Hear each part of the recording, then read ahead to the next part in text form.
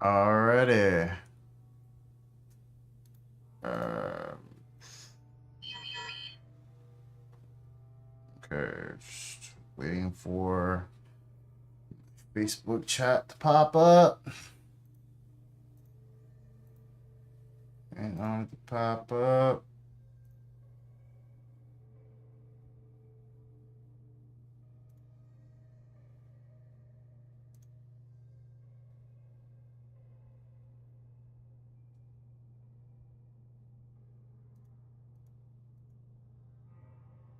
It's there. It's streaming.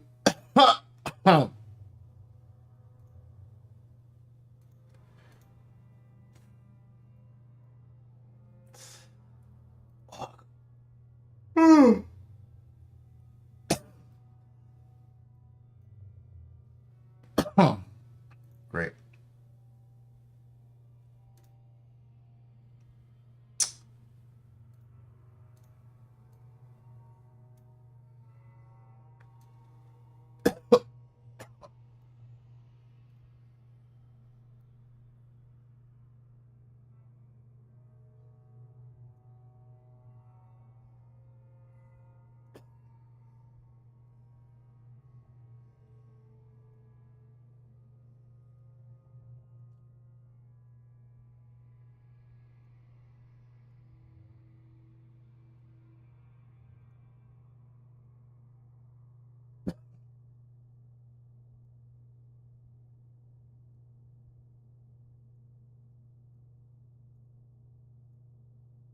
They really doing me dirty here. Jeez.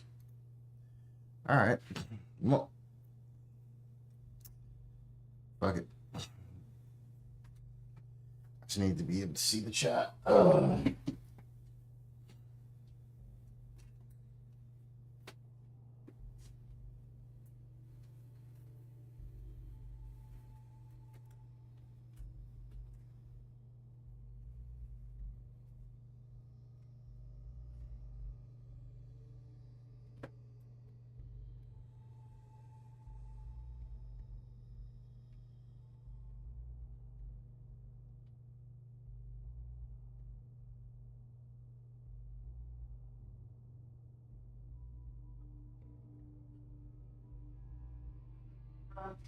I go round, round.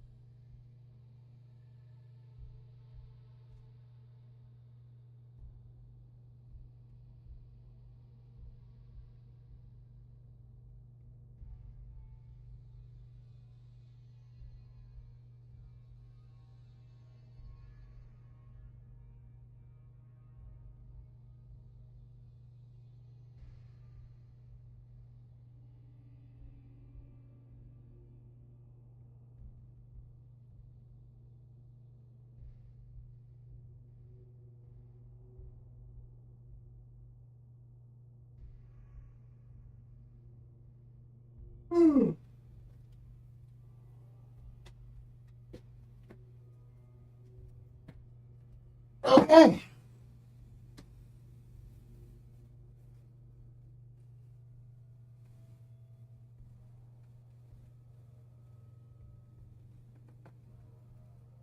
Makes solo leveling so fun. It's not some deep story with complex characters or complicated plot elements, but is instead a portrayal of one man's desire to become strong. It's the essence of power fantasy refined down to its best.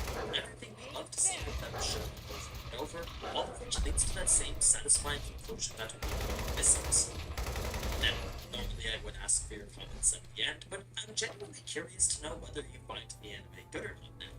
Has it finally clicked as something you think you'll enjoy, or are you still on the fence even after that banger of an episode last week? Either way, if you're here now, that means you want to know more about Solo Leveling. So let's take a look at the full extent of Sung's rage in the novels and the importance of this turning point from naive hunter to cold-blooded killer. It was a series of events that can be summarized pretty much like this. お前はもう死んでいる。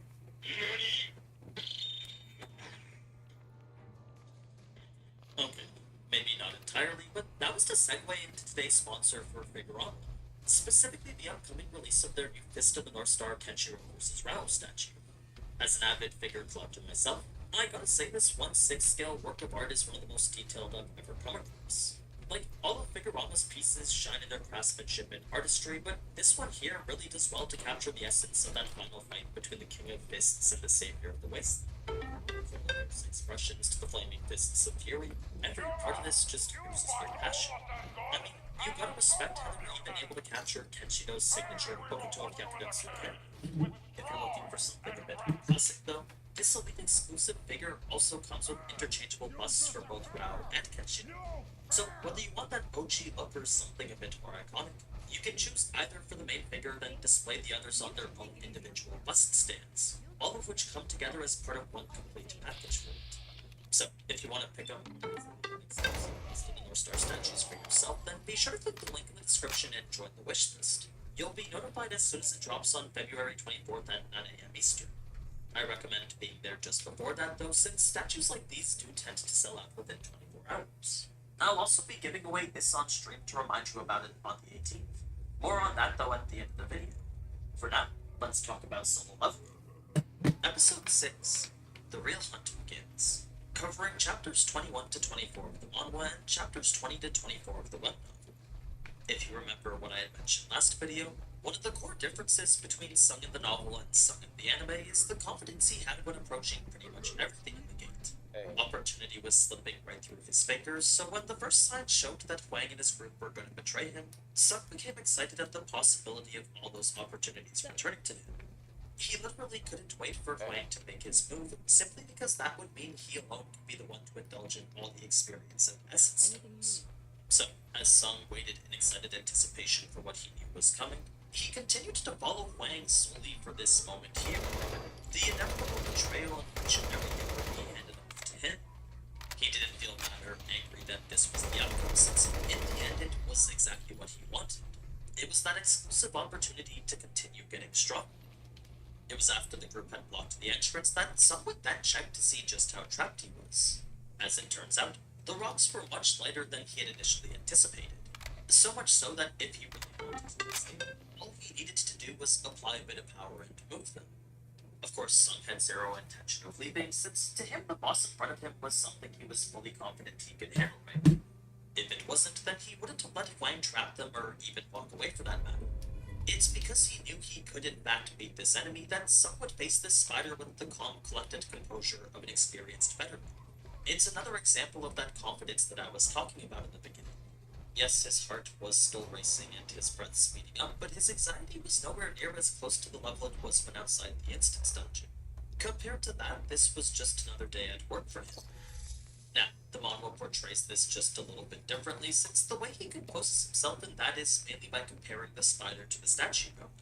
When thinking about the completely different level than that boss was on, this spider was once again nothing special to him. Certainly nothing he needed to be extremely concerned about. This brings us now to the fight itself, where the essence of the manhwa was captured pretty much perfectly.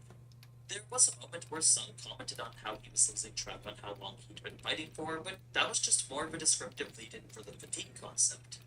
The novel, on the other hand, focuses on Sung's entire thought process, and it's here we see Sung reflect a little bit of shadow.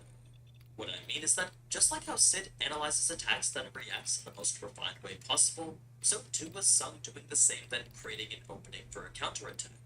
He was dodging the spider with the least amount of movement possible, then proceeding forward one methodically crafted step at a time. At first, the spider's attacks were nothing but a blur, but after dodging the first set on instincts alone, his focus on their movements made them a lot more visible.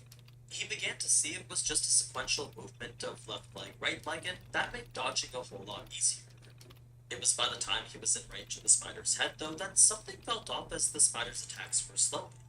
Initially, he thought it was just because he had gotten used to them, but his refined senses assured him that they were in fact getting slower. The sound of their impacts had definitely spaced out a bit. That's when Sung could hear the spider's mandibles twitching, and once again, out of pure instinct alone, he decided to dodge sideways rather than commit to the counterattack. It was a move that would turn out to be a life-saving one, since had he jumped forward, he would have been met with a face full of acid. The spider's counter for those who got too close to it. Sung would do his same dodge advance pattern to get in range of the spider's head again, but once again the acid would push him back.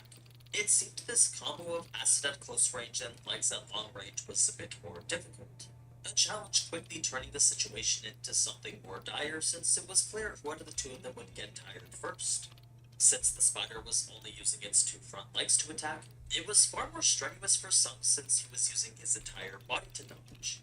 I mean, yes, there was zero wasted movement when he did, but at the same time it did still require incredible amounts of energy to do so. So, we know at 70 fatigue he will come a bit slower, but it's at 90 and above that his breath would cease and his body pretty much stop. So, with very little time remaining to defeat this boss, Sung would rely on his skill instead of the status refresh. He would activate Sprint to get to the spider's head faster, and that alone would be enough to give him the advantage.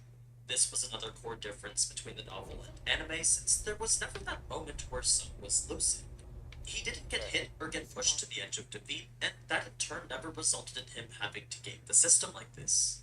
It's an added scene I think makes Sung seem a bit more human, since the novel hasn't really shown him struggle at all yet. Ever since he'd gamed the system, every opponent he's faced has just been, well, easy. So, for the manga and anime to slow things down and to make encounters tough, to me that's an additional element that I think makes this power fantasy a lot more enjoyable. Constant ups and downs are a lot better than just a consistent linear rise to the top. So, with that being it for the spider, the essence for Sung was around $7,500. This wasn't all the cores he had found though, since within the spider's stomach was numerous ant corpses yet to be digested. Valuable loot he wasn't just gonna leave on the table like that. So, after carving them out and looting the loot of what was essentially the spider's loot, Sung had earned himself an additional 10 essence cores. Enough he believed not just to pay for rent, but perhaps even to get his own mortgage now. This would then lead to nervous and eventually a promise that he wouldn't tell anyone anything. You see, Sung was planning to ask for him not to say anything, but it was right before he could that Jinho would assure him he wouldn't. It's not like Sung was planning to coerce him into doing so, but for him to go ahead and do it on... Okay.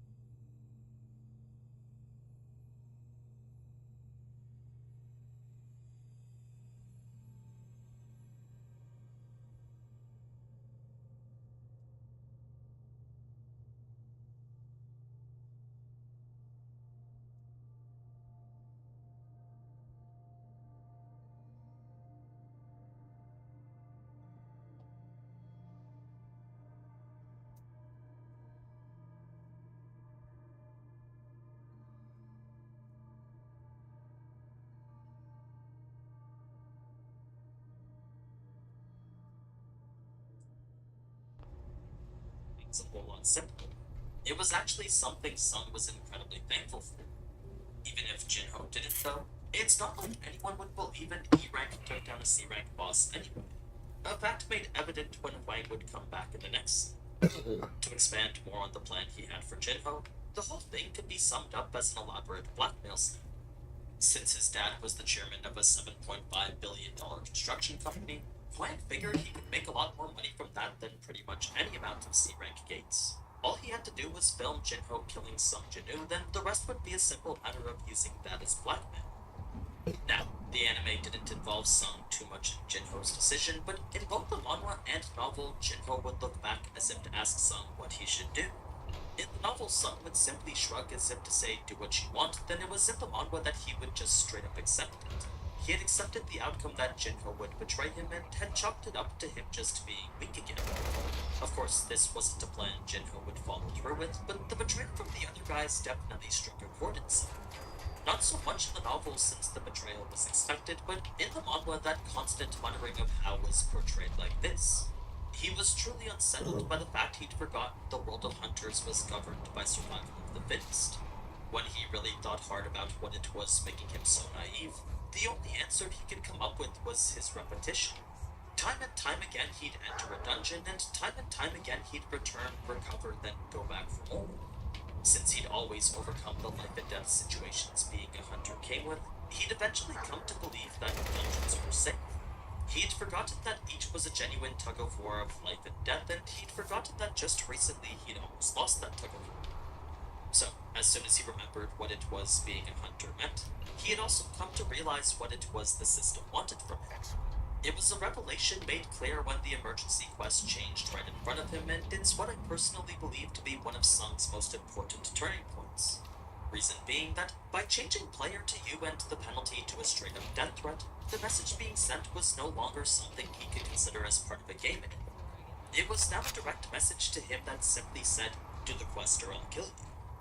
Initially, it had left him a bit confused, but whatever shock he had at its aggressive nature quickly changed to comfort as he finally realized it. He understood now that the system was here to stay. Before, he'd always worried that perhaps one day the system might vanish, but now that was something he knew he no longer needed to be concerned with. It was only natural to think this strange occurrence would disappear as quickly as it appeared. It was that thought that constantly played Sung's mind up until now. He neither knew how nor why this system was given to him, so it was that uncertainty which made him fear he might just lose it one day. As soon as he saw the emergency quest tell him to kill, though, that's when he knew the system needed him as much as he needed it. If it didn't, then it wouldn't have had to use a penalty to force him to kill him. The system would have instead provided him an option to avoid the danger. It's because it didn't, though, that's how Sung knew the system had a goal of its own. It didn't just want to make Sung stronger out of convenience or kindness, but instead needed him to be strong for, well, who knows what. That exact what didn't really matter, though, since to Sung the only thing that did matter was the necessity for him to get there somehow.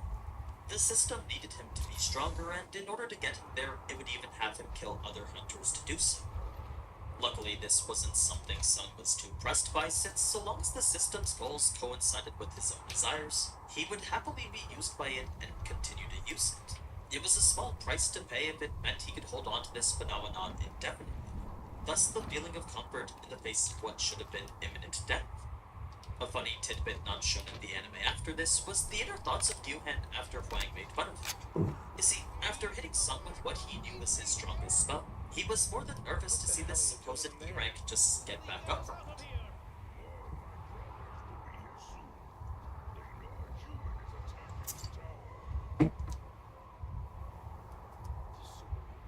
Yes, him too. He's harmless. Well, actually, he's not strong. See? He defied his limit. See, I came, I started, I guess they've just Strong learn secret to brand milk of human kindness. Strong will find milk. Strong will drink milk. Strong will have secret power. Yes. When they grew tired of taunting me, they threw me. Little did they know, I was a radio. They know. You bait to catch more humans. What? Strong thought you. See what I have to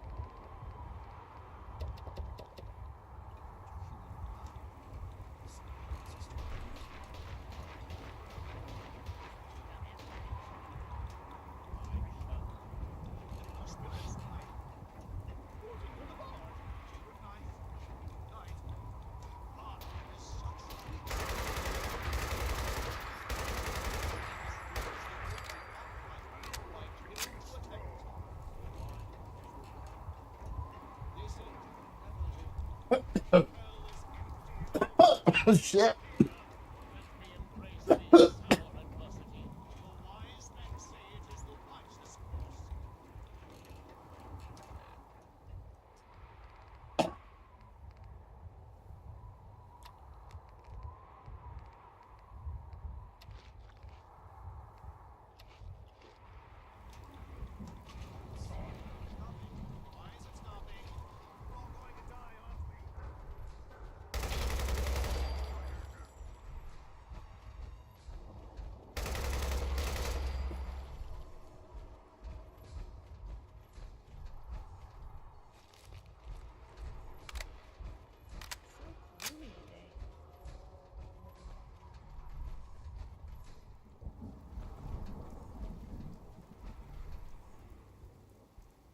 Yeah.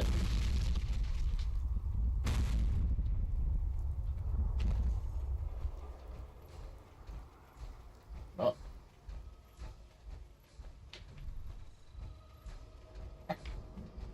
I didn't mean to do that.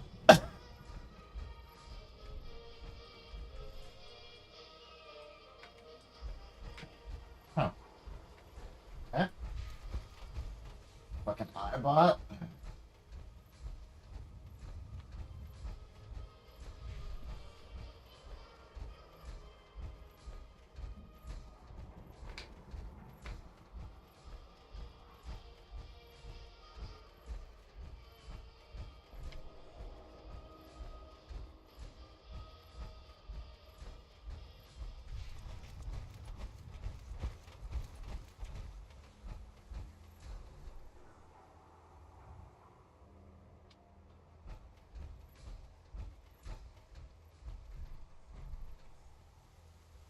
Shit. Okay. I do that.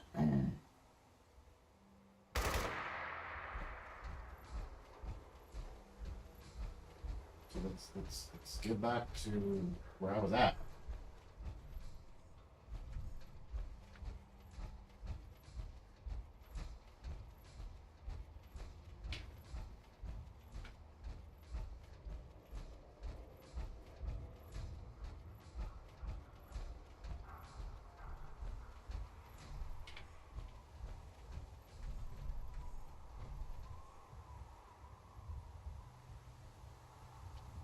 Okay.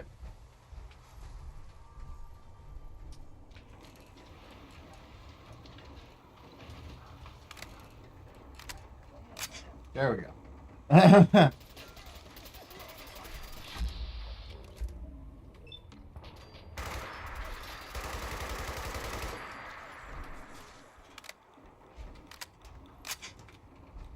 Fucking strong rocking. Oh. Gotcha.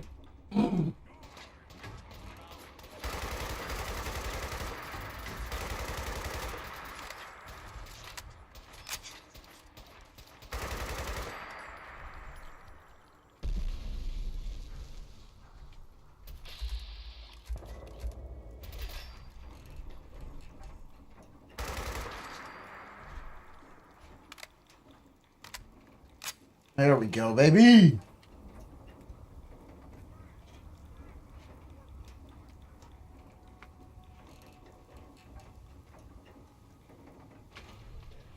Are we finally down?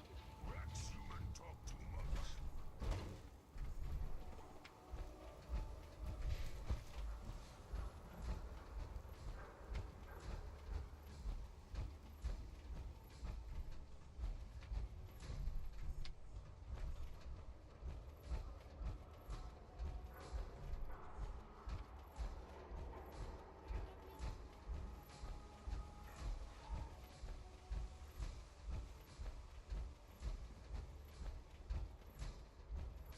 Okay.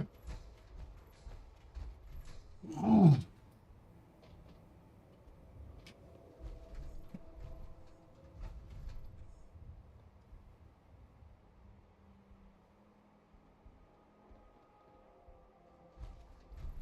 Rex. Many thanks. Sure. What were you doing up there? I was attempting. I thought if they could just... And who better? Yes, well, I'd like you to have it. Right. Now, I'm returning to WRVR.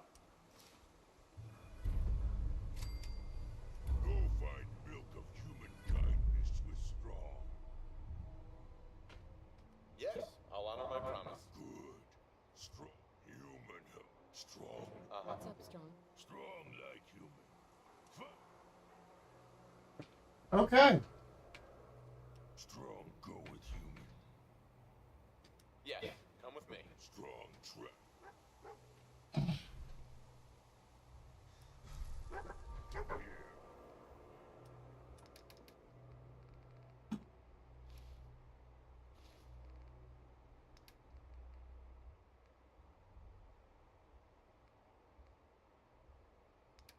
He's using a.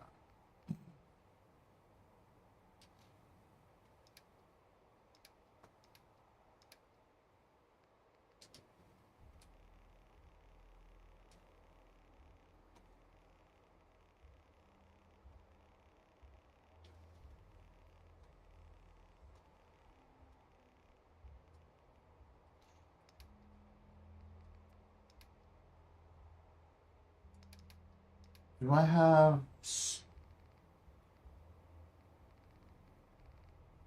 I don't. I have a lot of guns. Okay.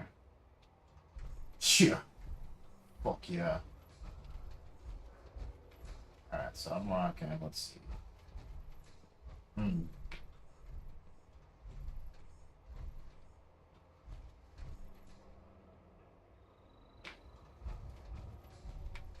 Alright.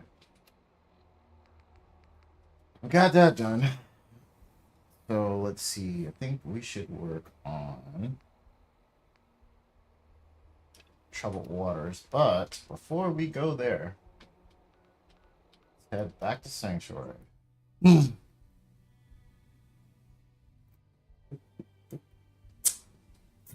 Oh, jeez. At the spell that used 1/3 of his total mana. If that wasn't enough to kill him, then nothing else he had would. It was the reason he looked so anxious in the anime here. Another comedic bit with one of the other hunters was the way that this one had tried to intimidate some. We didn't get to see this in the anime either, but this position here was actually him trying to put Sung into a headlock. He would wrap his arm, then apply as much downward force as he could, but no matter how hard he tried, Sung just wouldn't bend. It was once this hunter realized Sung was just significantly stronger than him that he knew, for lack of a better term, that he fucked up. This would then lead to a part of the manhwa where Sung would remember only the strong survive, and that in turn would lead to him going into demon mode. So Gyuhan would be the first to go after this, then after that it would be the other 6 hunters. Most was either through an application of bleed or paralysis, but for those sliced to pieces, they were probably the lucky ones. If you're wondering what exactly bleed did, well, any person afflicted would lose 1% health every second. I'm not sure if that's percent max health or percent current health, but I would assume max since the hunters afflicted with it ended up dying anyway. Now, the core attribute which made this fight so incredibly easy was Sung's agility and its ability to make him see things easier. To him, everyone was just a whole lot slower, and to them he was just a whole lot faster. It was another instance in which the relative nature of speed was highlighted. So, as he weaved and dodged, cutting everyone down in the process, his final move was a ruthless chokeslam, leaving Huang grasping for air. Unlike how he beheaded Huang in the anime, though, Sung instead kept his grip and continued to squeeze harder, ending Huang's life in a far more brutal manner some may find unbefitting to his character. What I mean is that, while decapitation can be seen as this swift move done out of necessity, crushing his neck feels more like something only a trained, cold-blooded killer would do. It was a far edgier move than what I would expect from Sung, since his first kill was literally only a few moments ago. That didn't mean he wasn't particularly shaken by it, but after all was done, his heart was still beating normally. It was beating no different than how it would had he just been walking in the park, leading Sung to think that perhaps something else about him had changed. Perhaps the system wasn't the only thing instilled within him after the double dungeon. This wasn't something Sung would spend much time thinking about, though, as the rewards he earned would turn his attention elsewhere, specifically at his brand new skill, Bloodlust.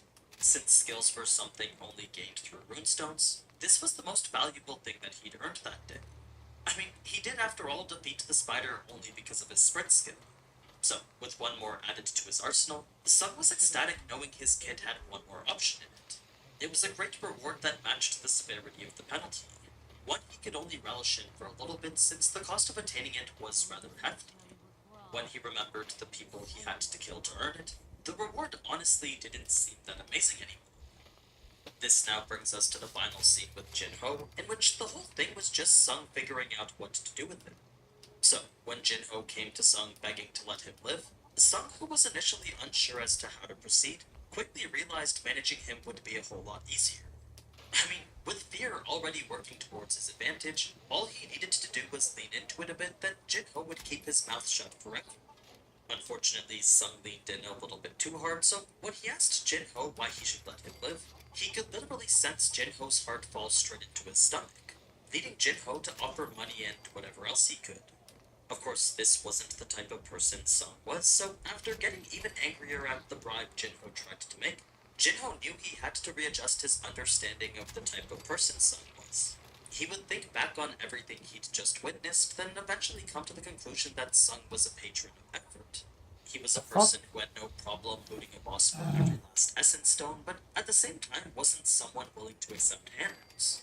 So, to Jinho, this could only be indicative of one single thing, and it was that Sung wanted nothing to do with anything he didn't properly earn himself. If it wasn't something he fought tooth and nail for, then it wasn't something that Sung would want. That's the reason he denied Jinho's bribe so vehemently. So, what Jinho needed to offer instead was a proposition worthy of Sung sparing his life.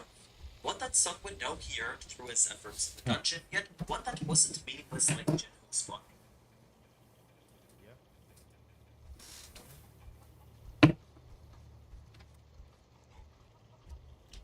What am I doing? Am I typing there? All right. This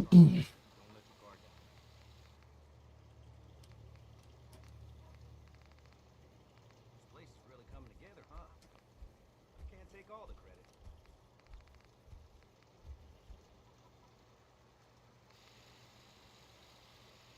Hello, sir.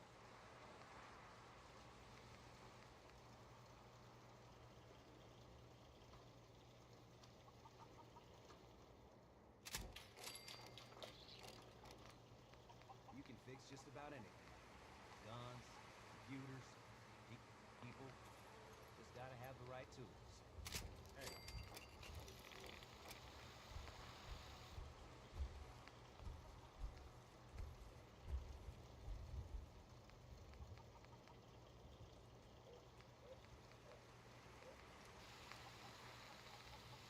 What's up? What do you need, Tony?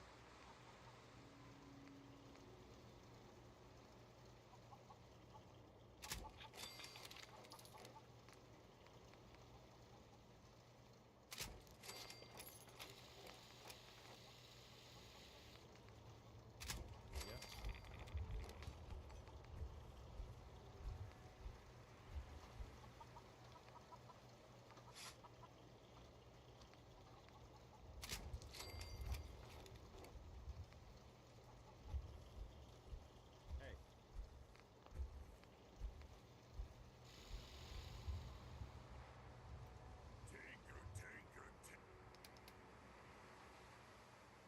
Woods. Strong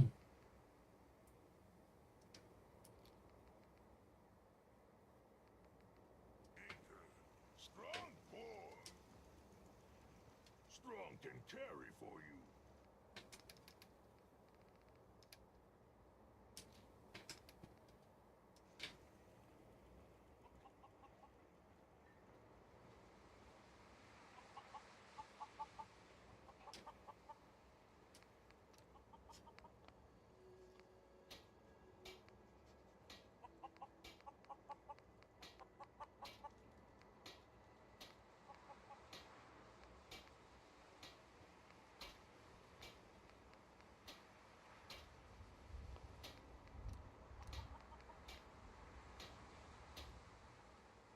Oh, what? I need that.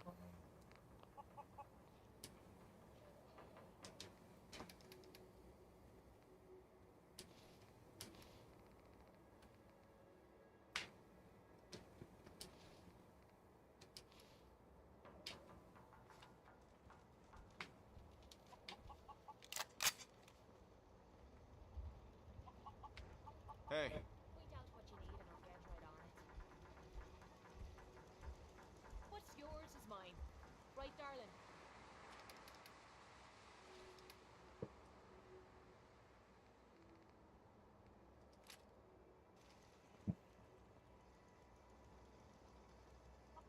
Strong can carry a lot. I bet you can't, Strong. I bet you can't.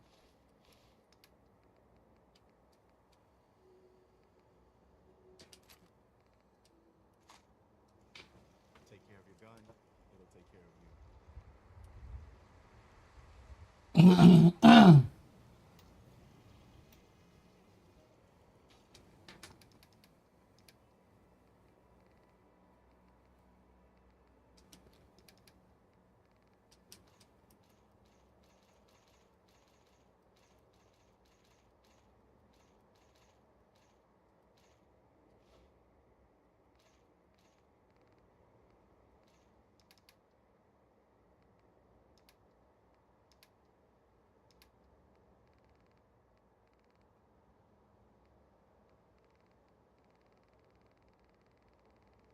Okay. General?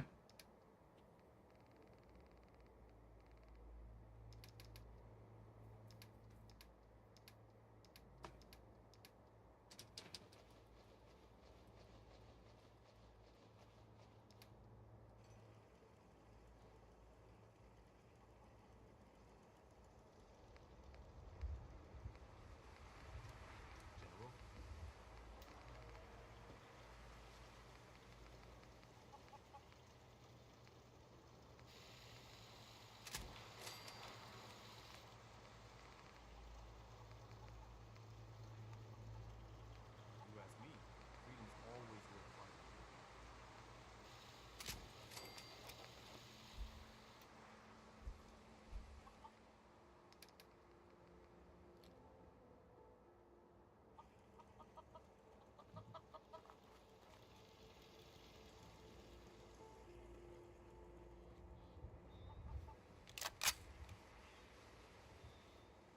Hi. I can patch you up if you need it. For a small fee, of course. Yeah. Take a look at me, Doc. Go over your symptoms with me. Hurting all over, Smart. Doc. It was a thought that eventually led to the idea of giving some FFs, something I'm sure we'll see mentioned in the next episode. Sung had also gone to loot the 2 million he was owed from Huang's wallet, then it was after that that the two would finally depart the dungeon. The reason I mentioned this bit of grave robbery is because it's indicative of the fact that Huang wasn't always planning to betray Sung. I mean, if they cut off the tail every time they entered a gate, then eventually people would start to get suspicious of I've got them. a few minutes to browse. So, had those mana crystals not showed up right at the end, then the raid probably would have just finished normally. It just so happened that things wanted to turn out this way. But yeah, that's pretty much it for episode 6. A fantastic episode opening up the doors to what solo leveling really has to offer. I hope you enjoyed seeing what it is the anime left out, and Oh, if shit. you did, then be sure to let me know down in the comments. Now, I want to thank Figuramo once again for sponsoring this video, and remind you to join the wishlist for the elite exclusive Fist of the North Star statue. You can also use code ANY35 to get $35 off at checkout. Plus, in celebration of its release on February 24th, I'll be doing a stream this Sunday on Twitch and YouTube, doing some games in which the winner of all will get this, an amazing Naruto vs. Pain statue from one of their other collections. So, if you want a chance at winning that, then be sure to join the stream on Sunday, February 18th at 7:30 p.m. Eastern. If you know your anime, you'll have a pretty good shot at winning this. But anyway, as always, thank you so much for watching, and if you enjoyed this type of anime content, then you already know what to do. So, until next time, ciao.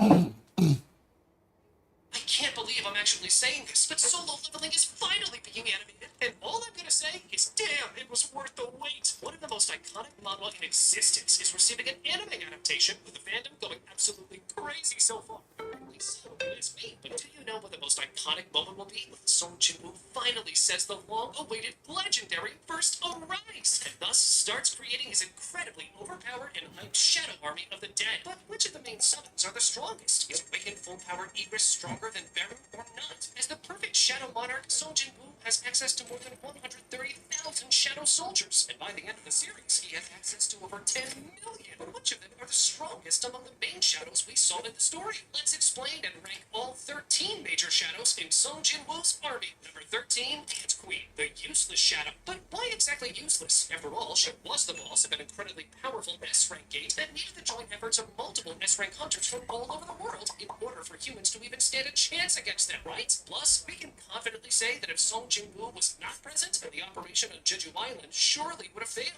Well, hear me out. The Ant Queen cared greatly for her children, as displayed by how she grieved over how they were being forced to resort to cannibalism in order to survive. She was also somewhat strategic, as she deliberately bred the Ant King Beru into a soldier strong enough to take down S-rank hunters, even as powerful as Goto Ryuji. But a quick recap of the Jeju Island history is in order for us to understand Anything how I this... need, huh? I might take you up on that one. After Tommy stuck me with you. Not only because you agreed to pick up my contract, but because I was with... Now, so far, you've been true. Now, I don't mean to sound... If there's anything I learned in the combat... Surviving the combat. That's putting it nicely. I spent 3 years living in the combat zone. I was making a few caps. Then the raiders took over the place. You know that lot. After they moved in, if you didn't keep looking over your shoulder, didn't take me long to learn that I had to put my hard-earned caps to good use. Fine. So, I guess I'm waiting. You don't owe me a thing. Now I'm having a real... I'll tell you what. Give me some time and I'll think of some... I'm not a rich girl, but I'm sure...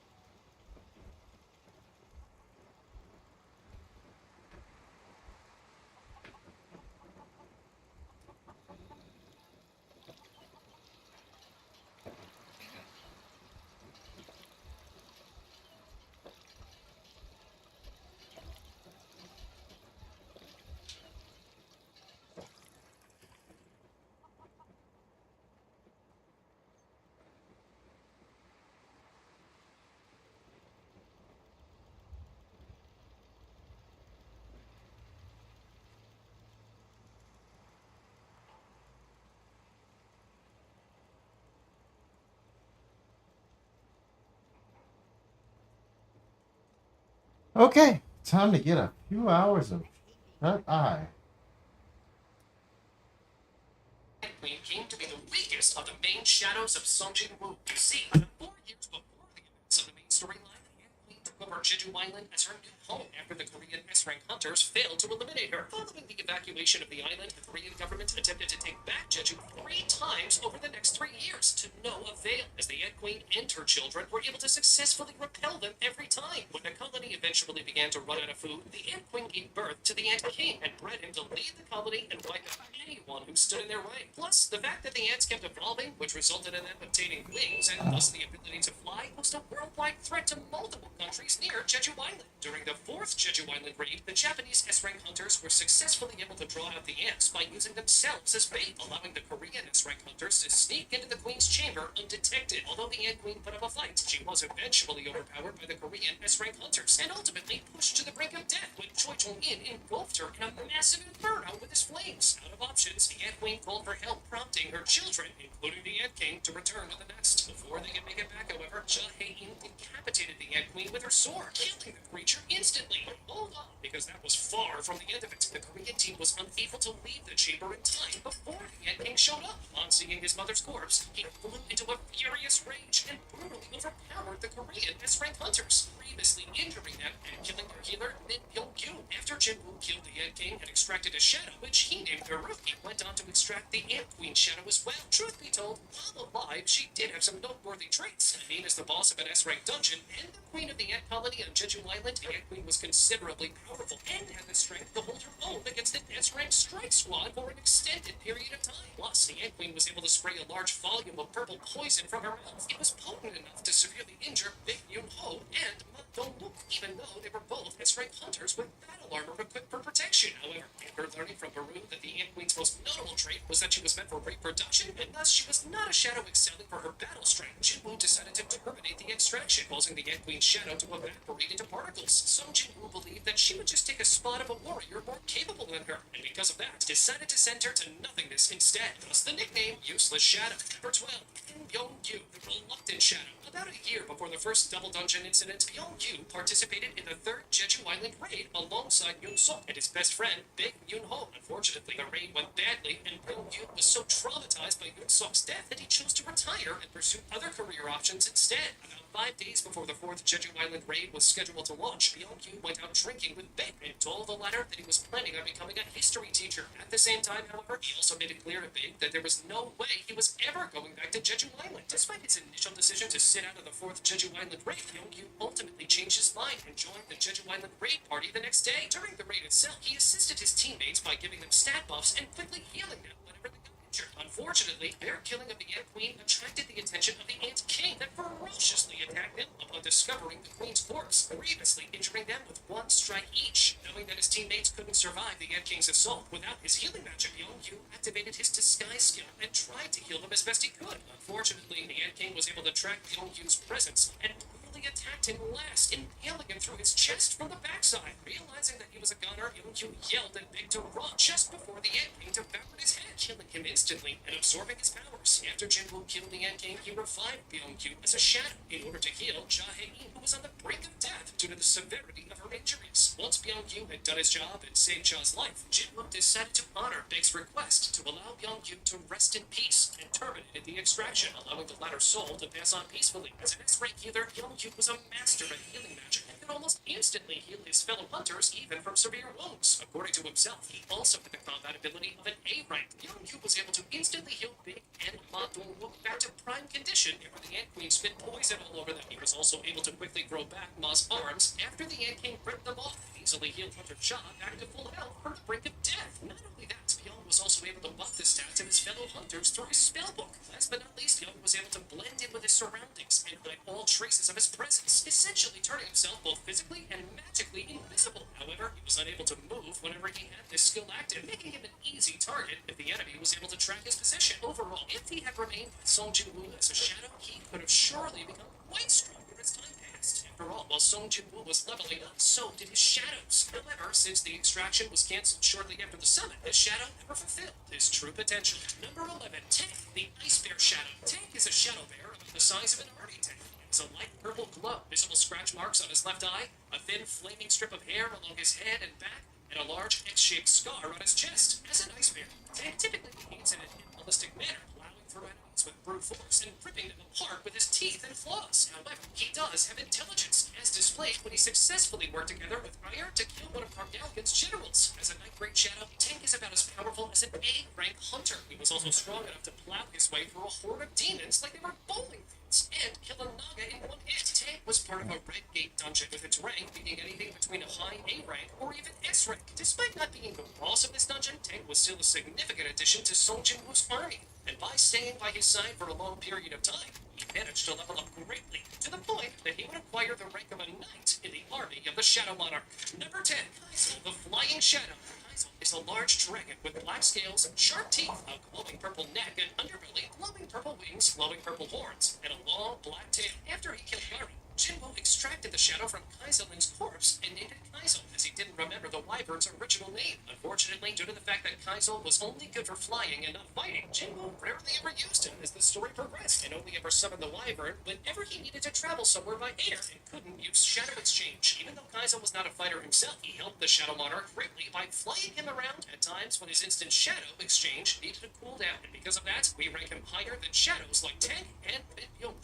Chima, the Neglected Shadow. Chima is a giant Naga, aka a divine or semi-divine race of half-human, half-serpent beings with black scales, sharp claws, glowing purple shoulder fins, and a glowing purple underbelly. Before being turned into a shadow, Chima was the boss of a high B rank or even A rank gate, but naturally, he stood no chance against Song Jin-woo. As a result, he was defeated and later turned into a shadow. Chima wields a pair of large black tridents, and as an elite Night Great Shadow, Chima is on the level of the average S rank hunter, if not higher. He possesses enhanced strength, as Jima was able to strike down a giant in one hit, as well as size manipulation, as let's not forget that Jima can grow drastically in size using mana. But all in all, it is true that we did not really see much of the Shadow despite being an A-rank beast while alive. Thus, this earned him the title of the neglected Shadow. Number 8, Iron, the first human Shadow. You see, Iron is the shadow of Kim Chul, an A-rank hunter. But how did this hunter end up being a shadow in Song Jin-woo's army? Well, during one of his guild's training exercises, Chul was appointed as the leader of the raiding party and was annoyed by the fact that An Sang-min had allowed some E-rank outsiders to participate. Once he and the rest of the raiding party walked through the designated gate, its entrance suddenly closed up behind them, and they found themselves stranded on a frozen, snow-covered landscape. Realizing that they had walked into a red gate, Chul decided to have the party split in two based on their ranks and leave the stronger squad to clear the gate and kill the dungeon boss, while the weaker squad, led by Jin-woo, remained behind in the forest for their safety. However, due to his poor leadership skills, Chul and his squad spent the next few days suffering from starvation and frostbite, and also no shape to fly.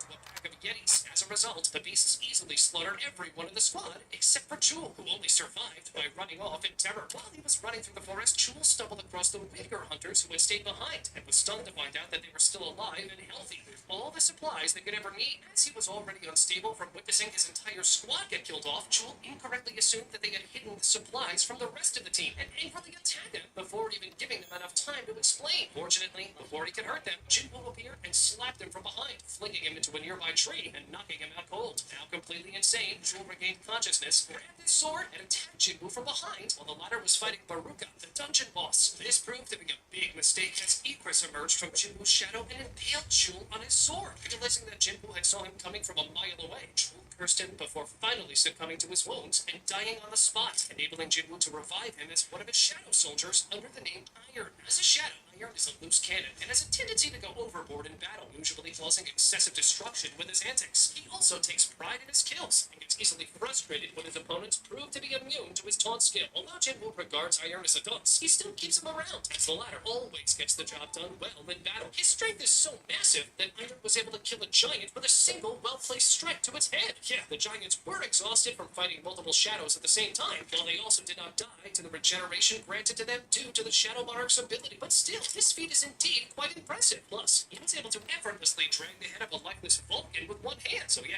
this dude is really strong.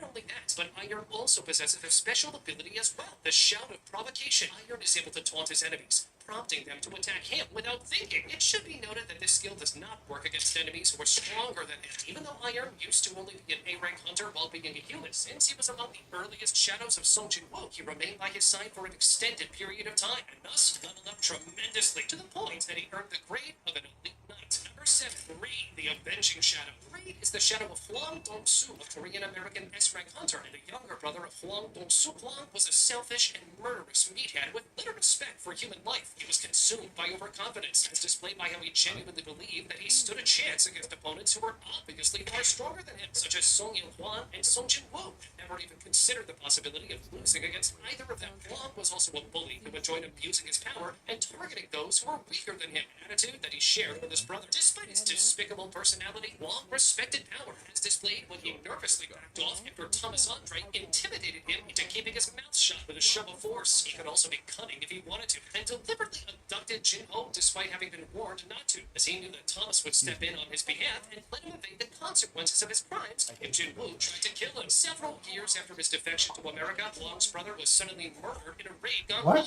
directly to do with either Jin-woo or Jin-ho. The two survivors of the raid were responsible for his brother's death. Hwang then flew all the way to Korea to hunt them down and kill them. Unfortunately for Hwang, by the time he finally caught up to Jin-woo, the latter was stuck inside a red gate that had been brought out by the White Tiger Guild. Believing that Jin-woo was as good as dead, and that he had come all the way to Korea for nothing, Hwang nearly got into a fight with Big after deducing that one of his employees knew something about Jin-woo and refused to spill. Realizing that he wouldn't be able to get what he wanted without causing a scene, Hwang ultimately decided to give up and returned to America the very next day. When word got out that the Korean government was launching a fourth raid on Jeju Island, Hwang sent a request to the Korean Hunters Association to allow him to join the Jeju Island raid party so that he could get his revenge on Jin-woo for killing his brother. Unfortunately for Hwang, the association knew what he was really up to and subsequently denied his request, forcing him to remain behind in the States. When the USA found Jin-woo's father, Hwang was tasked to speak with him as a translator from Korean to English. But when Hwang figured that Il-hwan was Jin-woo's father, he tried to register him as a monster and thus be justified for him to kill him. Well, never mind. Hwang got hacked kidnapped by Jinwoo's dad. So now I guess he can get his revenge on the son instead, right? Yeah,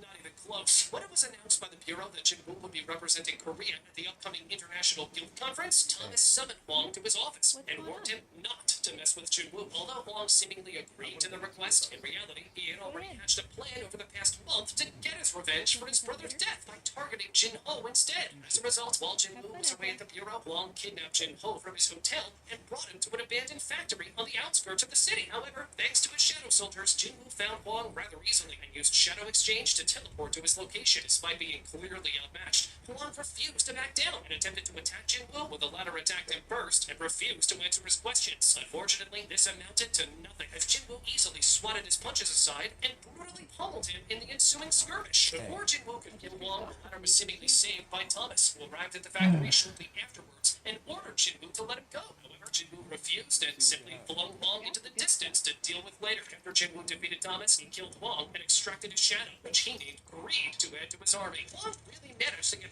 by both father and son on 2 separate occasions. On the second time, he paid for it with his life. As a shadow, Greed received the grade of a general and was considered among the main shadows of Sung Jin-woo's army. Number 6. Shadow Giants. You see, these monsters came to Earth due to a dungeon break in Japan. Yuri Orlov was a Russian S-rank hunter who specialized in support magic, specifically in barriers. When the S-rank gate suddenly spawned in Tokyo, Orlov was one of the first foreign hunters who answered the Japanese government's pleas for help. He offered to block off the gate in exchange for a ridiculous fee of $10 million US per day, a deal to which the Japanese quickly accepted as they had no other choice. When the dungeon break finally occurred, Orlov activated his signature barrier, but a massive giant emerged from the gate and cleaved it in two with a single swing of his sword, showcasing that these monsters were nothing that even an X-rank hunter like Yuri had ever seen before. Orlov then desperately attempted to reactivate his barrier, but before he could, the giant tossed him into the air and swallowed him whole. Without Jinwoo's intervention, this dungeon break could literally destroy the entirety of Japan. As shadows, these giants become even stronger due to Jinwoo's leveling up all their stats, as well as granting them a never-ending regeneration through the consumption of his mana. And now we get into the top 5. Number 5, Tusk, the High Orc Shadow. You see, Tusk is the shadow of Kargalgan, a High Orc Shaman and the boss of the Hunters Guild Gate. As an elite Night-grade shadow, Tusk is on the level of an S-rank hunter. As a testament to this, he was able to slaughter hundreds of demons with a single fire spell and kill a giant in one hit. And yeah, his abilities were surely no joke as well. I mean, listen to this. Ability to use gravitation magic and literally levitate a target. You can also use this spell offensively by throwing a target around and smashing into the ground repeatedly until their bodies break from the repeated strain. When using Hymn of Protection, Tusk conjures a shield around himself or around a target. When using Hymn of the Fire Dragon, Tusk shoots a massive beam of fire from his mouth. With the Orb of Avarice, this skill is so enhanced in strength that it was able to completely negate Baran's breath attack and blast a giant hole right through Helisson. When using Hymn of the Blazing Fire, Tusk shoots off a wave of fireballs. When using Hymn of Agony, Tusk curses a target with intense pain. When using Hymn of Frenzy, Tusk weakens a target's defense, increasing the amount of damage they take from attacks. Hymn of Blindness, Slumber, Lethargy, Rage, Strengthening, Giants, and even Combustion. It's fair to say this shadow is indeed insanely overpowered. Now, for these next 2 shadows, some debate was in order, but the water pretty much cleared with the release of the solo leveling side stories. What do I mean by that? Full power Egress without his power being sealed. Again, full power Beru. Well, as Sung Jin-woo's son goes through and fights against the shadows of his father, Egress is put first before Beru. Even after defeating Egress and having leveled up, Song Soo-ho was still having many difficulties fighting Beru. Holy shit! Holding back while crying because he had to fight his lord's son. And because of that, at number 4, we have Egress, the Loyal Knight. Egress was the first major shadow Sung Jin-woo manages to extract. He was there since the beginning, and he is by far the shadow that remained by Sung Jin-woo's side the most. Egress is loyal, respectful, and chivalrous, to the point that he tends to kneel to his master every time he finishes a battle for him. A running gag with this character is that he always brings the head of his kills back to Jin-woo, which ultimately becomes a problem when Iron started to copy him. Much like Jin-woo, Egress also does not approve of Iron's dumb antics, and typically gets irritated whenever Iron goes overboard in battle. Under the previous Shadow Monarch, Egress was on the left side of Ashbourne, showing that when he had his power unsealed, he was way stronger than what he was when he fought Sung Jin-woo. You see, Egress once served the Shadow Monarch Ashbourne during his war with the rulers eons ago. After Ashbourne decided to retire and find a human successor, he tasked Egress with testing his successor in battle when the time was right. After obtaining the Shadow Extraction skill, Jinwoo successfully used it on Igris by appealing to his loyal personality. Although he was the first major shadow that Jinwoo ever extracted, Igris initially played a minor role in the storyline, and his position as Jinwoo's strongest shadow was eventually taken by Beru. However, after Jinwoo was reborn as the new Shadow Monarch, Igris obtained his true powers and jumped 2 grades from Elite Knight to Martial. As far as ability-wise, Igris possesses both immense physical strength, as shown by how he is able to hold off the Frost Monarch on his own,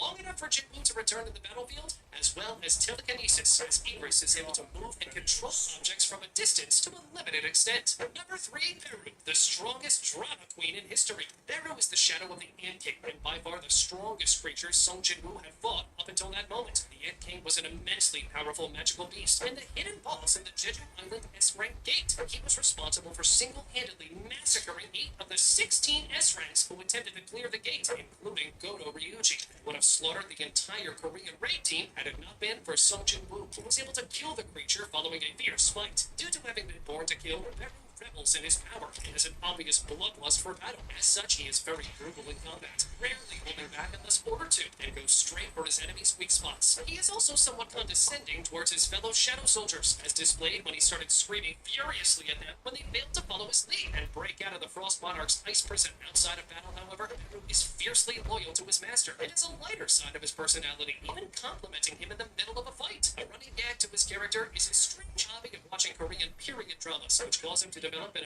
amusingly historic way of speech. Beru possesses immense physical strength. As a testament to this, he was able to effortlessly crush Cha's sword in his bare hand, one-shot an Archlich, break out of the Frost Monarch's ice prison, and slash off Cha's fingers. Not only that, Beru possesses immense durability. He was able to tank Jinwoo's attacks during their sparring session without much trouble, and get back up after getting pulverized by Bellion. And that was only the tip of the iceberg, because Beru can move at immense speeds. He was able to effortlessly dodge Cha's attacks at point-blank range without moving his feet, plunge his hand into an Archlich's chest before it could even react, and fly from Jeju and Busan in a matter of minutes. He can both fly as well as use healing magic that is on par with 8-rank hunters, and even spit an extremely concentrated poison from his mouth using his bladed tentacle-esque tongue. Due to its magical nature, this poison is exponentially more toxic than its original version and kills a target in seconds. Last but not least, Beru is able to increase his strength at the cost of his agility and speed by growing in size, and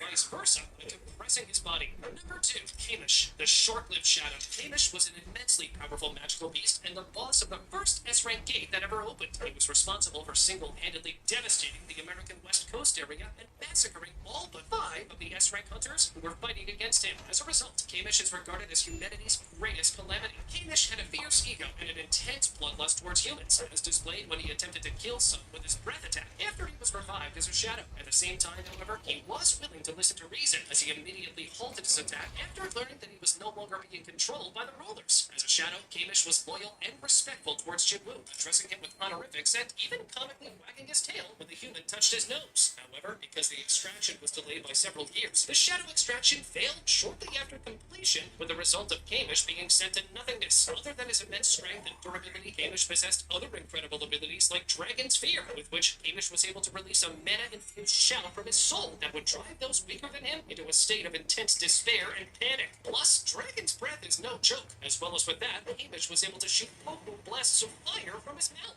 Number 1, Bellion, the Grand Marshal. Bellion was a servant of the previous Shadow Monarch, Ashmore, and the strongest shadow in existence. Bellion was born eons ago from the Fruit of the World Tree, a mystical tree so large that it could blanket the entire sky with its branches alone. Following this, he became Ashmore's lieutenant, a position that he retained even after his death. He was the first Shadow Soldier to ever be created from Ashmore's power. Bellion comes off as composed and does not show much emotion. However, he is deeply loyal to the Shadow Monarch, both past and present, and has never once doubted their decisions. He is also a warrior at heart, as he argued with Igris that Suho should be learning how to fight instead of going to school, and does not tolerate any kind of disrespect towards his master, as shown by how he promised to discipline Iron if he was ever to return to their ranks. Shortly after Jinwoo killed the 3 monarchs who came after him, Bellion arrived in the human world with the rest of Ashbourne's original Shadow army through a gigantic gate and soul that was mistaken by the Korean Hunters Association to be a threat that needed all of the world's S-rank rank hunters to handle. He then proved himself worthy of his rank of Grand Marshal by easily defeating Beru in a sparring match. All of his strength, durability, and speed are absolutely on a different level compared to the other shadows in Sung Jin Woo's army, and because of that, he rightfully deserves the rank of Grand Marshal and the title of the strongest shadow in the Shadow Monarch's army. Check out this video, where we present what would happen if Gojo Satoru fought against some of the strongest characters from different anime series, including the Gojo Satoru is undoubtedly a force of nature in the world of Jujutsu Kaisen. Along with Sukuna, are on a whole different level compared to everyone else. This created the question, is Gojo Satoru among the strongest anime characters in existence? Which popular anime characters can defeat him? Truth be told, Gojo's infinity is pretty overpowered, but does this mean that no anime character can get past it? What if, for example, Gojo Satoru fought against the strongest characters from different anime? What if he fought Luffy? How about Ichigo? Or Makima? Would Gojo be able to defeat Sung Jin Woo? How about Eren? Or how about Son Goku? Before we spin the wheel, keep in mind that we will always give a fair spoiler warning at the top left when the battle is decided, along with a timestamp in case you want to skip the video a few seconds, so you can avoid any potential manga spoilers from each anime and manga we will be discussing if you don't wish to be spoiled about certain series. And with that out of the way, let's spin the wheel to find out from where we start. The first opponent of Gojo Satoru is Midoriya Izuku, also known as Deku. For this battle, we will only count the strongest forms of Deku, and not any prior points where Deku is weak. After all, Deku will need everything he has in order to stand a chance against Gojo. But in reality, does Deku stand any chance of defeating Gojo? Let's find out. You see, even before inheriting any quirks, Izuku's greatest asset was his vast knowledge of fundamental hero skills and tactics. Izuku studied pro heroes for years and is able to apply that knowledge during crisis situations in a practical manner. Izuku possesses great speed and reflexes with and without full cowl. He can react in time to defend from Shoto's ice, which has been shown to occur in the literal blink of an eye. He can keep up with Bakugo's movements in their first fight, and that was literally a form that would not even be able to stand in front of current Deku. You see, the current Deku is said to be stronger than even Prime All Might. Deku has 7 different quirks, all of which incredibly strong. The first quirk is the ability to call people watching this video to subscribe to the channel. Does his quirk work on you? Sure, why not, right? But seriously now, the first quirk that Deku has is the obvious one everyone knows. One for all, a power-type quirk that allows Deku to create even airwave attacks by simply snapping his fingers. When Deku lost him, this move can be greatly enhanced by throwing punches or kicks, rather than just snapping his fingers. His second quirk is gear shifts, which essentially allows him to control the speed of various objects through different gears. His third quirk is Fa-Jin, which basically involves the user doing the same motion over and over again to accumulate kinetic energy. The user then has the option to release all of that energy either in short bursts or all at once. The fourth quirk is Danger Sense, which, as the name suggests, allows the user to sense any dangerous situation via a stabbing sensation to the user's head. It lets Deku quickly react to anybody with malicious intent towards him. The fifth quirk is Black Whip. Basically, it allows Deku to use several black whip-like tendrils to grab anything. The ability to capture people or use Black Whip for mobility makes it incredibly versatile. It's worth mentioning that the angrier the user is, the more potent their Black Whip's effect is. The sixth quirk is Smoke Screen, which is a rather simple power that allows the user to create a lot of smoke, often for the sake of obscuring their enemy's vision. The seventh and final quirk is Float. This ability essentially allows the user to levitate in the air. It's simplistic, but also valuable for any combat where the user needs to be in the air for a long period of time. But do any of these quirks allow Deku to defeat Gojo? Not even close, as none of these abilities can bypass Gojo's infinity. Sooner or later, Gojo would be able to take this round. That was only the first round. Besides Deku, we have characters like Gon, Luffy, Mikey, Ichigo, Sun Jinwoo, Makima, Goku, Yagami Light, Tanjiro, Teal Brando, Naruto, Yujiro Hanma, Asta, and even Eren Yeager. Before we continue, just keep in mind that different abilities work with a different efficiency against Gojo, meaning that certain characters that can hold their own against Gojo does not necessarily mean that these characters are stronger than those who can't. It all comes down to which abilities work best against Gojo. Spinning the wheel again. We now get Gon from Hunter x Hunter. When it comes to the base Gon freaks, he has enhanced vision, hearing, and smell. His perception is so advanced that Gon can pretty much understand the strength of his opponent by just looking at him. Was that all? Not even close. His strength is so impressive that prior to the Hunter exam, Gon was able to effortlessly transport a Master of the Swamp while running. A fish so heavy that 5 grown men could not land it by pulling together. After training for 20 days at the Salting family's estate, he became capable of pushing a gate weighing 4 tons open, as well as of shattering rock pillars with a punch, and sending opponents several times his size crashing into a wall a few dozen meters away by pushing with just one hand. Enhanced speed, agility, reflexes, stamina, and endurance. But not only that, God showed signs of a healing factor as well. When Githru blew off his left hand, the bleeding stopped instantaneously. But yeah, his healing does not even come close to regeneration, which is essentially what Gojo's ability is when using reversed curse technique. Plus, would any of those abilities God possesses give him any ways to get past Gojo's infinity? Not even close. If Gojo is to face this version of God, the fight is over before it even starts. Gojo takes a one-sided win here. I would even go so far as to say that even the student version of Gojo that is yet to fully master the infinity, either the red, blue, or purple techniques, would still be able to take this round against God. But before we move on, what if Gojo had to fight the adult version of God? Well, in this version, we saw that God's strength was said to be equal to that of Meruem. His strength, speed, agility, perception, Nen control, and Nen output were so massive that Pitou stood no chance against him. Would this form pose any threats to Gojo? Once again, I truly believe that God would still have no actual ways of getting past Gojo's infinity. Even if God were to use the scissors move that is used to cut things, I do believe that this is not really capable of cutting through dimensions, which is what it actually takes for someone to get past infinity. One domain expansion is all that's needed for the glorious Blue-Eyed King to finish this battle as well. Spinning the wheel again. We now have Monkey D. Luffy from One Piece. Contrary to what his size would suggest, and even without his devil fruit powers or haki, Luffy has strength, speed, agility, durability, endurance, and vitality that are the stuff of legends. Luffy has shown the ability to take massive amounts of physical blows, but still remain conscious and able to fight. Not only that, but Luffy possesses immense endurance, stemming from his great durability and willpower. Despite being stupid, Luffy uses his tactical intellect exceptionally well when it comes to ways of using his devil fruit powers. Second, third, and even fourth gear are exceptionally strong and grant enhanced abilities for Luffy. When combined with Haki, Luffy becomes even stronger. But his most significant power-up is obviously fifth gear, where Luffy awakens his devil fruit. In this state, Luffy is literally an incarnation of the sun god Nika. He can do all kinds of crazy stuff, ranging from turning the very ground into rubber, to grabbing lightning, to throwing insanely huge punches, all the way to having all of his abilities skyrocketing in power. However, an important thing that we must consider is that even if Luffy's arsenal is quite impressive and versatile,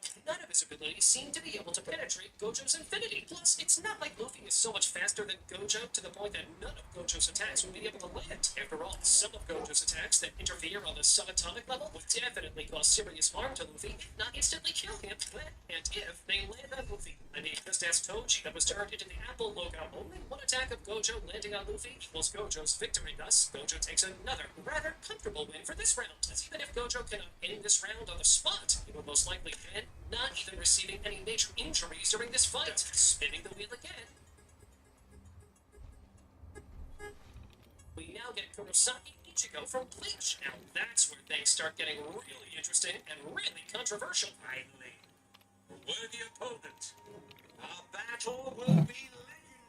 A lot of debate can be said about this battle, but after giving it much thought and doing a lot of research, this is how I believe the fight would look. You see, the Bleach universe is undoubtedly stronger than the Jujutsu Kaisen universe, from tremendous speed to insane abilities, to every character casually floating in midair, all the way to Bankai attacks that are literally able to shake the entire world. I mean, there was even that one moment where Ichigo's Bankai against Ginjo literally broke an entire dimension just from the fact of Ichigo releasing his Bankai. Ichigo excels in hand-to-hand combat. He's arguably physically stronger than Gojo, and sure, way faster than Gojo, and when receiving help from his inner hollow, his regeneration is on par with that of Vasto Lord. So even in the regeneration part, Ichigo does not fall behind Gojo. Plus, the fact that Ichigo can utilize powers from all Soul Reapers, Hollow, and Quincy makes for an exceptionally overpowered combination. Immeasurable spiritual power, Shunpo expert, master swordsman, all make for a combination that would mean Gojo will surely face many difficulties finding an opening against Ichigo. Add Bankai into the equation, and I truly believe that Ichigo becomes so much faster than Gojo that no attack of Gojo's, including domain expansion, would be able to harm Ichigo. After all, due to this difference in speed, Ichigo can always remain outside the space where Gojo's domain can have an impact. So far, it's obvious that Gojo cannot harm Ichigo, but how about the other way around? Can Ichigo get past Gojo's infinity? Well, as we already analyzed, Ichigo could literally destroy an entire dimension by just releasing his Bankai. No attacks or any intentional releases of energy, just pure release of his Bankai. So yeah, Ichigo would probably be able to get past Gojo's infinity with his Zanpakuto attacks. And because of that, we have Gojo's first defeat for today's video. But spinning the wheel again. We now have Yagami Light from Death Note. Even though in terms of physical abilities, Yagami is pretty much a regular human, what separates him from the rest of the cases so far is that his case is a special kind of battle. You see, if Yagami and Gojo are put face to face, then it's obvious who wins. Gojo could end Yagami before Yagami could even find where his pen is. But if now the two of them have enough space between them, and all Yagami needs to do is write Gojo's name in the Death Note, meaning that the winner of this battle depends on the circumstances of their encounter, and whether Yagami is far enough from Gojo or not. But an encounter now that is as straightforward as it gets is the next one. That's because the next character in line is Mikey from Tokyo Revengers. Mikey's only noteworthy trait is his ability to kick, and at the end of the day, Mikey is just a normal teenager that is just relatively stronger than the average members of biker gangs. Would Gojo be able to defeat him? Yeah, I guess Gojo could do that even with his eyes closed, or, having a blindfold on his eyes. Same thing, but seriously, even if Gojo did not use any cursed energy, he could still take on Mikey. I would even go so far as to say that Kid Gojo would absolutely decimate Mikey. Gojo takes another easy round. But hold on, because the next opponent is what countless people have been arguing about for the last 1 or 2 years this battle came to be. We now get the long-awaited Makima from Chainsaw Man. There's no doubt that both of these two characters are so strong that they change the very worlds they exist in. So let's start by Makima and see which of her abilities would actually work on Gojo, and which of them would be completely useless against him. Makima is one of the strongest individuals in the world of Chainsaw Man, thanks to her physical and supernatural abilities as a devil, along with her cunning and manipulative personality. She is feared by humans, fiends, and devils all around the world, which increase her powers as a devil. Yet, in the world of Chainsaw Man, the more the devil is feared, the stronger this devil becomes. According to the President of the United States, other countries besides America have already given up trying to fight her. As a devil, Makima possesses all of the standard devil abilities, which also includes the ability to make contracts with humans. Thanks to her ability to control humans, she is also able to force them to make a contract with herself. And that's not even the tip of the iceberg. You see, Makima made a contract with the Prime Minister of Japan in return for working for the Japanese government. As a result of this contract, any fatal attacks inflicted to Makima are transferred to an appropriate illness or ailment affecting a random citizen of Japan. She was shown to have been shot in the back of the head and seemingly killed, only to stand up later with no visible wounds. She stated that she was merely grazed by the bullet, but this is unlikely given the placement of the gun when it was fired, as well as the location of the blood from the exit wound. Later, she was killed by the gun devil after it fired a bullet through her head, though it did not finish her off. It is confirmed that she has been killed 26 times up until the attack of the gun devil. Besides that, Makima holds the power to directly control her inferiors, stating as follows: I have the power to control those I consider to be of lesser rank than myself, and that's the reason why Makima would not be able to control Gojo, as in no shape or form Gojo is any way lesser or weaker than her. Makima has been shown to offensively manipulate an invisible force in a variety of ways similar to the Darkness Stone. This force can be used to damage her weak targets internally by simply staring at them. An extension of this ability is the gun-like move, where she points her finger at the target and shouts bang. Now, this ability is not clear whether it could actually bypass the Infinity Barrier of Gojo or not, but I do believe that even if it can, Gojo's reversed curse technique would be more than capable of healing Gojo back to full health. After all, during Gojo's battle with Sukuna, we saw him regenerating his arm in an instant with no problems whatsoever. But even with all these in mind, there is still the possibility that Makima would have brought with her more powerful devil hunters to fight with her, as again, she controls many of them due to her nature as the control devil. It's obvious that Makima is no easy target. But let's see what weapons Gojo has that could actually harm Makima. Gojo is definitely faster than Makima, no question on that. Gojo's attack potency is also significantly higher, as again, his purple technique can pretty much completely annihilate almost anything it comes in contact with, meaning that if Makima were to be hit by a direct purple attack, she would probably turn into dust before this effect gets transferred to another Japanese citizen. But how about domain expansion? Well, that's exactly the point. I believe that if Gojo manages to trap Makima inside his domain, then it's checkmate right there. Even though the battle would in no way be easy, the chances are that Gojo would come out victorious once again. Let's spin the wheel again.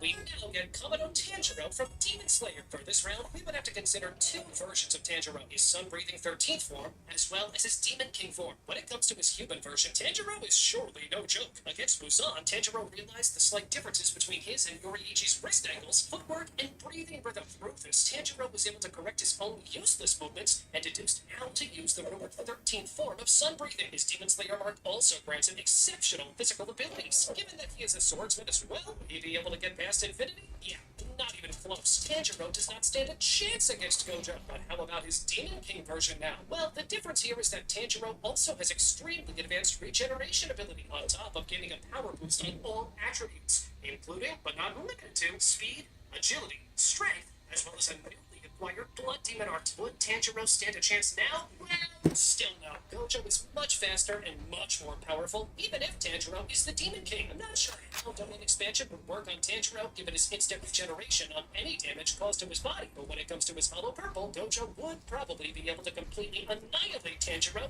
and not give him any chance to regenerate. Gojo takes this round as well. Let's spin the wheel again. And this time we get Dio Brando from JoJo's Bizarre Adventure. Dio's stand Ooh, is a world. stand. Superior strength and speed than even Jotaro Kujo's Star Platinum. And that should really tell you just how strong his stand really is. About a year after gaining his stand, Dio discovered its signature ability of stopping time. At first, he could only do this for a very short amount of time. By the end of part 3, he is able to stop time for a maximum of 9 seconds. When stopping time, Dio gives the impression that he is teleporting or otherwise moving at impossible speeds. The ability is best known for Dio's activation and cancellation phrases. The world, time stop, and time resume. But what do all these mean when faced against Gojo Satoru? Would this ability prove efficient against Gojo's Infinity or not? In essence, the way Gojo's Infinity works is as following. The closer someone is to Gojo, the slower his movements become. However, once time stops, this practically does not apply. I mean, think about it. Gojo's ability interferes with the space at a subatomic level. It requires the constant flow of cursed energy. Would the Infinity Barrier still exist when Dio stops time? Well, I'm not sure about that, but I do tend to believe that it would not stay active once time has stopped. But what is sure is the fact that one split second is all Dio needs when the Infinity is not active. This may be when Gojo decides to use domain expansion, or when he's focused on an offensive move. For the very split second Gojo's Infinity is turned off, and Dio is able to stop time and finish Gojo unbothered. Although not easy, and this battle could go either way, we believe that Dio has better chances of winning this. Let's go ahead and spin the wheel again.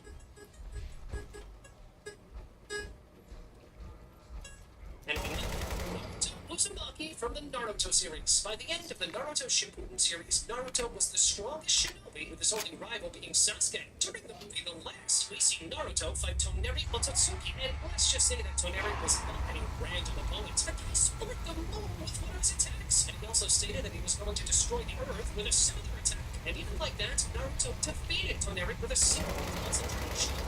Sage Mode, Arama Sage Mode, Six Path Sage Mode, those are just a few of Naruto's incredibly overpowered power-ups. And Variant Mode, that was said to be Naruto's strongest move, then this becomes an even more difficult battle for Gojo to fight. But let's go over the abilities of each, and whether they would actually work against each other. When it comes to speed, Naruto is surely way faster than Gojo. Strength-wise, again, Naruto is easily way stronger than Gojo. But how about long-range attacks then? Well, Naruto's Rasen Shuriken, Biju Bombs, or even any kind of Rasengan for that matter, would never hit Gojo due to the Infinity Barrier. But would Gojo be able to hit Naruto? Not quite, as again, Naruto is many times faster than Gojo. The only thing that Gojo could do is to take this battle into a short-range confrontation. When that happens, Naruto will be slowed down to an extreme extent due to the effect of the Infinity taking place. After all, once again, the closer someone gets to Gojo, the slower that person becomes. If Gojo manages to bring Naruto so close to a point that Naruto would practically seem like he doesn't move at all, something similar to what happened in his fight with Jogo, then Gojo would probably attack with some hollow purple attacks. But the thing is, the moment Gojo releases Infinity, in order to attack with a hollow purple, Naruto would easily evade these attacks. How about domain expansion then? Well, I don't think that would ever work either, as the moment Gojo uses domain expansion, Naruto can just go outside Gojo's radius, where his domain has no effect. This is a very hypothetical and difficult to rule battle, so for this round, we'll leave it up to you to decide. Who do you think takes this round, Gojo Satoru or a full-powered Naruto Uzumaki? Let us know what you think in the comments down below.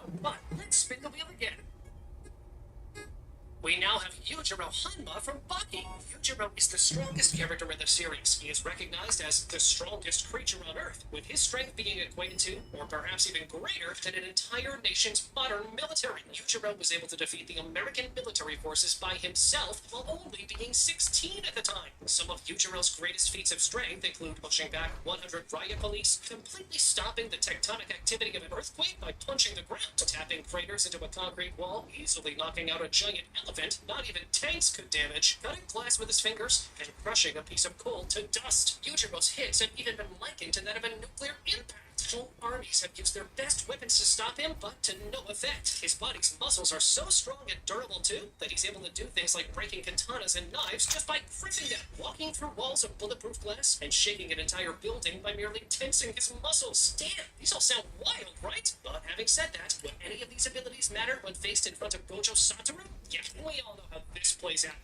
Gojo takes an easy win again. Spinning the wheel once more, we now have one of the best check that fights out. in today's video. Gojo Satoru against Sun Jin Woo. Now that's the definition of an unstoppable force meeting an immovable object. But Okay. who comes out on top? Let's find out. You see, by the end of the series, Sun Jin Woo is the definition of a character so strong that he can literally be described as broken. As the second Shadow Monarch, Jin Woo possesses tremendous physical strength. Even before obtaining his true power, he was strong enough to punch a large hole through the statue of God's face and beat Thomas Andre, one of the 5 national-level hunters, to the brink of death while still holding back. Upon being revived by Ashbourne and receiving the full extent of the former's power, Jin Woo's strength was buffed to the point that he was able to effortlessly repel the Frost Monarch's attacks with one hand, kill the Beast Monarch in 4 hits, and fight on even footing with Antares, the most powerful of the 9 monarchs. Not only that, but Jin Woo is incredibly resilient to physical damage. He was virtually unharmed when the Ant King punched him in the face, only sustaining a small cut on his lip, and was able to keep fighting back at full strength even after suffering severe wounds in his battle with the Architect. How about speed, though? Well, Jin Woo was incredibly fast and can go at speed so great that most opponents are unable to even track his movements. He was agile enough to keep up with the Frost Monarch's attacks during their confrontation, and upon obtaining his true power, he was able to strike at the Beast Monarch with such speed that the latter didn't even realize that he'd been attacked until one of his legs went flying off. Even though we believe that Gojo would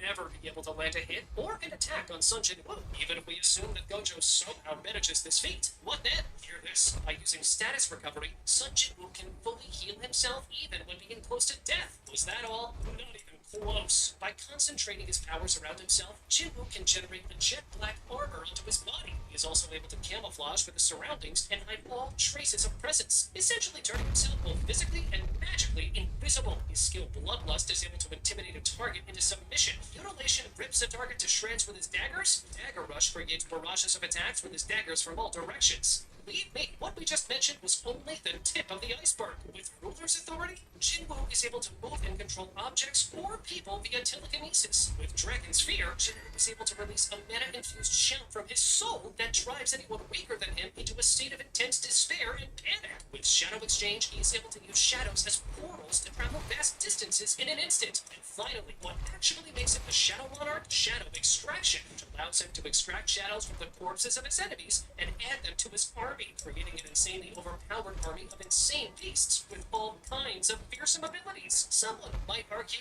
well, none of these abilities can penetrate Gojo's infinity, right? Well, I wouldn't be so sure, because with Ruler's authority, Sun Jin Woo can just force Gojo on the ground, and thus make him turn off his infinity. In reality, Sun Jin Woo has numerous abilities that do not require him touching or coming close to Gojo in order to fight him. Even if Gojo is to use domain expansion, Sun Jin Woo can just use Shadow Exchange, and basically teleport outside of Gojo's domain. I believe that Gojo loses this round. Let's spin the wheel again, and we now have Asta.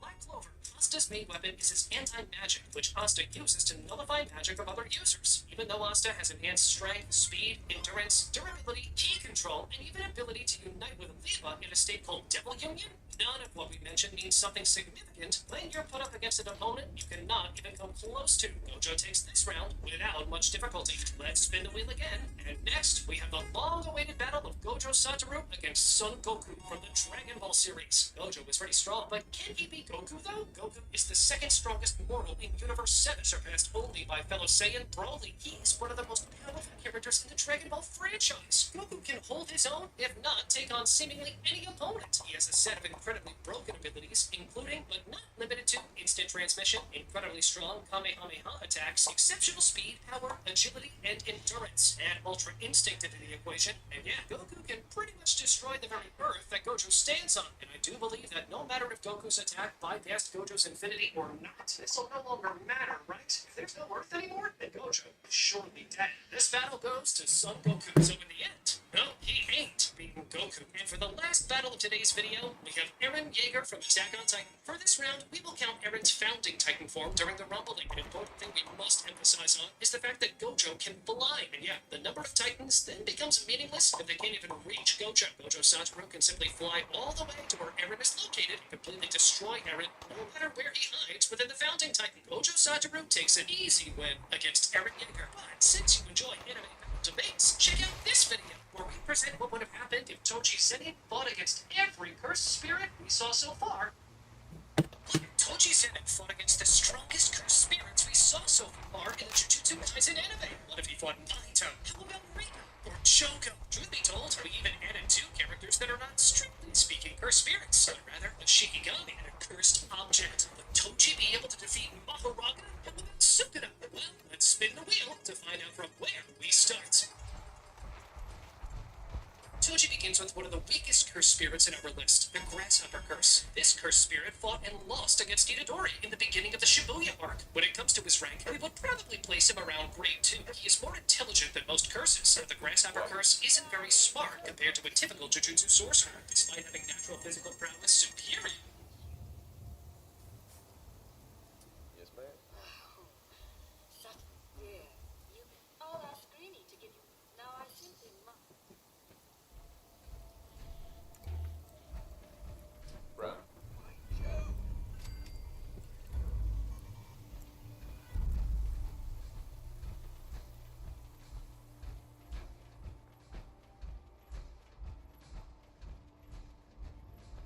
Green. Ready to begin your fabulous shopping spree? Sure.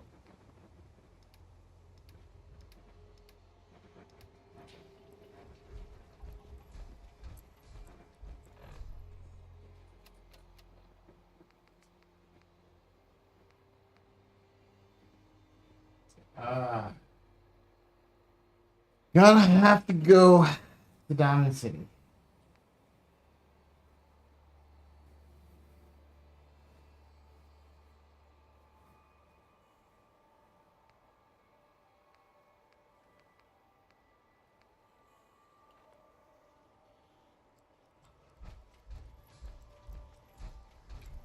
Hey, What's up?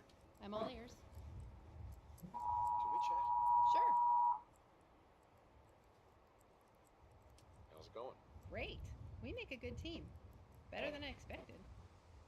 So much better, you deserve a bigger discount. You've earned it. And this is the key to my place? It's a small bunker near Covenant. I'd like to go there if we get a chance. Sound good to you? Sure. Fan-fucking-tastic. That's all.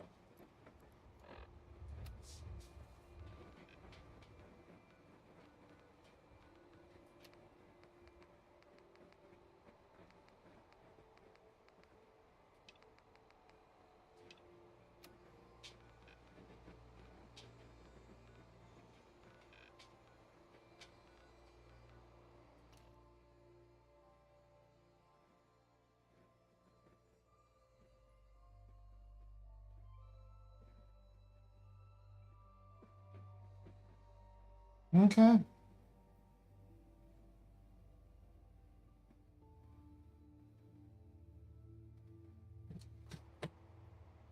Sukuna is the strongest person in Jujutsu Kaisen, especially despite having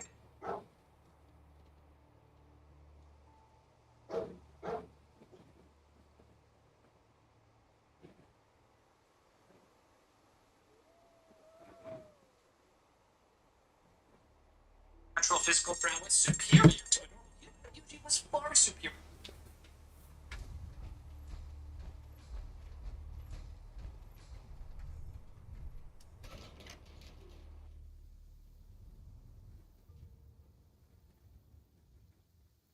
Okay. Let's see what this is cracked up to be, huh? You're listening to Diamond City Radio. Oh, she's got a frame down here. I kind of feel like the last thing I'd want to do is, Oh shit! You got the stream up on a projector? Then I gotta do this right, Canadian.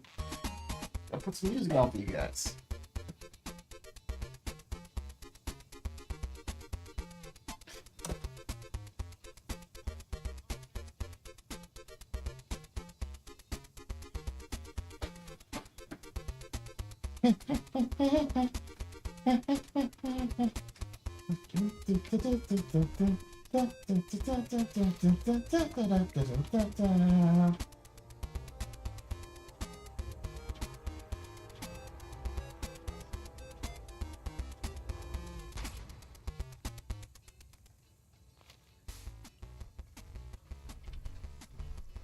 You're listening to 8-Bit Hits, where we better be in every hand, in the boot, Hey. in every ass.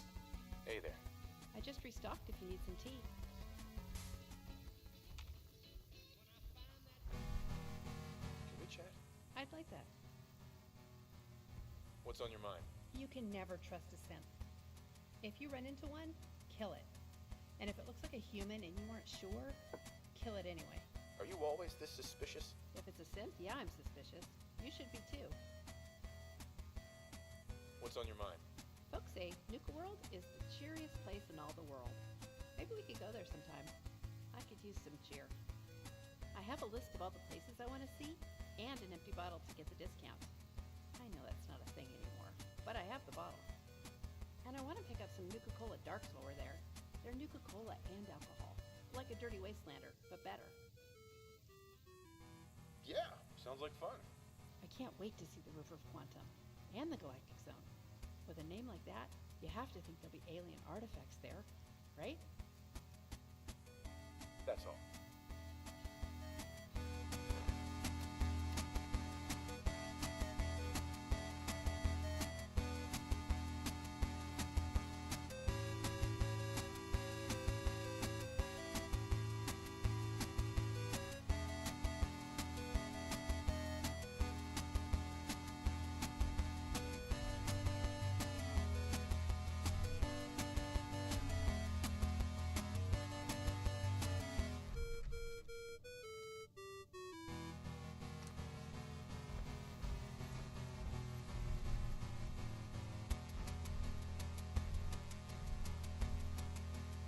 Minute noodles are good.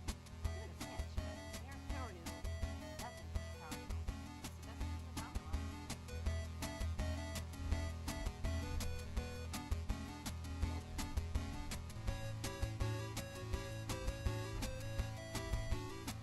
No way to pick this.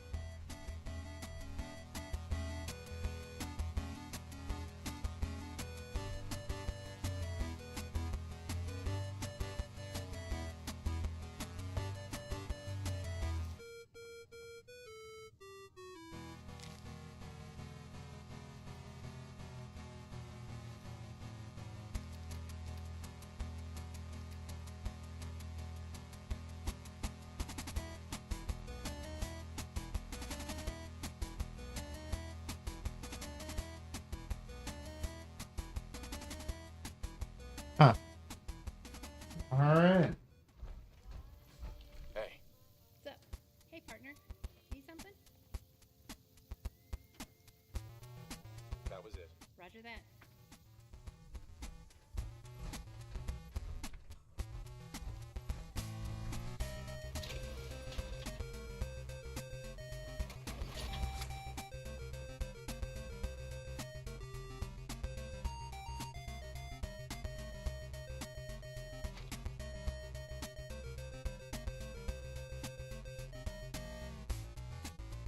Huh.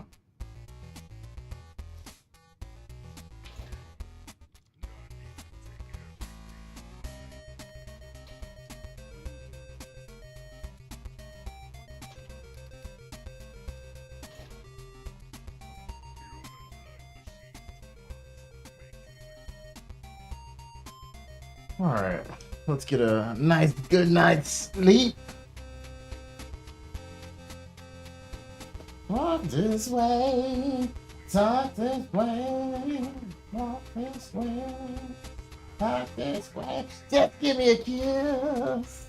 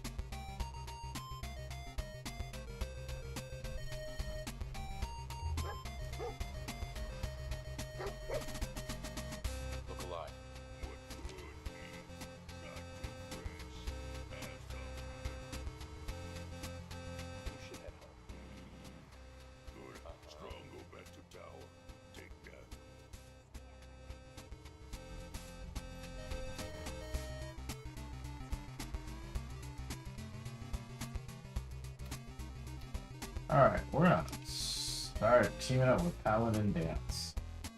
So, we're gonna head back to the Cambridge police station. Yes, sir. Pick up another one of the party members.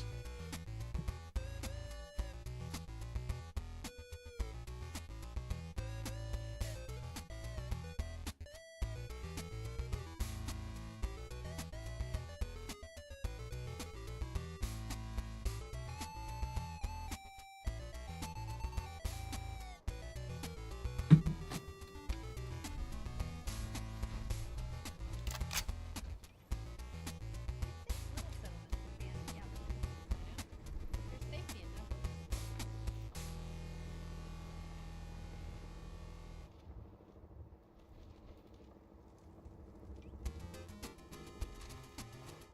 Ah, yeah. Spool it up.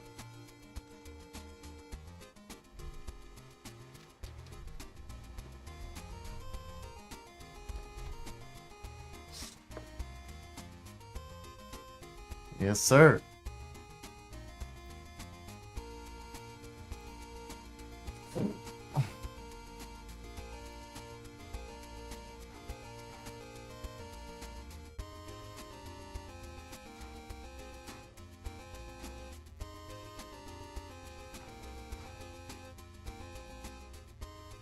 Yeah, staying alive, staying alive.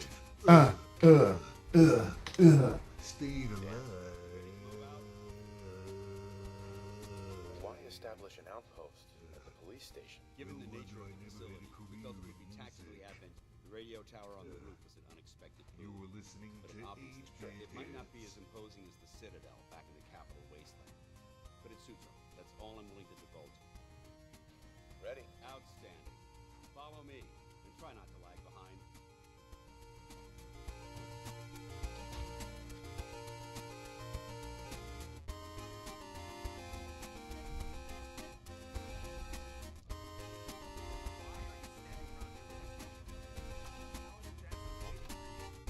Shut up, Reese. If I didn't have to keep you alive for this,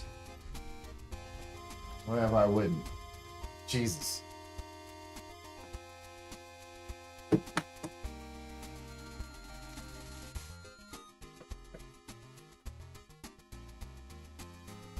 Alright.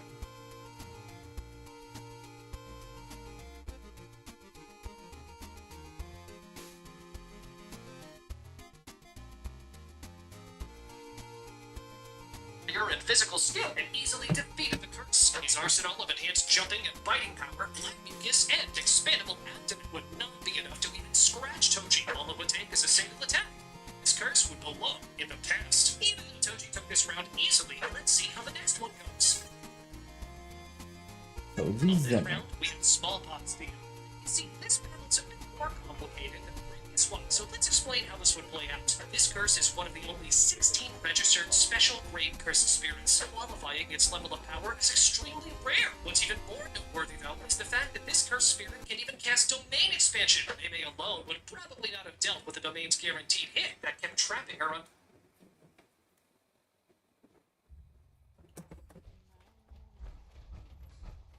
Jet is a short hike to the west.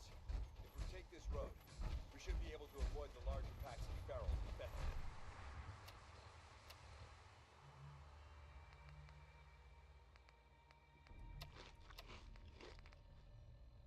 Cambridge. Traveling this far from the police station is a risk. But getting that transmitter up and running needs to be our top priority. If it was up to me, I'd relocate my team. But Scribe Halen detected some disturbing energy readings in the area that need to be investigated. We don't know much about them, except that they're short-lived and broadcast on a frequency only attainable with a high level of technology. We're concerned that whoever or whatever is creating those energy readings might be a potential threat. So it's our job to investigate. Okay.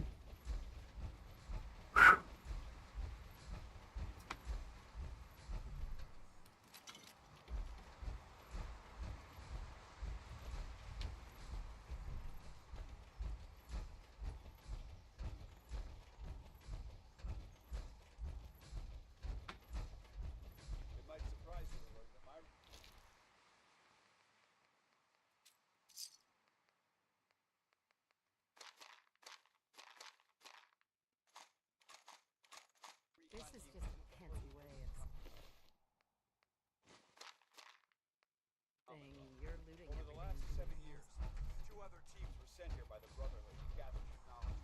The first crew's mission was a huge success. They came back with crates full of pre-war artifacts and historical documents. The second wasn't so fortunate. Shortly after they arrived, we lost them. They haven't been heard from since. As far as my team goes, we've lost 4 good men to this godforsaken wasteland. We've been a target from the moment we arrived. But despite our setbacks, I don't intend to give up and head home, or end up missing.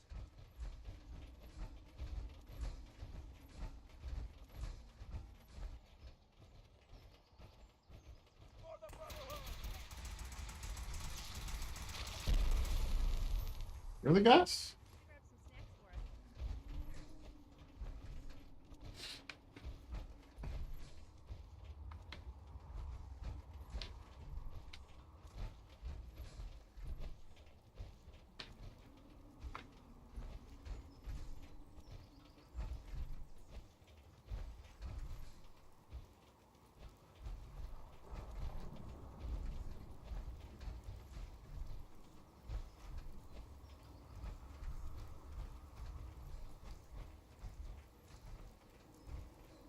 I don't think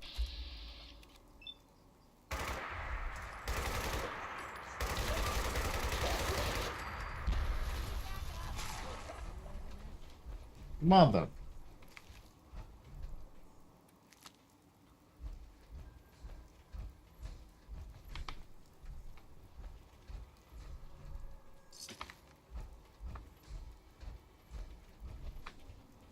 Really change the scope? I don't know. Might change to reflex.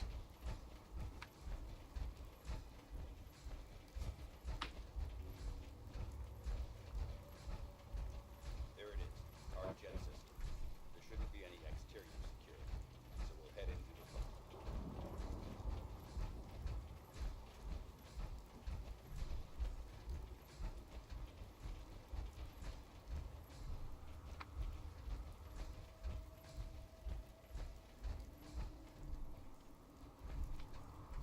Listen up. We do this clean and quiet. No heroics and by the book. Understood? This isn't my first rodeo. I understand that. I'm simply offering valuable tactical advice. Remember, our prime. Stay focused and check your fire. Nance reminds me of my mom. Same badass attitude. You tell him, Heather.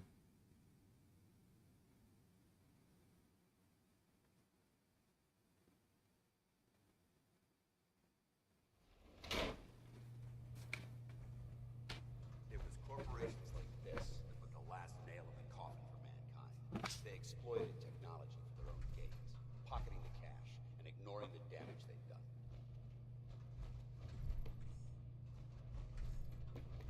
Right.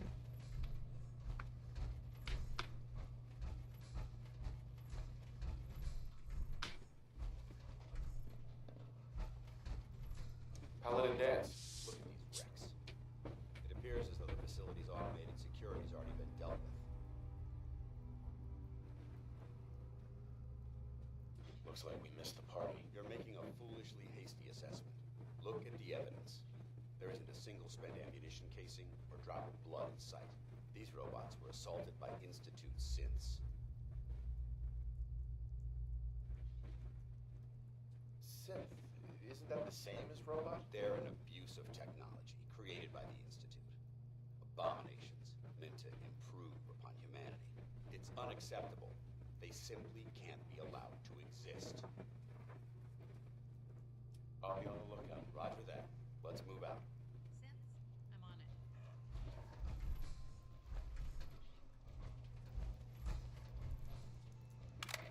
This place is a mess, but I still see a few pieces of salvage that the Brotherhood might be interested in.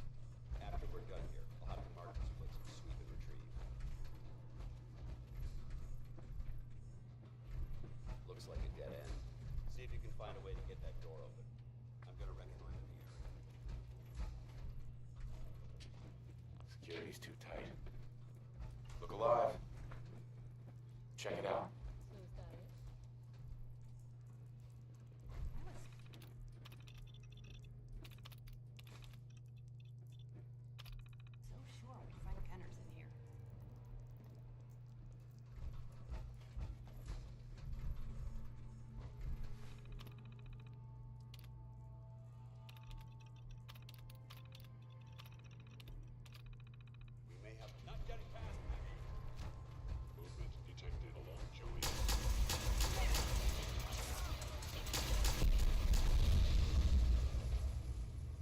That works too. This one's all yours.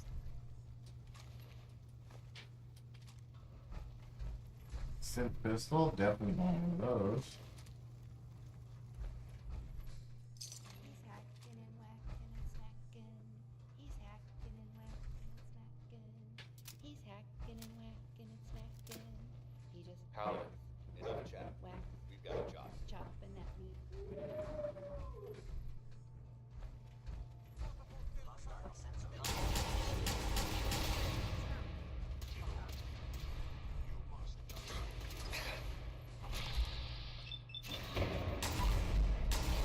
Five stands.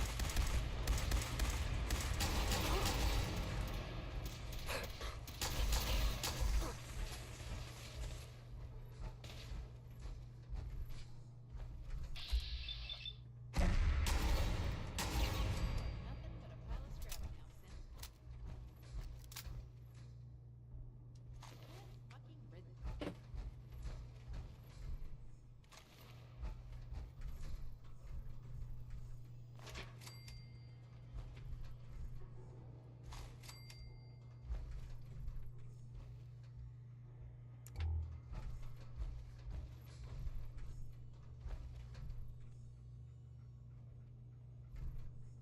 Loctite.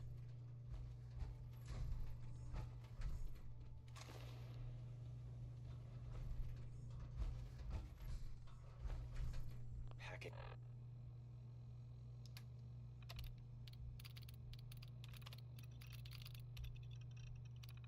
This is beyond me.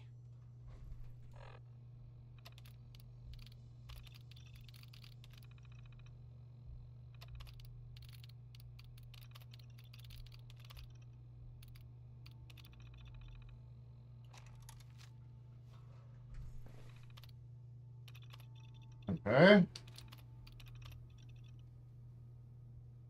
Okay.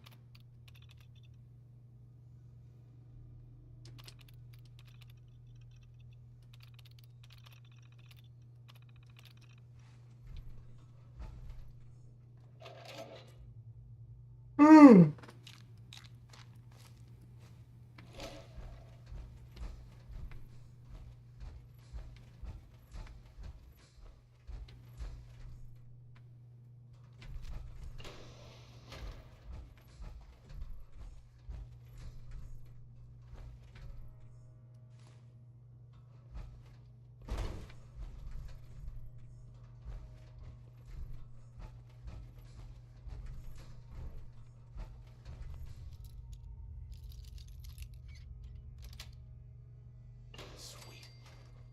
Okay, that's pretty good. I'm impressed. Paladin dance. All right, check your corners and keep it quiet. Damn synths have compromised most of the facility. Perfect. Oh, thank God.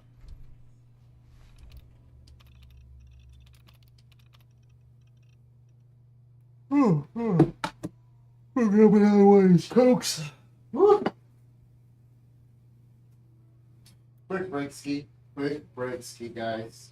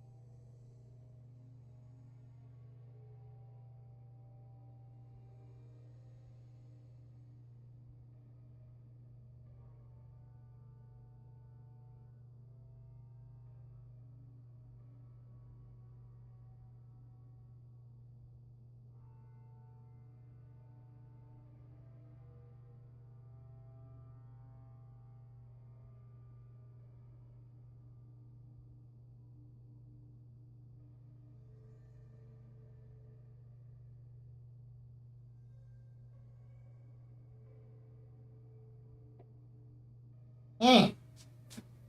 Damn. Ugh. Whew. Okay, okay. We got hair.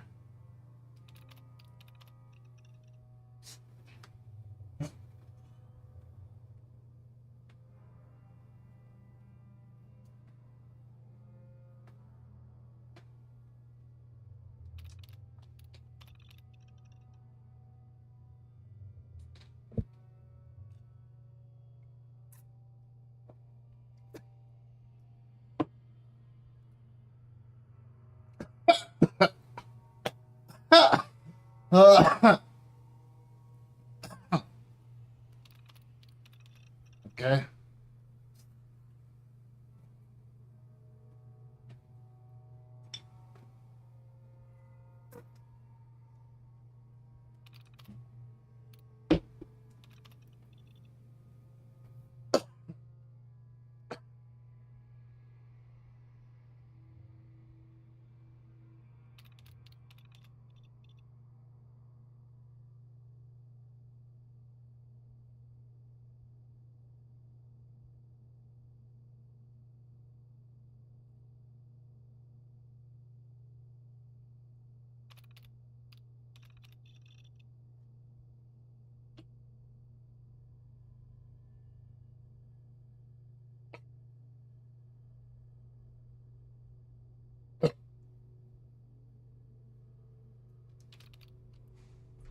Huh. Why are there so many scents in here?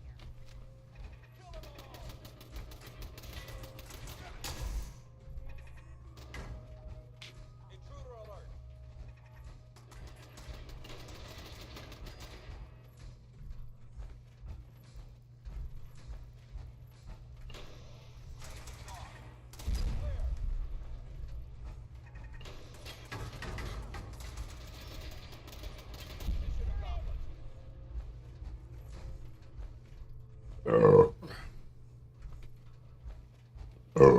Woo!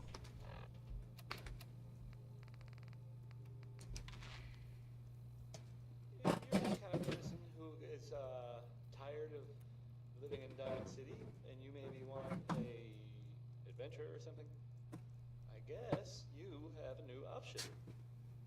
The settlement of Sanctuary has, I guess, been founded to the northwest there. Good luck to them with, you know, the whole Sirach thing. And in other news, it sounds like maybe the not other news, it's actually the same news. The Minutemen were involved in this. That's the Minutemen. I thought they were kind of done for. Sounds kind of crazy, if you ask me.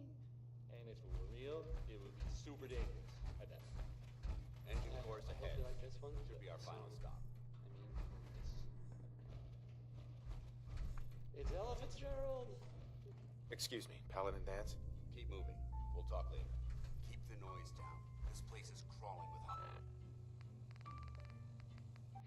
All right, I'll turn off my radio. Watch your footing. Looks like the power's out in this section.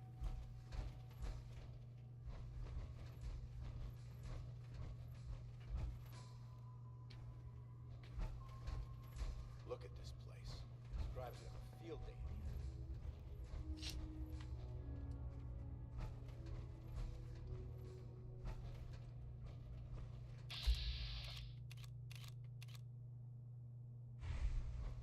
The transmitter should be in the control room at the top of the core. But it looks like the elevators are dead. We'll have to keep heading down for now. Find a way to get the facility's power back online. There has to be a power backup system somewhere. Scout the maintenance area off of the main chamber. I'll remain here. Watch our backs. All right, buddy.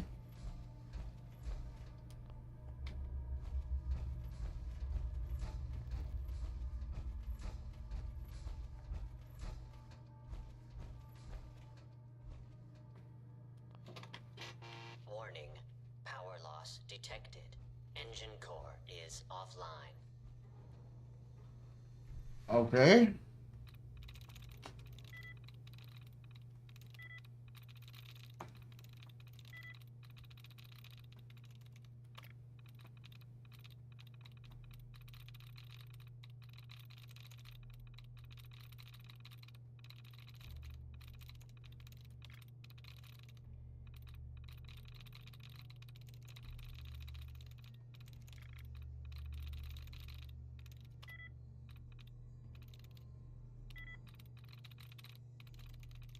There we go.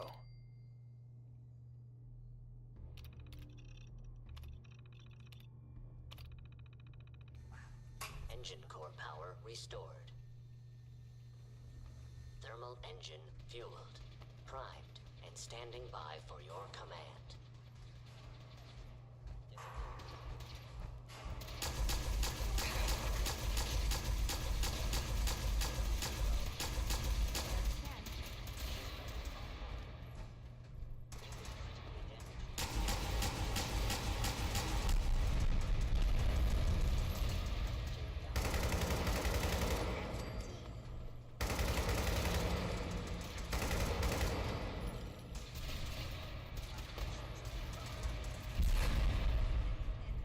Looks like we've secured the core. Let's head up to control.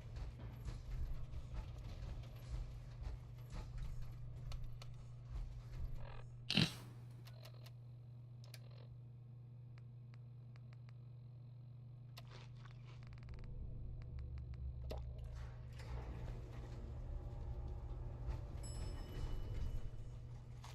Rid all the loot I can carry.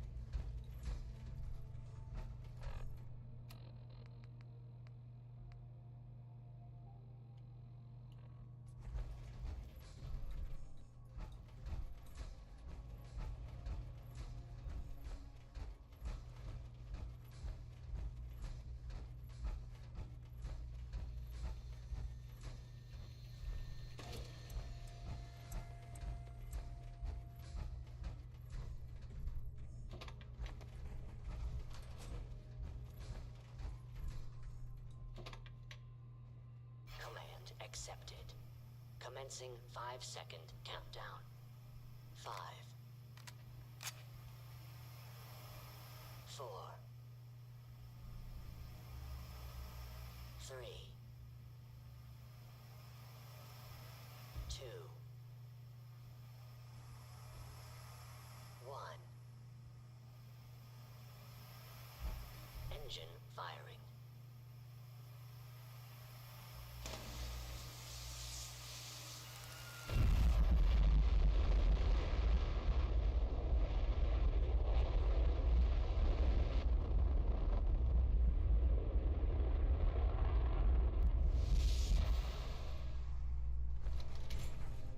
Test firing completed with an efficiency rating of 96.7%. Rocket engine fired instead of blowing itself apart.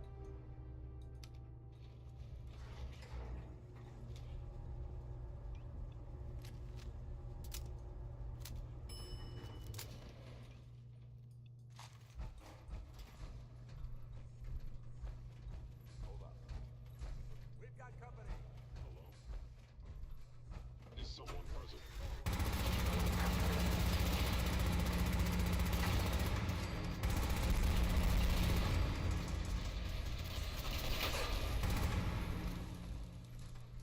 I hope that's the last of them.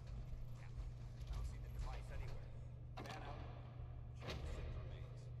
They may have been after the transmitter as well.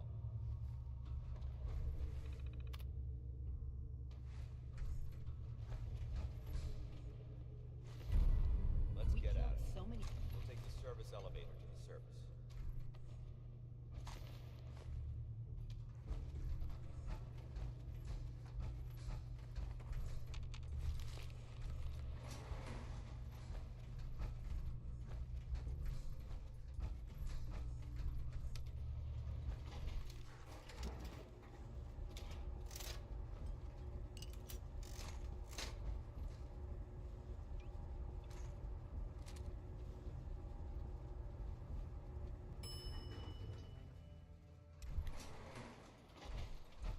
The bunker looks clear. Let's move out.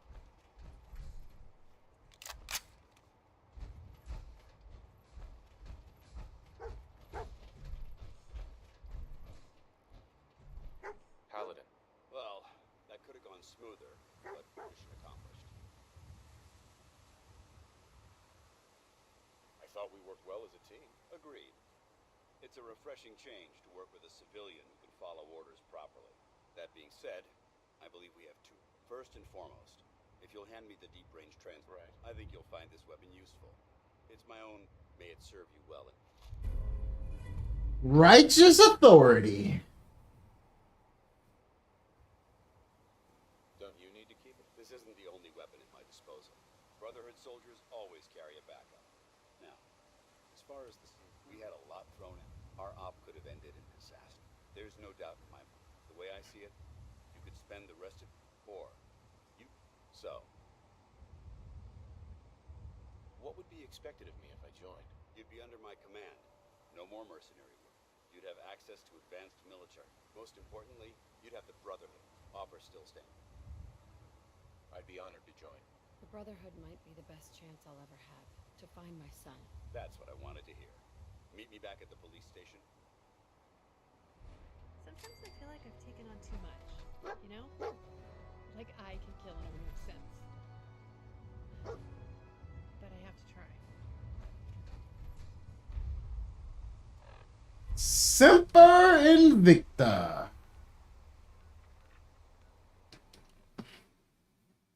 All right.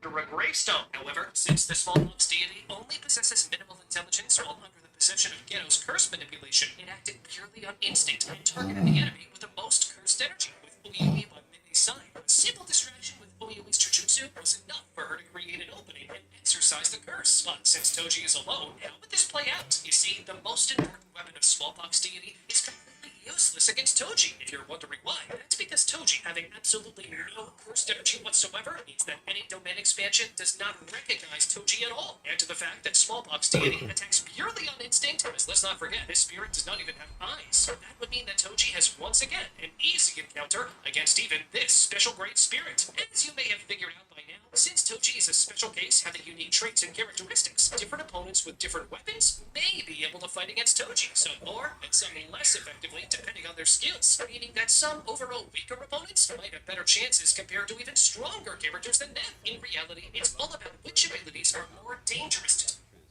Finally, some good news for a change. Nice work, sir. I didn't do it alone. Aelin, Reese, it's time to welcome our newest recruit to the recon team. He shows a lot of promise, and with the proper guidance, I think he has the potential of becoming one of the best.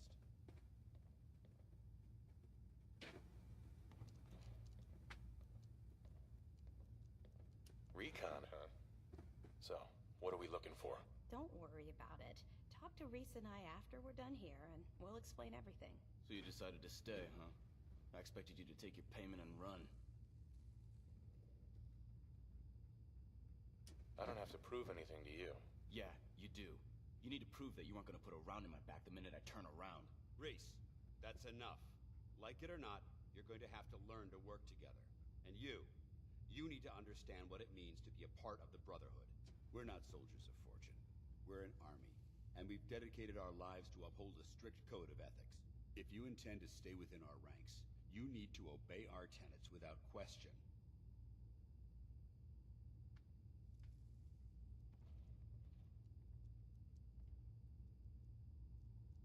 You gonna teach me this code of ethics? If you were paying attention in ArcJet, you should have learned some of it already. The rest will become apparent as you spend time with it. Now, since I know you're eager to get started, I only ask for two things from anyone. Right. You fall in line, you stay in line. I give you an... Now, before I release you to Halen and Reese for your assignment, from this moment forward, I'm This is only a training rank. I'm not permitted to grant ranks any higher. Sure. Thank you. Thanks aren't necessary. Just continue excelling at your... Ad Victoriam, Initiate. He doesn't even know what that means, Halen. Ad Victoriam means to victory. In our eyes, defeat is unacceptable. Our rallying cry is more powerful than... Now, I need you to report... Excuse me, sir. We're running a little low on meds and stims. We could sure use another supply run. Not yet, Halen. I don't want to take any chances until our reinforcements arrive. But, sir, I really think that... I've made up my mind. No more supply runs until further notice. And that's the end of it. Scribe Halen. Reese still giving you the cold shoulder?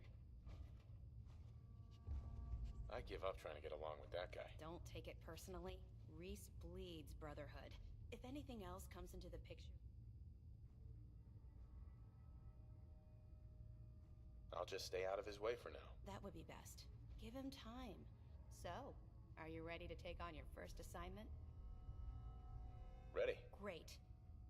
One of the Brotherhood's most important I have a list of locations. Here, this should cover... Good luck.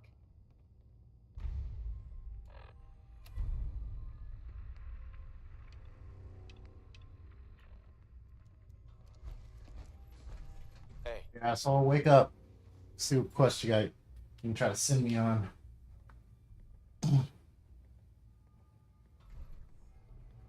All right, out with it. What's your... Uh-huh.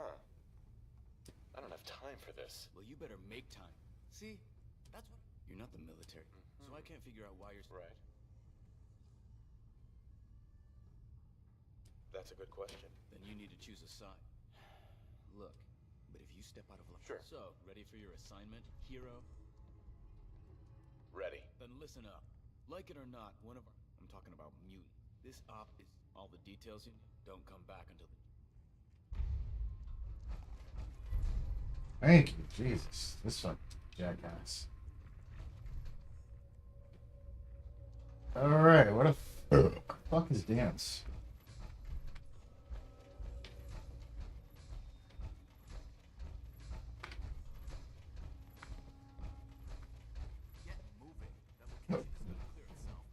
Well, I'm not talking to you, jackass.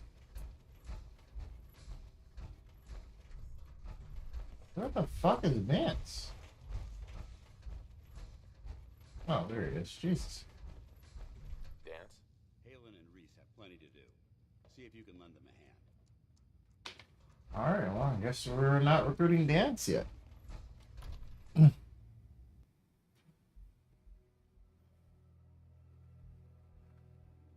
In combination.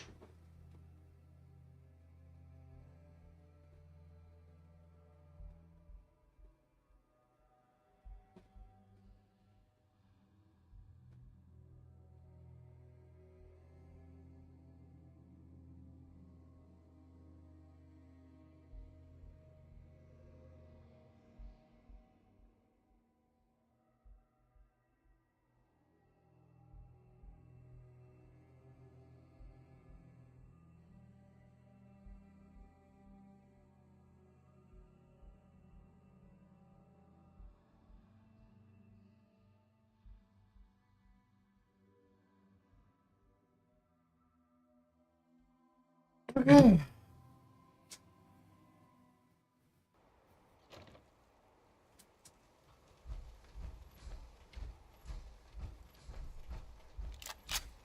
Let's go to work.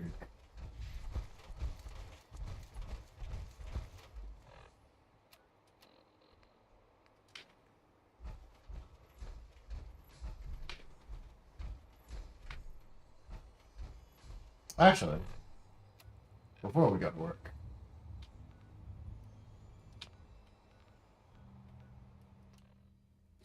Let's go back to Sanctuary.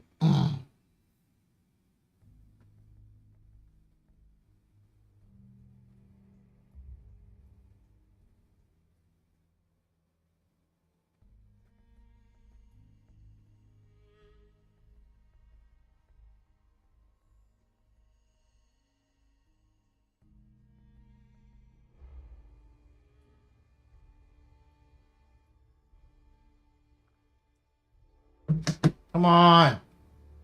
Jeez.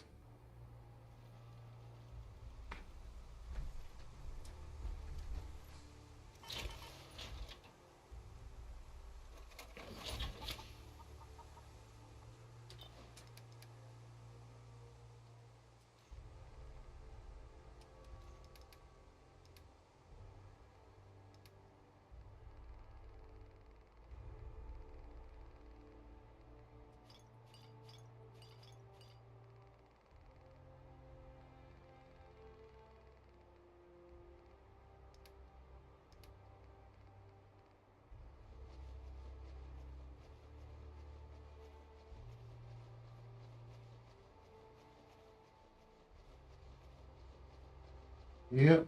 Just putting all these mods away.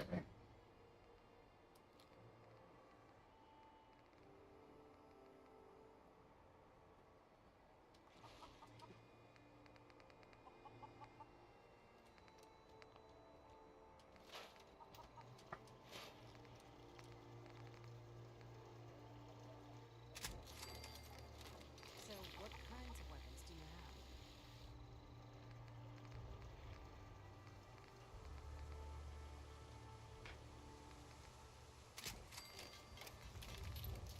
Yeah. Man, does Reese have a giant stick up the butt or what?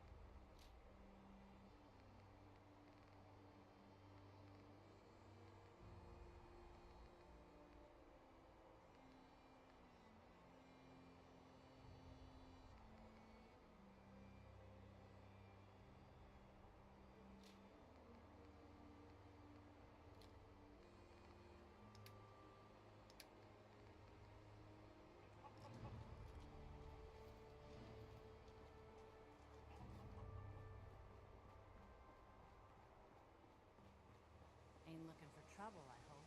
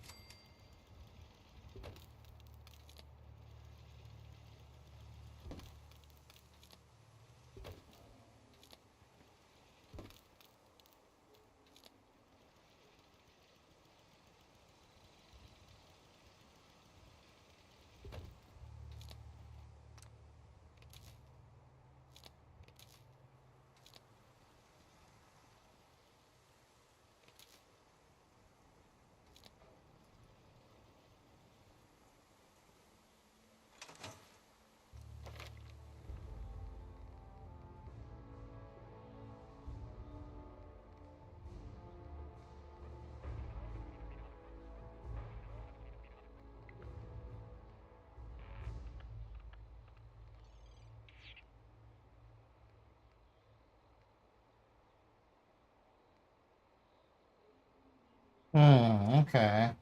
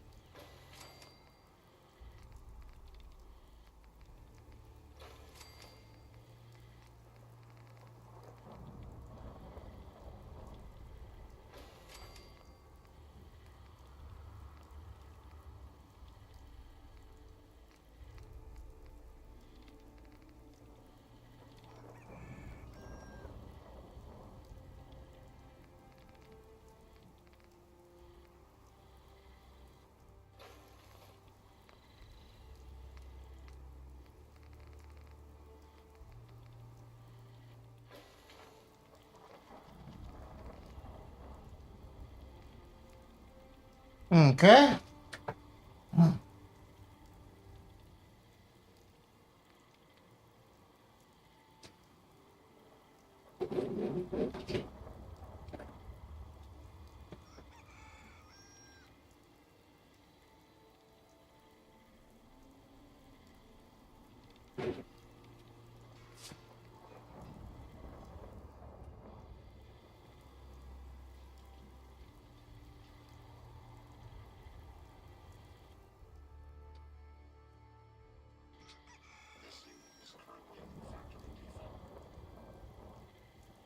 Sure.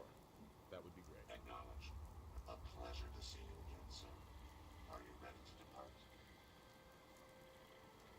Actually, I'll be back later. Very well, sir.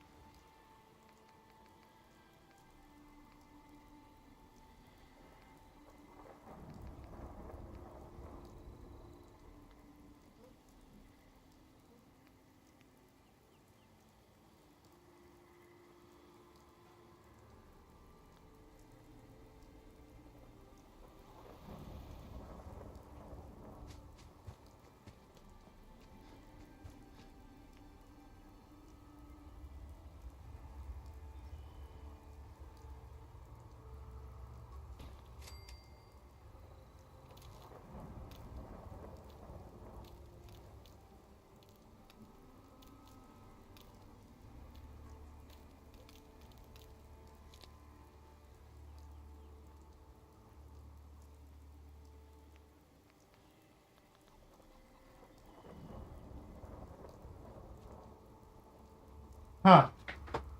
Oh, that's interesting.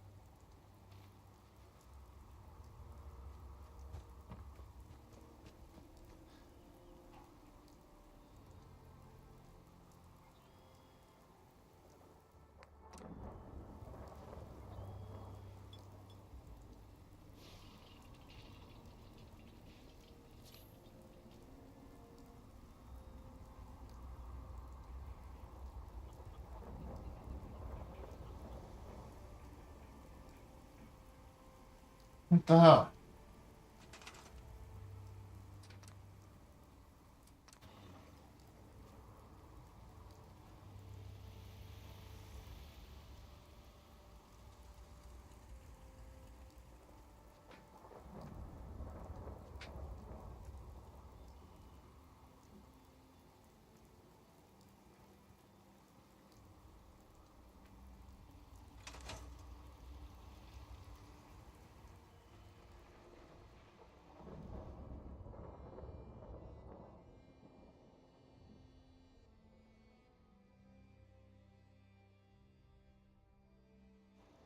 Any chance I could steal you away from me? Can I get that shit off the fucking screen? Jeez, man. Chance I could steal you away from Hey. Every waking moment is an adventure out there.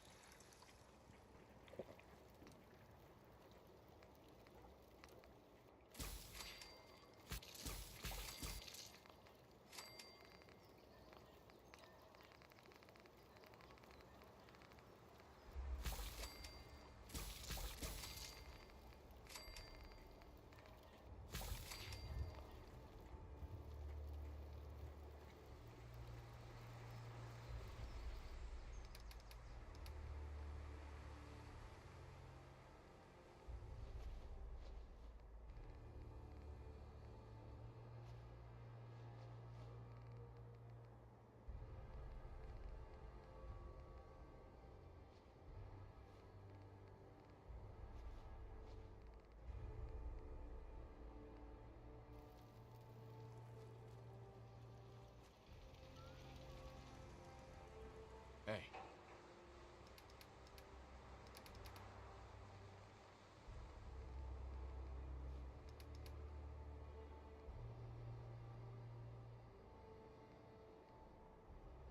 Yes?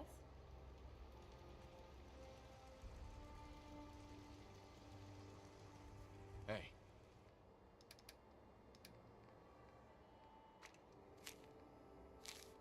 Mm-hmm.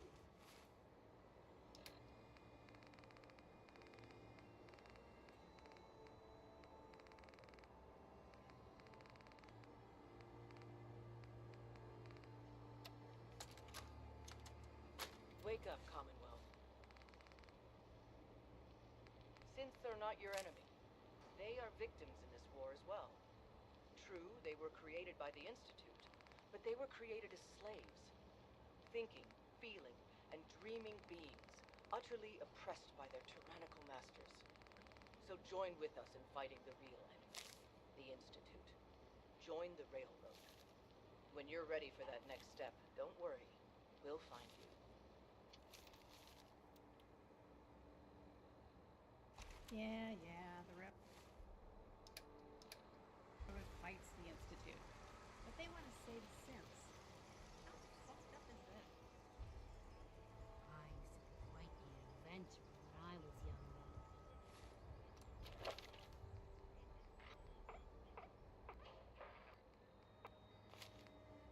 Now these old bones just can't.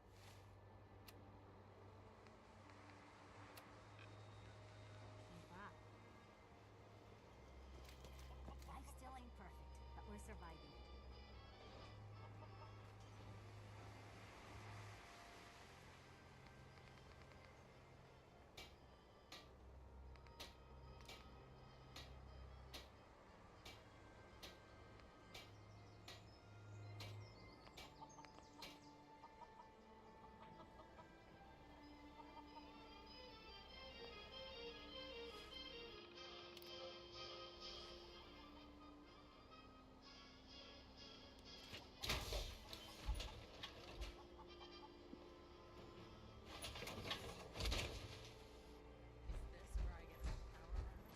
No, dear. Not where you get the power.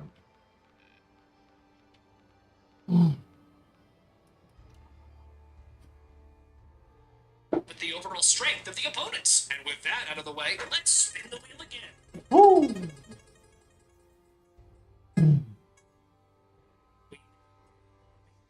It's an unregistered special grade cursed spirit that was born from the fear of land-based natural disasters and the desire to rid the earth of humanity because of their mistreatment of nature. Anami has an incredibly durable body, powerful curse techniques that can control plants, and an uncanny ability to hide his presence more effectively than others. Hyper regeneration, immense cursed energy, ability to use binding vows, domain amplification, and even domain expansion are just some of the abilities Hanami possesses. One of Hanami's abilities is that it can grow all kinds of plants. Among those plants, there's even this plant-based subscriber that's created for you to press. We explain the rest of Hanami's map in the thing of press. You'll not regret it. But back to the video. In reality, we saw that against strong opponents, Hanami stands absolutely no chance. Just the base form of Gojo Satoru, while also casually playing around and fighting against multiple opponents at the same time, was enough to kill Hanami. So, in reality, Hanami's battle with Toji would not end any differently. Toji, once again, annihilates his opponent on this round as well. So far, Toji had it easy, but let's see if the next round is any different.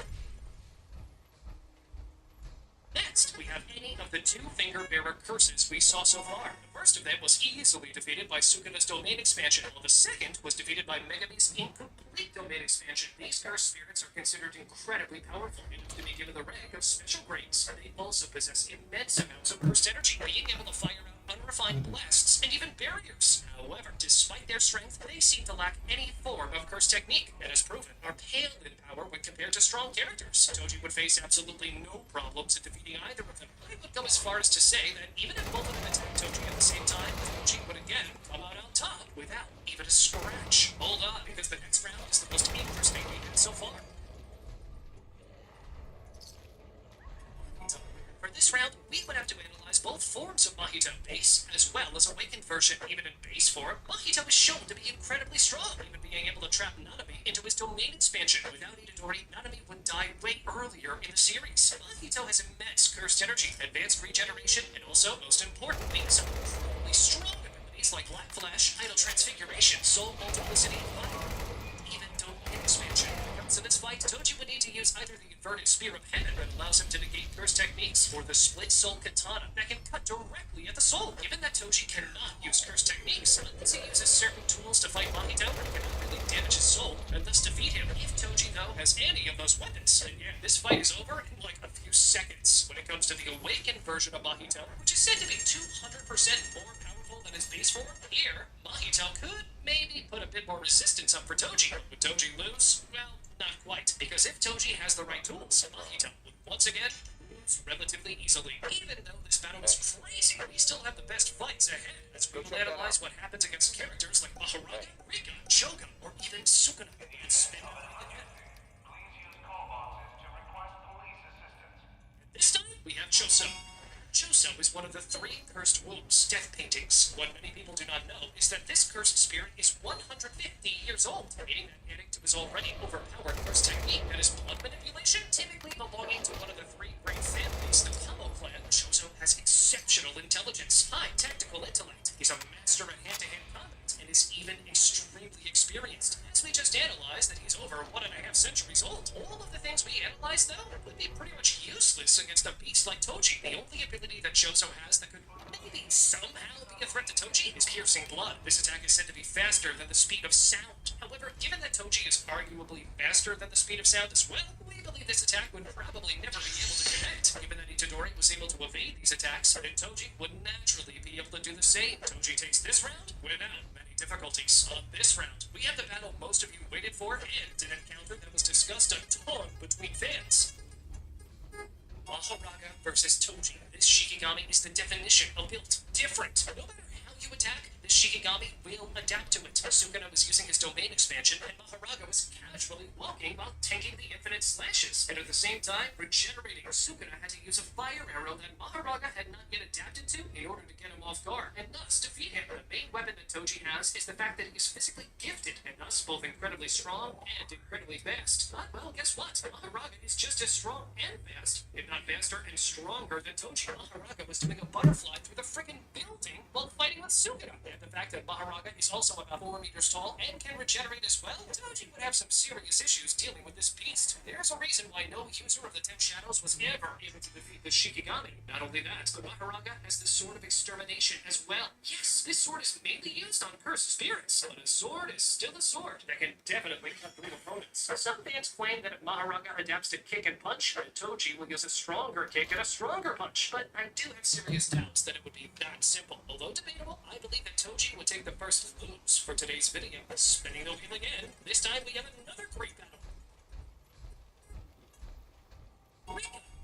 Rika's complete manifestation possesses a wide skill set and boasts an incredible volume of cursed energy. The ability of Yuta to copy techniques seems to be happening due to Rika, meaning that Rika has a wide variety of overpowered cursed techniques in her arsenal as well. Regeneration and cursed speech are just two of them. Rika was also able to take on and defeat Geto, while Geto used Uzumaki, which is a technique combining the offensive power of all the cursed spirits that Geto had collected thus far. While only partially manifested, Rika is strong enough to knock down part of a large building with a single punch. After all, Yuji Itadori, who boasts superhuman strength, was completely immobilized by Rika's partially manifested form. Some characters even stated that Rika is even tougher than Yuta himself, whose defense was compared to knocking on a large tank of water. Moreover, by ripping open her chest, Rika can expose an arsenal of cursed tools stored within her body. An overpowered move we should not forget is the one showcased in her fight with Geto, the ability to fire a directed blast of cursed energy. So, having all these in mind, who do you think takes this round? Will Toji be able to come out on top? I'll be honest, this battle is very much debatable. I do believe that Toji is faster than Rika, but the only way for Toji to have some chances is by having a cursed tool capable of significantly damaging cursed spirits like Rika. If Toji has the right tools, then I do believe that Toji can defeat Rika. But since this fight is highly speculative, you can let us know who you think would win in this round.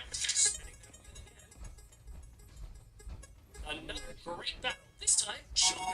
This fight is as interesting as it gets. Shogo was born of humanity's fear and negative association with volcanoes and other fire-related natural disasters. This resulted in a highly intelligent cursed spirit with massive levels of cursed energy, even for a special grade. Kenjaku generously placed Jogo in the same vein of strength as 8 or 9 of Sukada's fingers. While Jogo proved no match for overwhelming powers like Satoru Gojo and Sukada, he still far outclassed even the most talented sorcerers and other special grade curses. Now, when it comes to speed, Jogo was incredibly fast, able to get past several Grade 1 sorcerers without them even noticing. He blitzed Nanami and Maki one after another, setting them both ablaze before they could react. Jogo even outmaneuvered Naobita, one of the fastest Jujutsu sorcerers, and burnt him alive right after. Yeah, we do admit that all 3 of them were exhausted from their fight with Dagon, but still, it was confirmed by the very characters that fought Dagon that Jogo was on a whole different level compared to Dagon, both in terms of strength and in terms of speed. If you thought that was all though, well, not even close. Jogo was always durable and not easily exercised. He took a beating from Satoru Gojo himself, and although he was ultimately dominated, Jogo survived hits from several of Satoru's curse techniques, including curse technique reversal Red. He was also able to sustain himself through a prolonged fight with Sukada, able to recover from every physical strike he was hit with. Wait, there's more. Jogo possessed extraordinary levels of cursed energy, even for a special grade, as evidenced by one of his many overpowered attacks, specifically the maximum meteor that was used against Sukada. The impact of this attack caused immense destruction, enough so to decimate a large portion of Shibuya. Even Sukada admitted he wouldn't have come out unscathed if Maximum Meteor had hit him. However, the most important thing we need to consider is that the 2 most important and strongest moves that Jogo has are practically useless against Toji. You see, Domain Amplification has no use against an opponent that does not even use cursed energy, and thus techniques to begin with. Domain Expansion would again be completely useless, as the domain does not even recognize and thus register Toji as a target, making the Domain Expansion not only useless, but actually harmful for the caster if used, as while using Domain Expansion, caster cannot use other techniques at the same time. Considering all these we just mentioned, the outcome of this battle will be determined by 2 aspects: who's stronger in hand-to-hand combat and who is faster.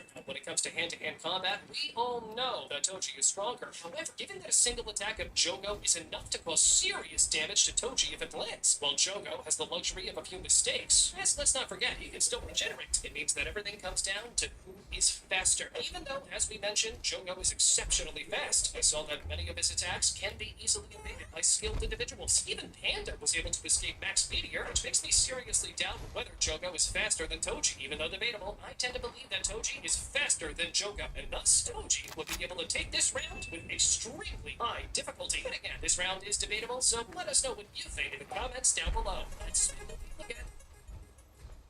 And this time, we have Esso. Esso is a cursed wound death painting and the middle brother of Choso and Kichisu. Esso naturally possesses a high degree of cursed energy and is capable of using it to fuel his innate technique, as well as using it to reinforce his body from attacks. Esso's innate technique grants him corrosive blood that can poison and decompose his target. It also grants him the ability to reshape and manipulate his blood using special techniques, meaning that if Esso manages to land an attack with his blood, he might have some chances, if he can hold long enough before Toji exercises it. However, that is a very, big if, a huge if rather. Even if Esso manages to somehow land a blood attack on Toji, something very unlikely in our opinion, you would still need to survive long enough until this blood takes Toji's life. We saw that Nobara and Yuji were able to fight him while being affected by Esso's blood. So yeah, Toji would probably feel it as something close to a mosquito bite, no matter how this would go at the start.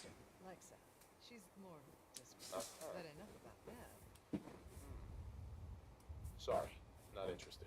Your loss. Hands where I can see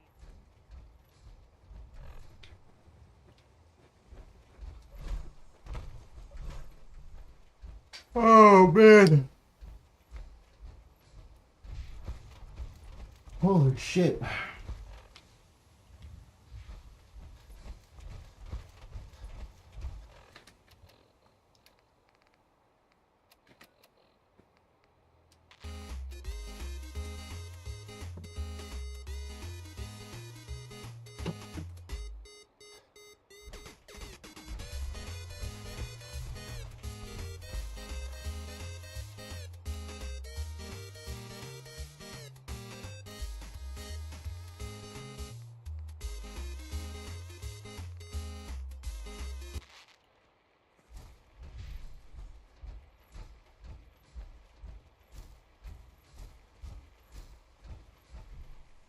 Shit.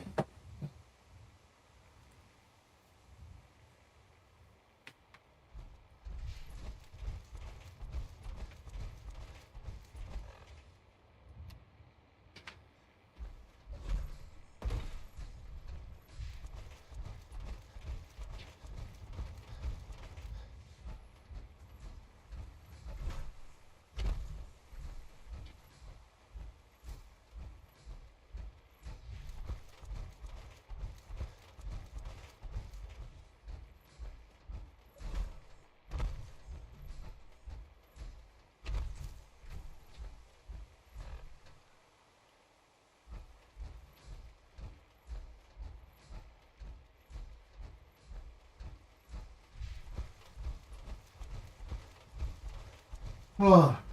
Oh. Nope.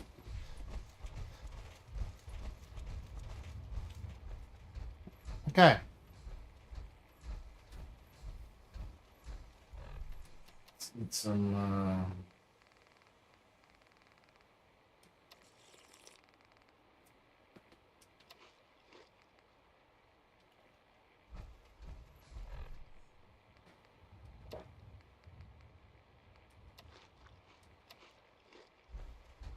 all right.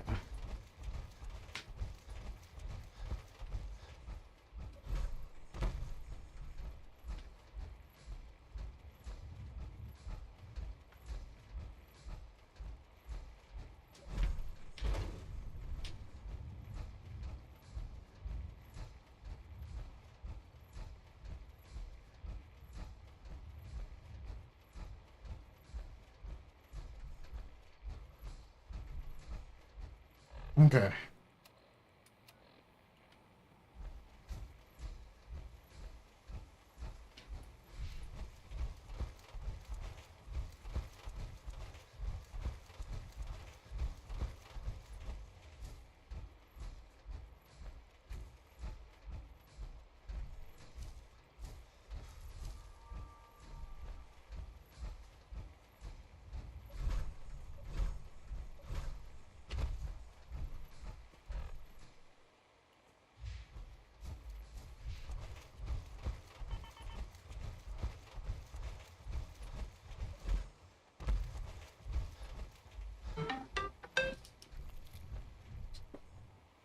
How long does it take to get a power armor?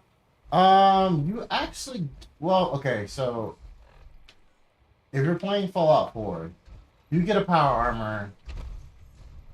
You can, I should say, get a power armor right at the beginning of the game.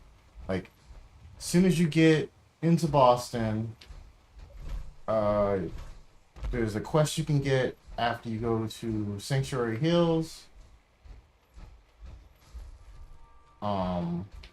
That takes you to Concord, which is not very far. On the way to Concord, you go to Red Rocket. You meet one of your companions there. You recruit them. You bring them to Concord. There's a little small side quest. After you do that, you'll have a suit of power armor. Now, it will be beat up, and it won't be in great condition, but you'll have a suit.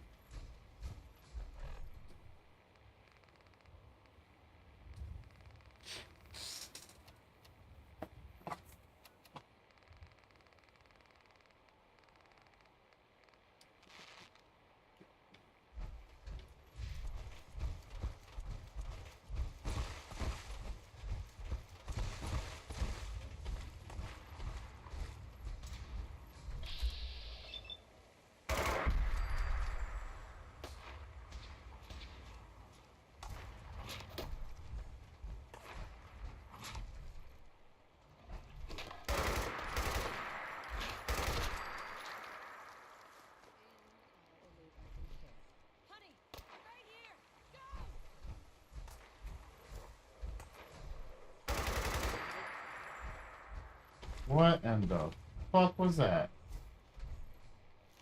That is not a fucking puppy. Jesus, this thing's gigantic.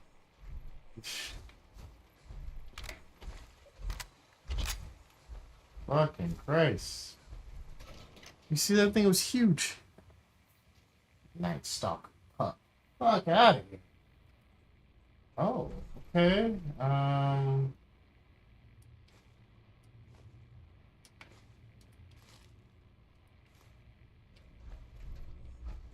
Alright, some kind of,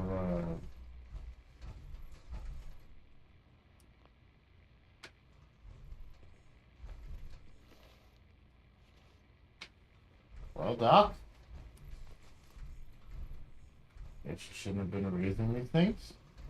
Nora. Lead on. I like the terminal for me.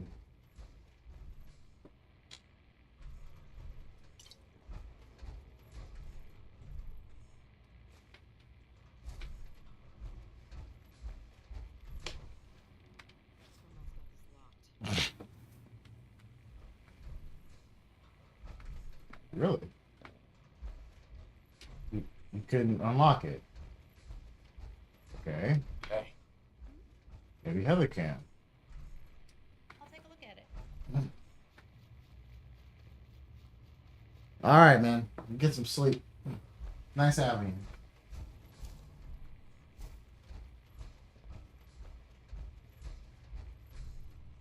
On it.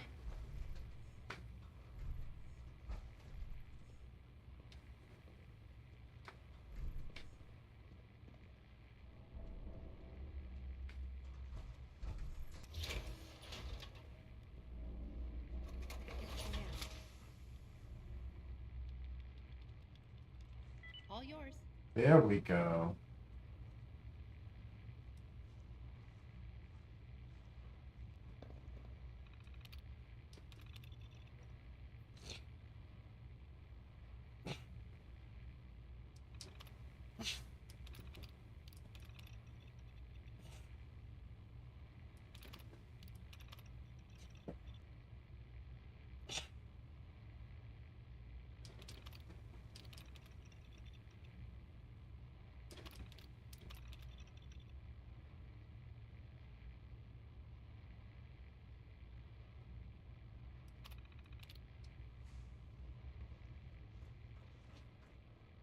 Won't be able to pick this.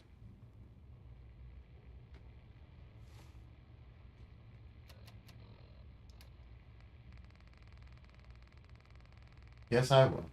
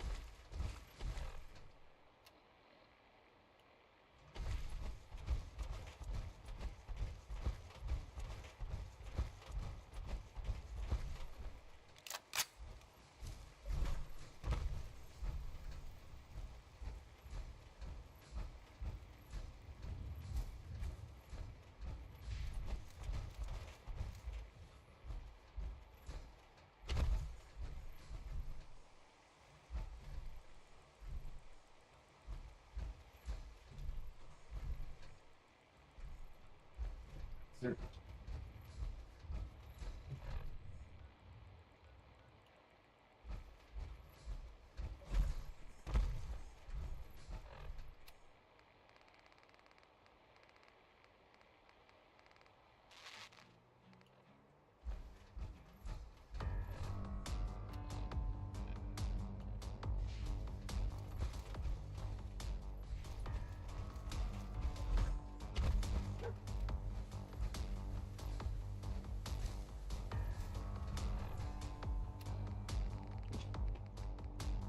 Across the floorboards as the thing crept closer, the stump of its tail dragging behind it. Give me my tail back! Go away, the old man whimpered. Give me my tail back! Give me my tail back! The thing was at the foot of his bed now, creeping closer, closer, closer, until...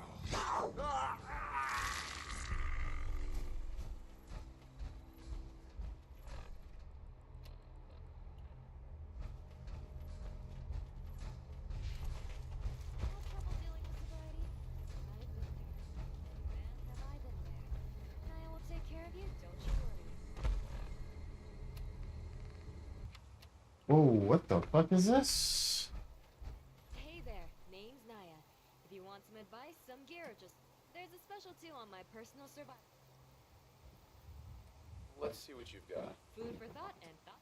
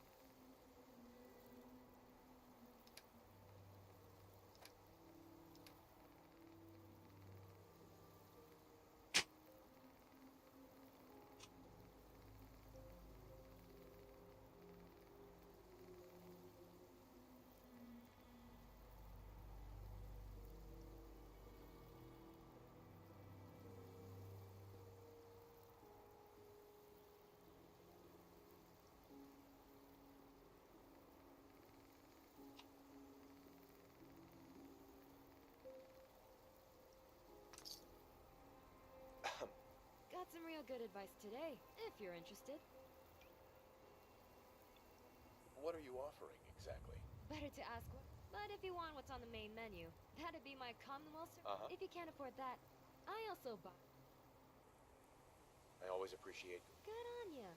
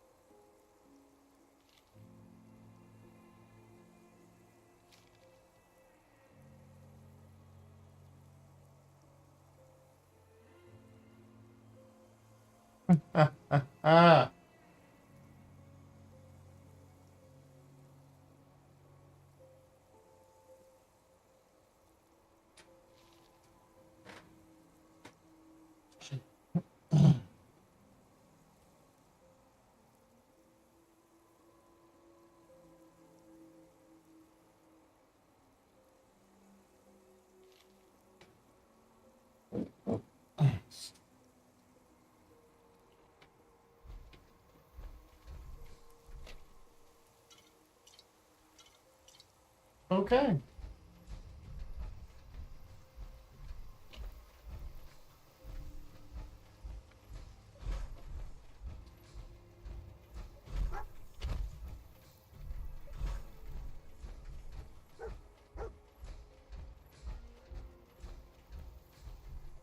Got some real good advice today.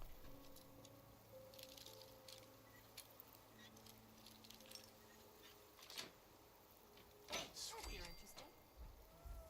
That's my handsome guy.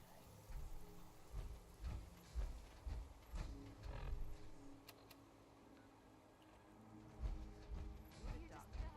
Well, guess what, honey? I got 2 options.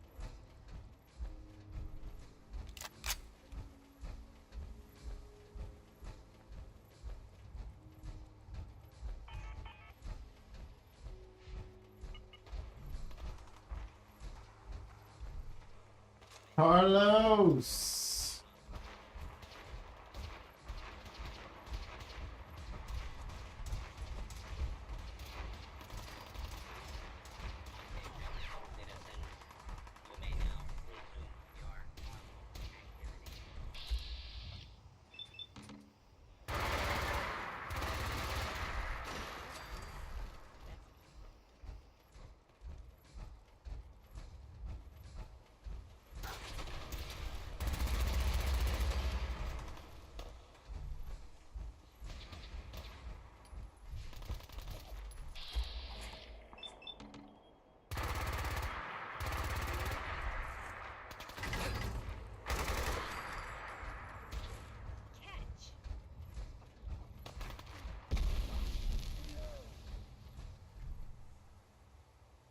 This is just a fancy way of saying you're looting everything you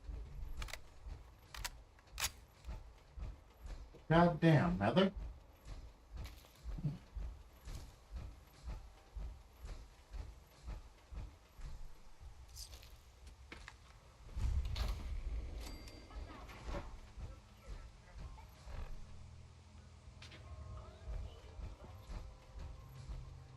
Jesus, lady.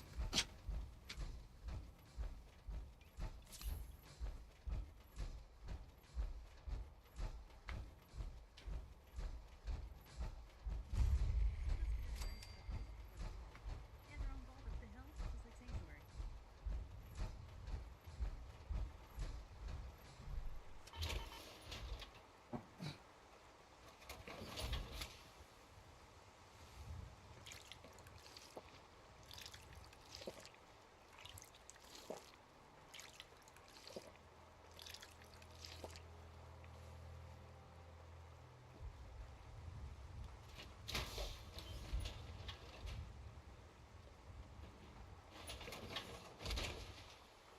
That's some serious protection.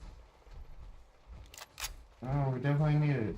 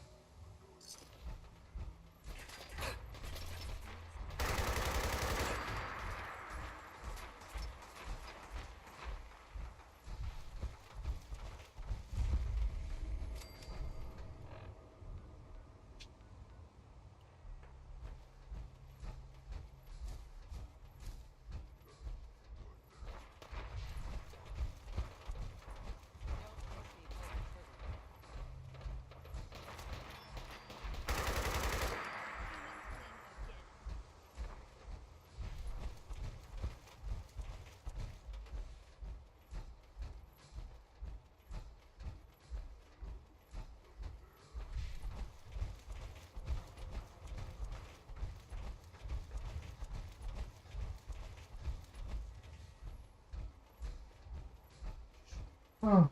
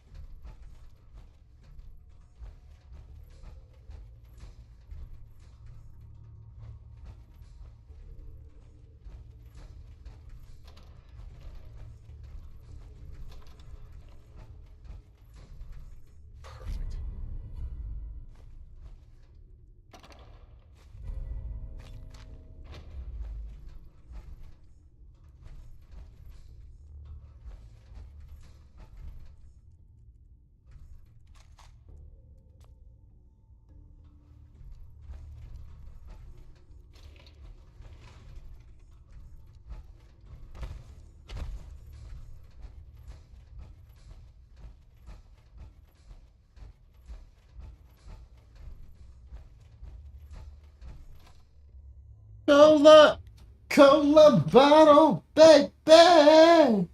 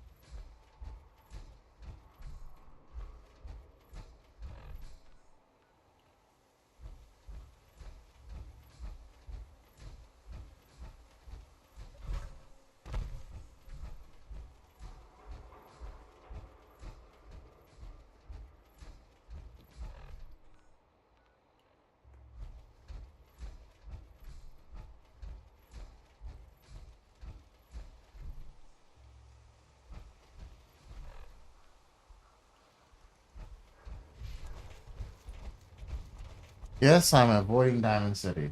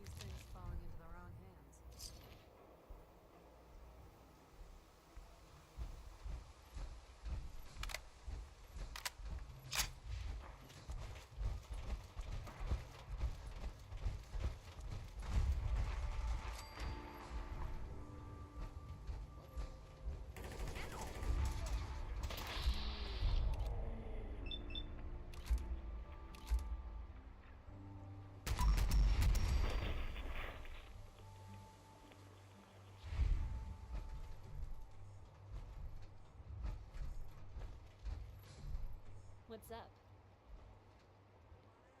Why did the scout... Because they aren't. Who are you? What do you do around here?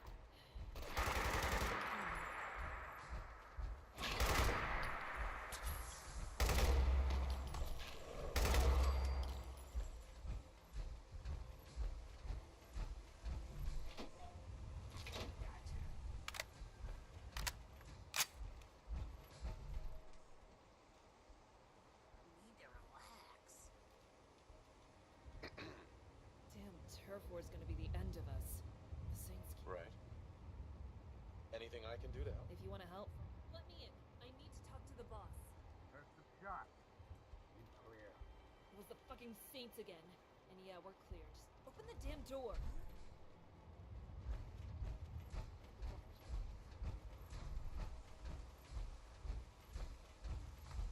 The Boston Bordella.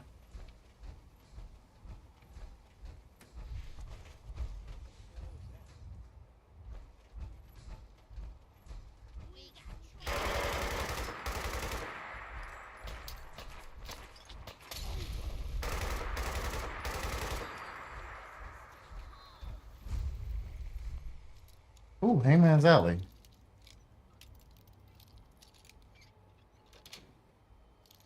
Yes. Bruh.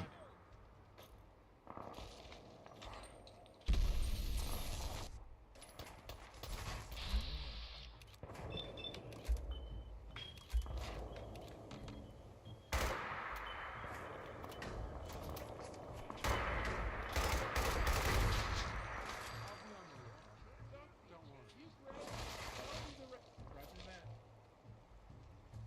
I'm on it.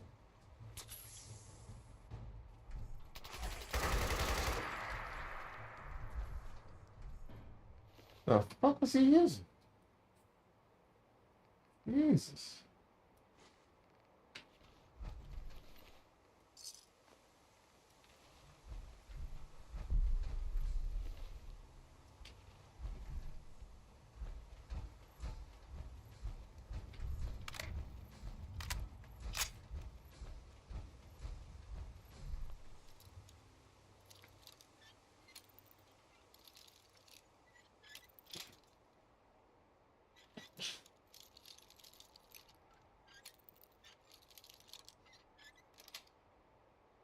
Got it.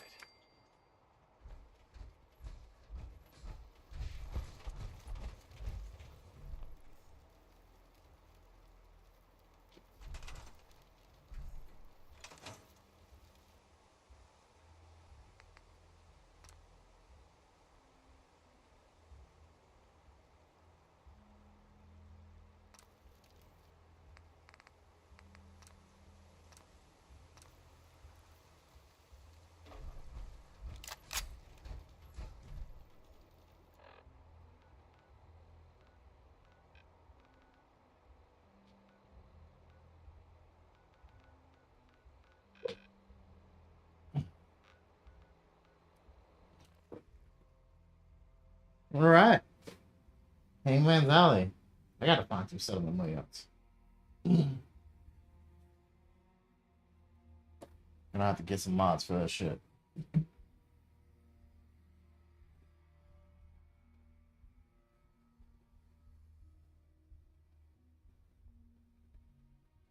Today, we're saying farewell to another fall legend. Tariq Rahim began his career as a freelance artist, and his most notable early work was for the Australian Football League.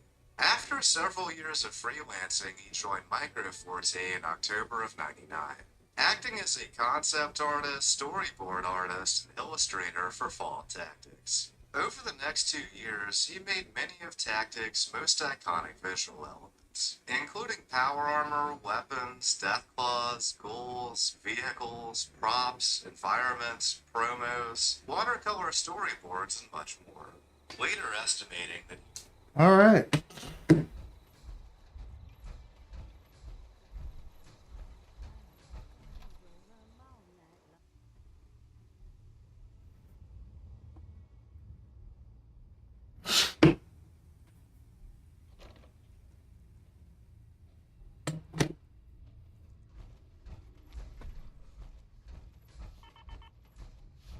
search going? Were you able to find the... Here it is. Great. Here, I'm always looking for tech. Let me know if you think you can... Can't do it right now. That's all right. Take some time. When you're ready,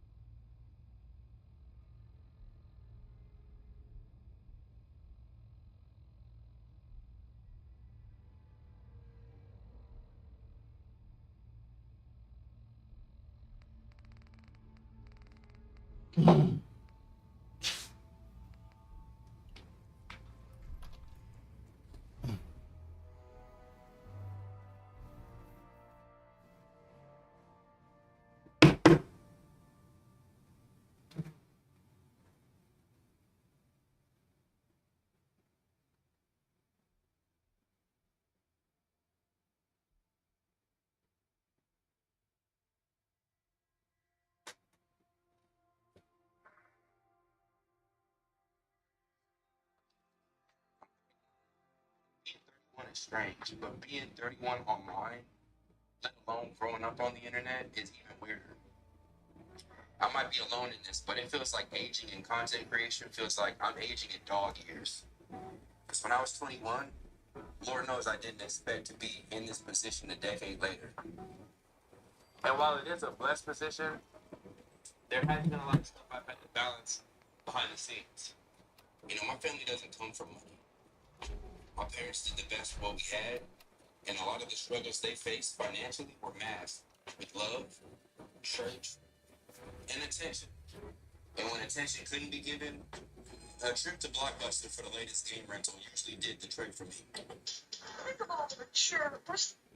I remember seeing my dad run his body ragged, never missing a shift at his post office job. And I remember a Christmas where my uncle brought us Happy Meal toys. And my mom made sure I didn't say anything but, "I love you, Mom. Thank you." Decades later, I learned about YouTube and the potential YouTube had to change my life. Good shit, bro, easy.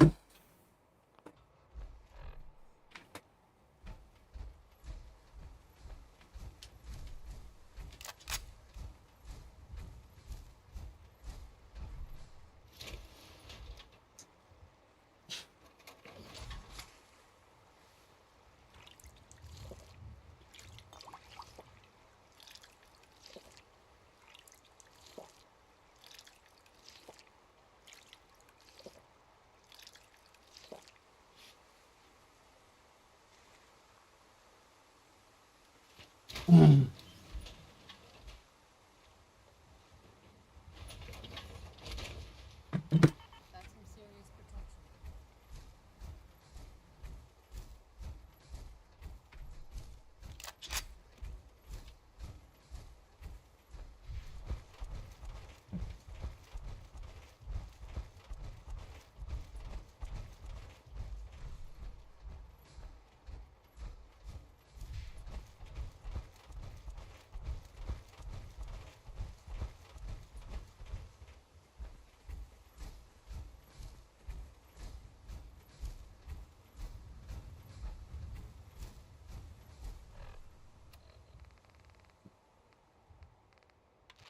If anyone could hear me, I need your help. I was passing through the old Belcher's cave when the roof collapsed on me.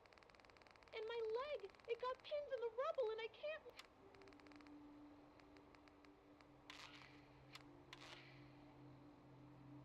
This is an emergency broadcast. Our caravan's under attack by hostile robots and needs some serious help. We're just east of Watts Consumer Electronics. Anyone in the vicinity can come help. Now's the time. Ada, loop this message. Yes, sir. Yo, what the fuck?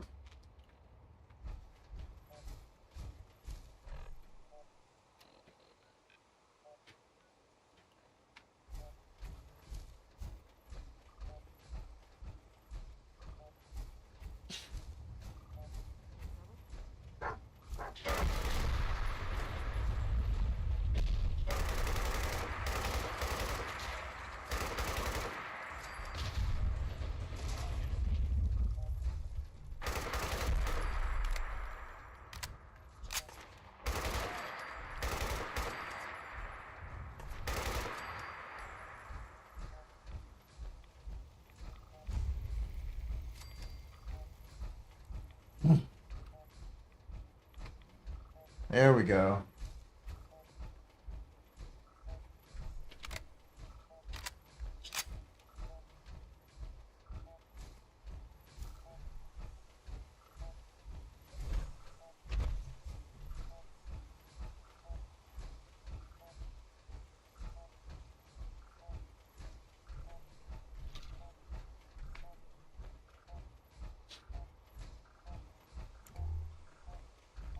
What happened here? It's fused solid.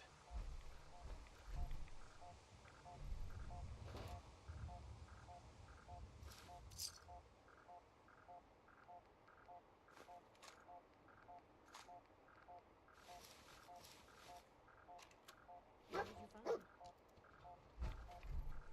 This one too. What happened here?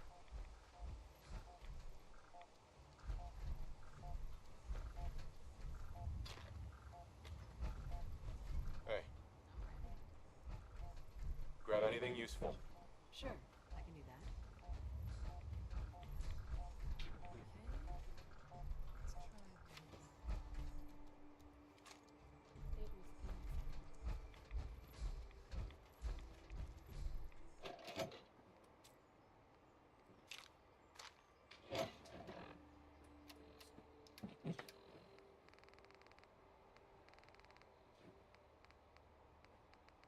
Ambushed on the road. We're outnumbered 5 to 1. Barnum, report. Horse down to 5%! We'll have to scuttle the armor. We can't let them have it.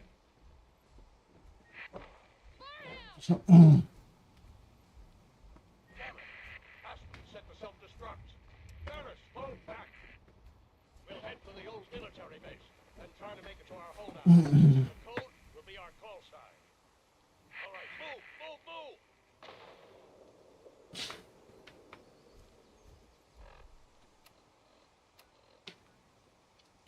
You know who beats Brotherhood soldiers in power armor? Sanders.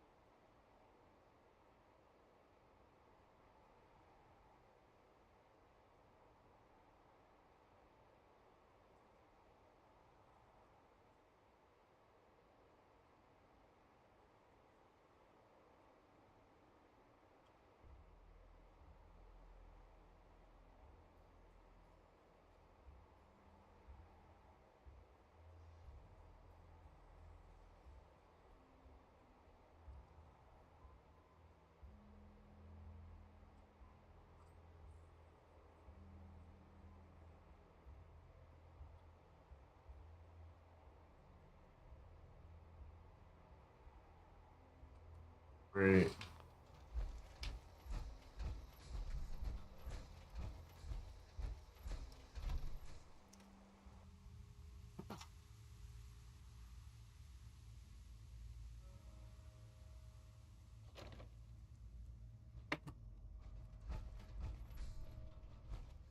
You're back. Any word on the patrol?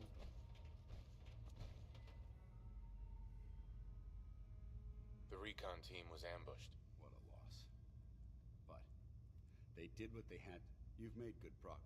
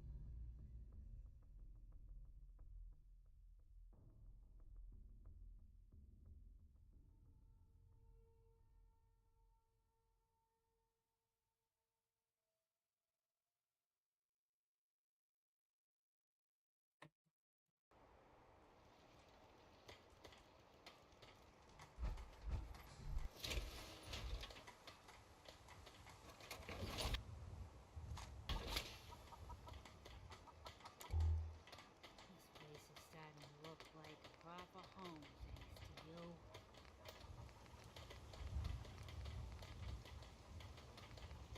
Damn it. I need a little of my science.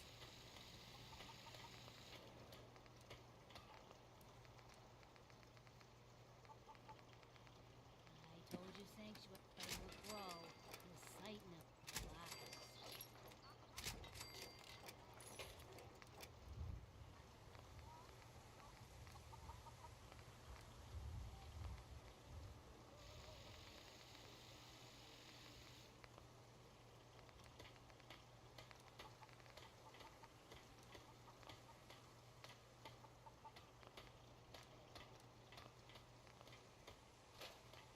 I'll try to make myself useful.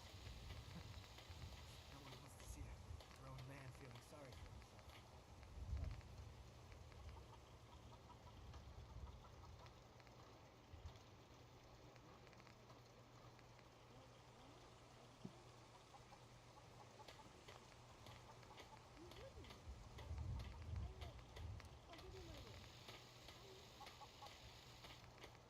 Oh, 4? Fuck.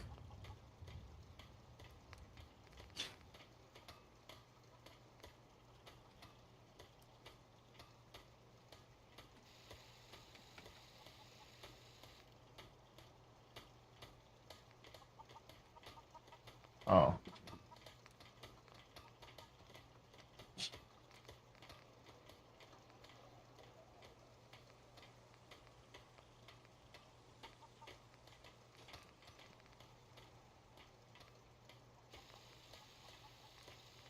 Whew.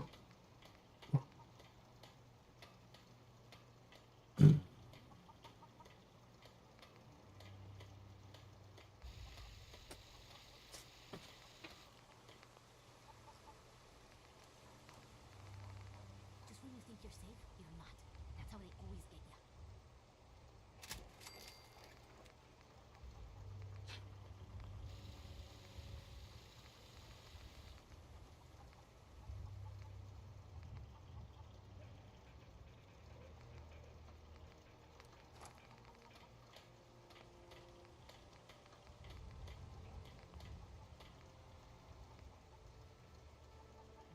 hate you more than Raider scumbags.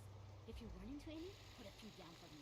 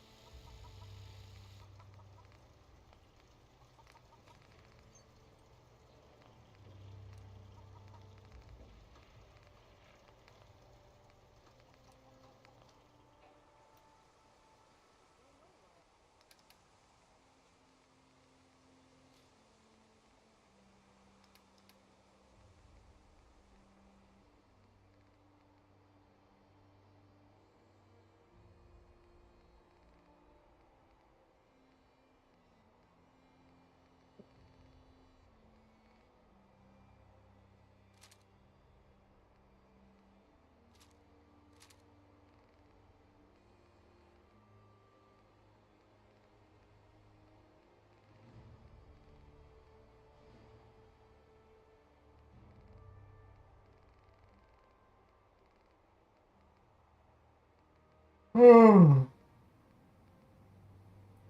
I'll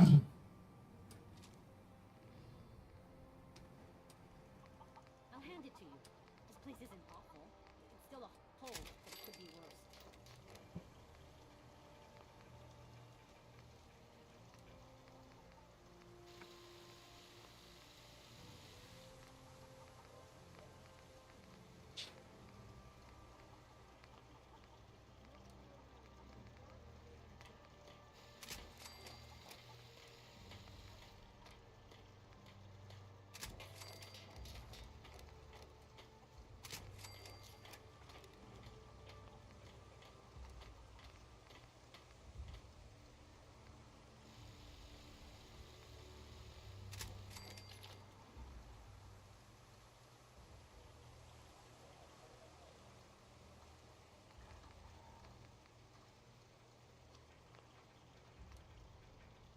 Okay.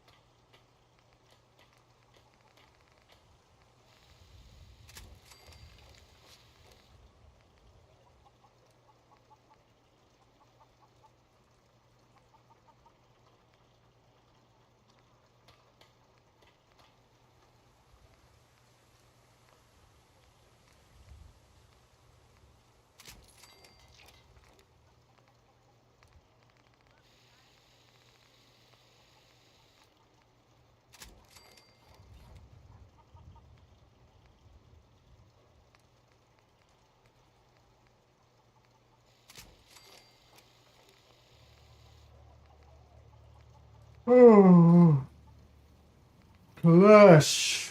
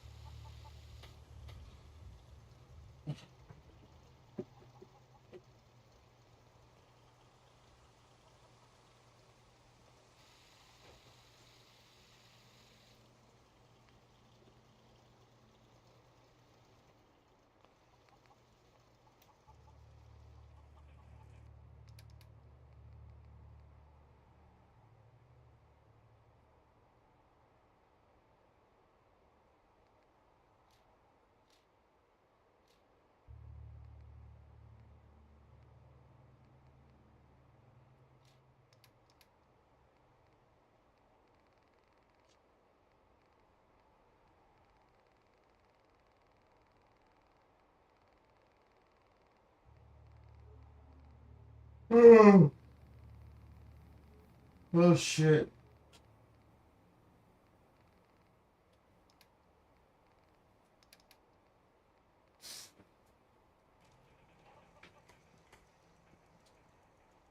How may I help you?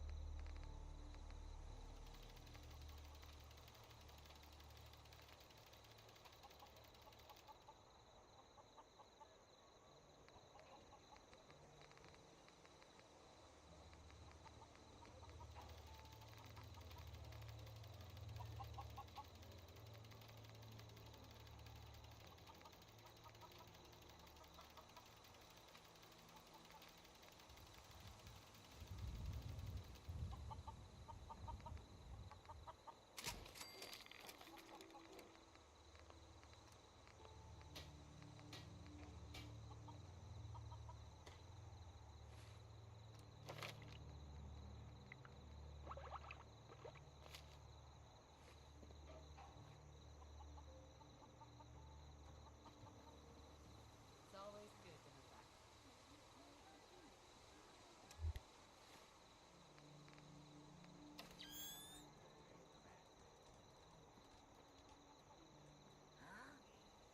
Huh? Do I look like I want to chit-chat? Got something a bit different for you. Our scouts have found a promising spot for a new settlement. I just want to trade a few things. Set up for radio to let settlers know about it. Before you know it, we'll have a thriving new farm instead of... I just want to trade a few things. Take back the Commonwealth. One piece at a time. No one told you to give me that motherfucking quest. Huh?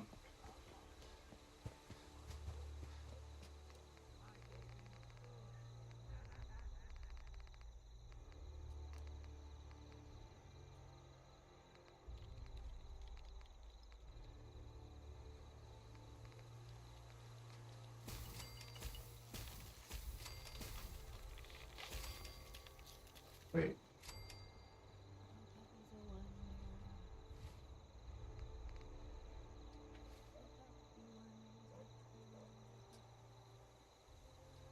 Hold on.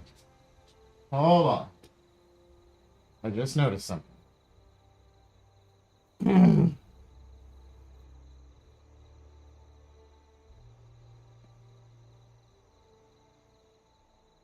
This mod should be gone. I could have swore I deleted it.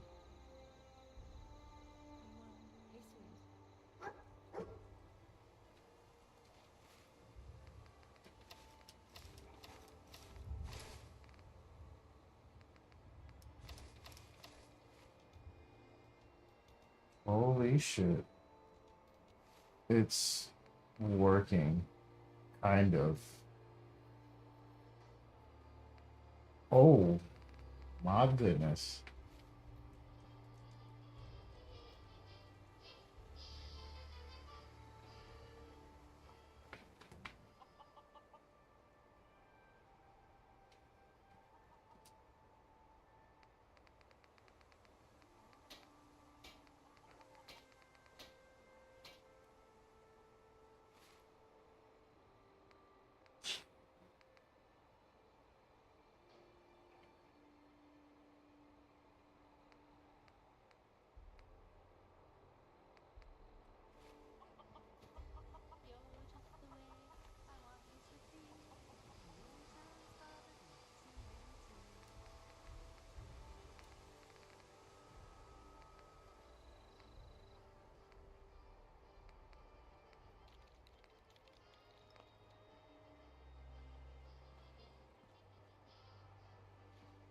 Hey, hon. I miss being close to you too. Nothing else for now. Sure. Heads up.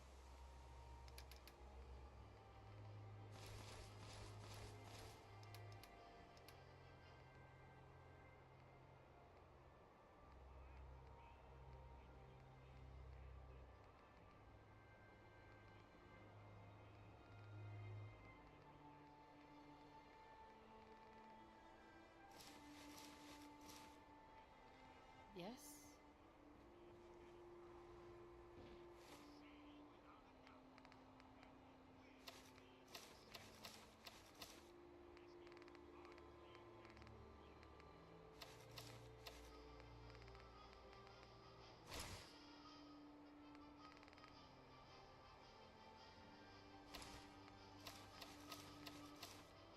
$114.98, 110.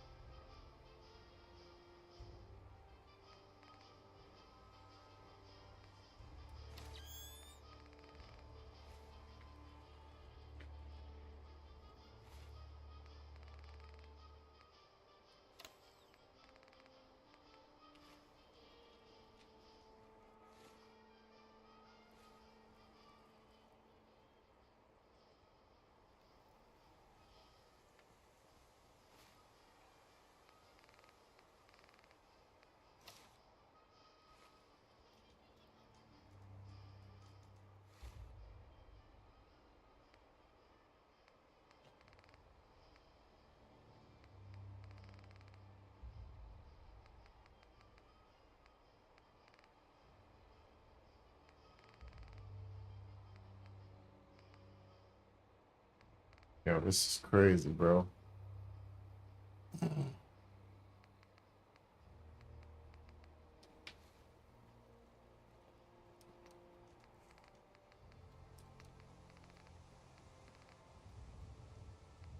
This stuff isn't supposed to be working.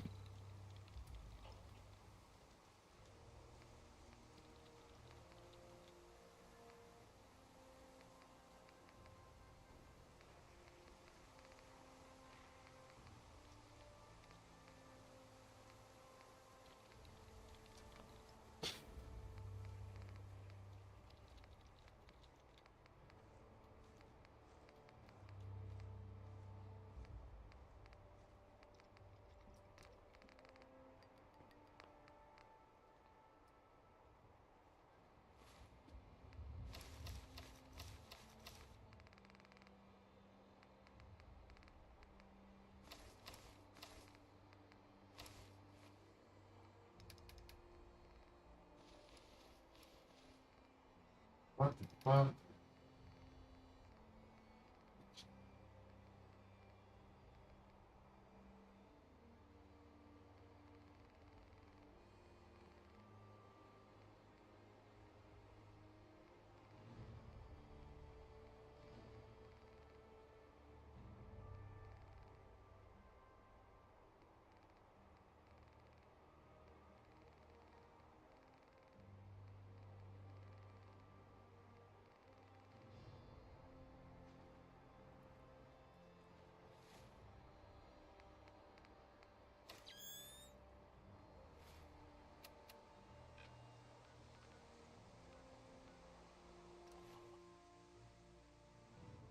Oh shit. I forgot my power armor.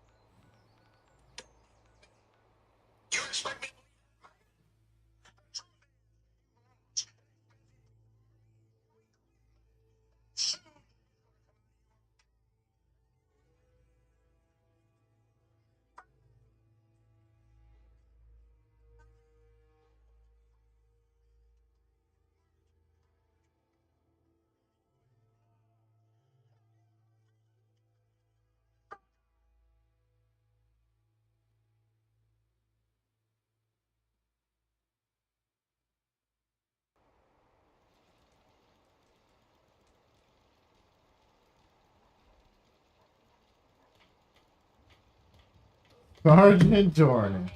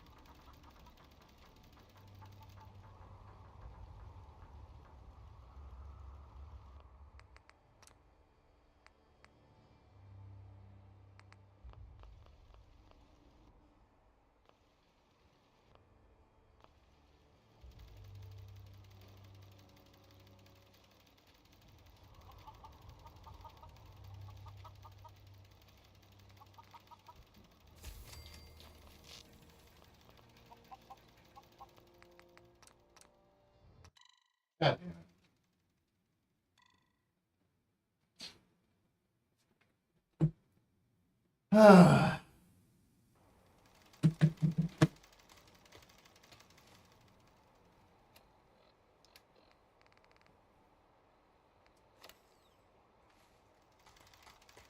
Hey, Garvey. How's it going?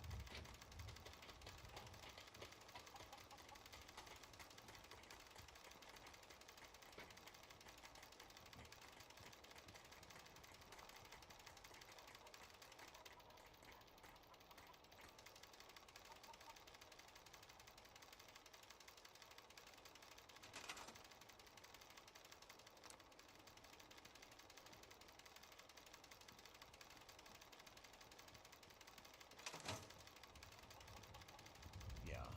Hi. I'm sure I've got something you need. Let's see what you have. Let me know what you'd like.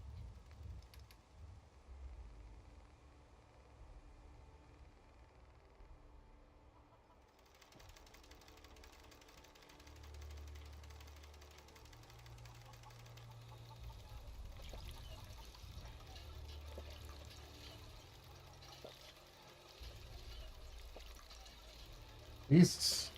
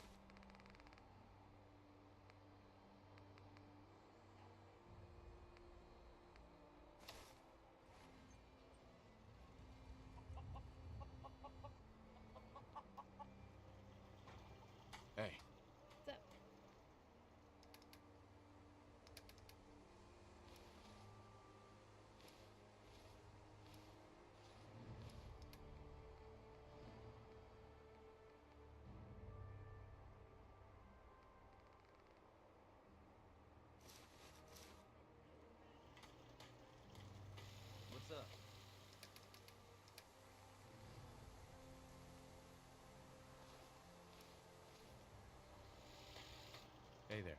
I just restocked if you need some tea. Can we chat? I'd like that. What's on your mind? You know those components we find on the synths we're killing? I'm gonna make a... That's all.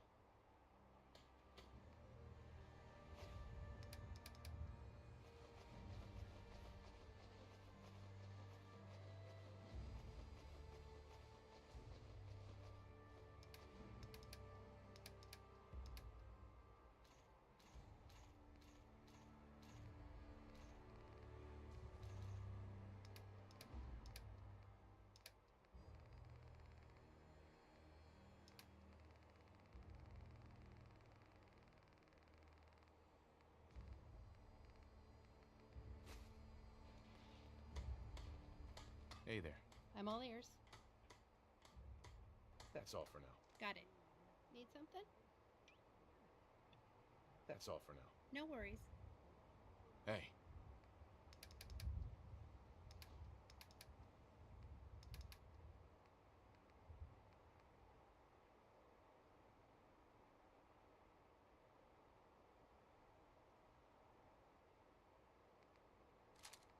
What's up?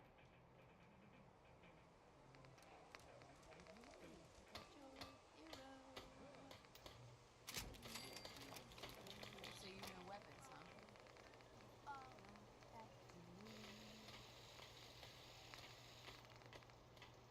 Hey.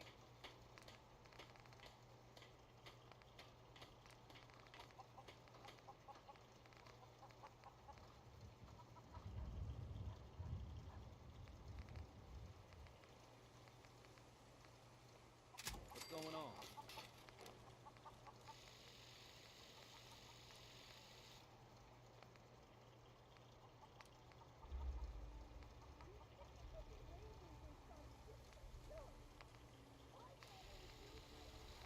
You ought to be careful. I can fix most things. People don't fix so easy. Hey.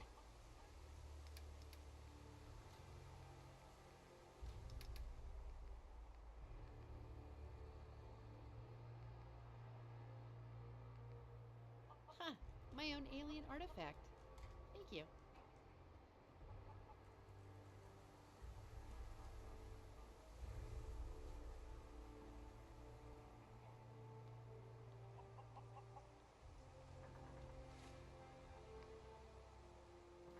Hey.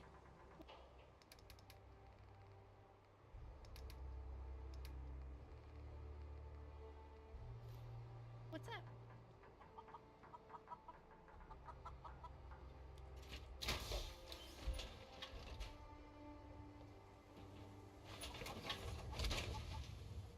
That's some serious protection.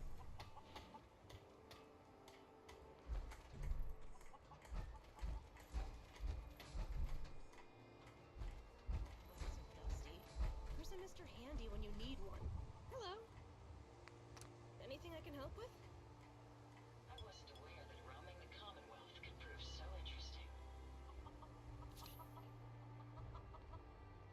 How may I be of service?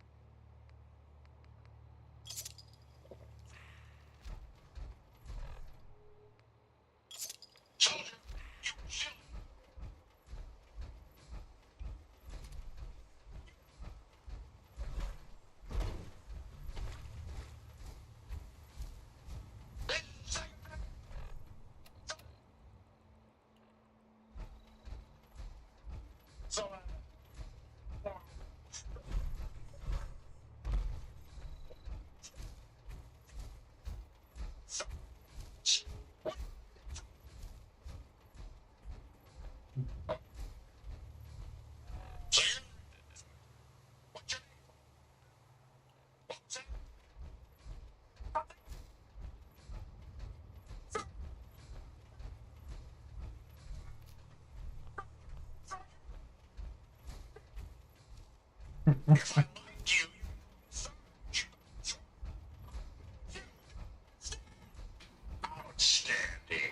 Outstanding.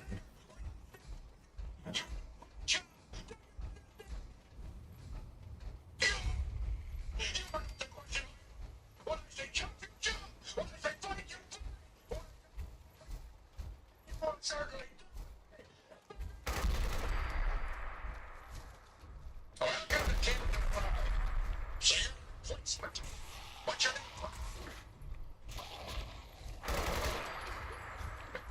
Send me a moron. Listen closely. You will stand guard at the hangar. Stay on guard until compromised.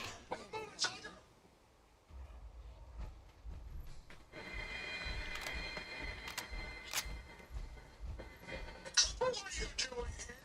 Get back in your post.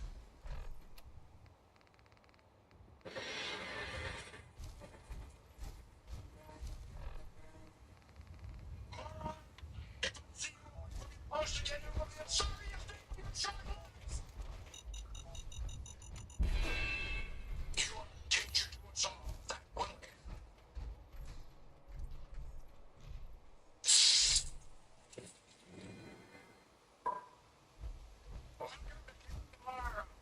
Civilian! Civilian, get on this base! I'll have someone ask for dinner! Get the civilian off!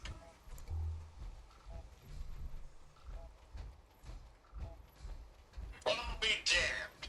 I had to book you, escort off this base, and here you are again. I don't think you're civilians after all. More than likely you're spies. Tell me where to execute these maggots. You are a uniform soldier! Where is your power armor? Those paper shuffling jackasses! How the hell do they expect me to run this unit if they keep changing me on supplies? Hey. There's something in my way.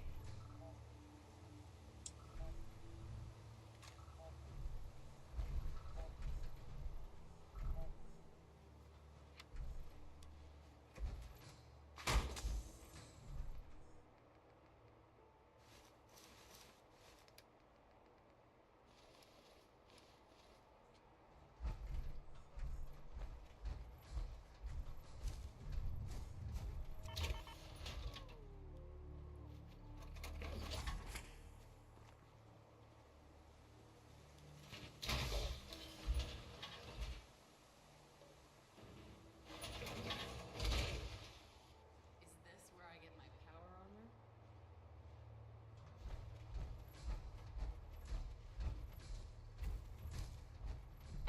Hey. I got it. Dope Diva 88, what's going on? Welcome to stream. Okay, so this power armor isn't showing up. Alright, so Anything else? we're about to try something real quick. Let's do a quick save. Alright. I'm gonna try to reinstall this mod. Here we go.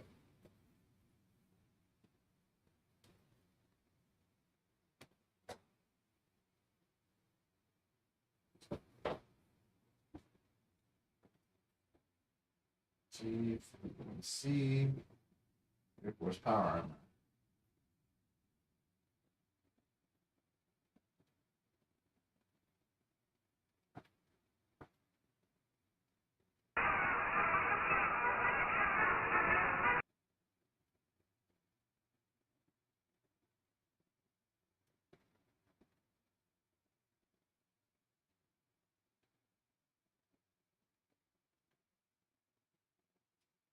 I don't know if I'm using this lore-based power armor badge. I am. Let's see.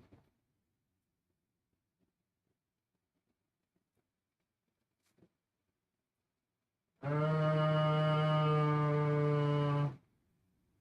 am not using this. Cool. Alright. Re-download this power armor. Yep.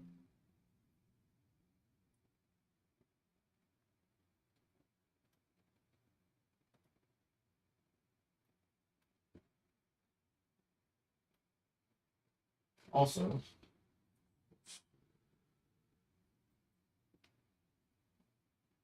power suit.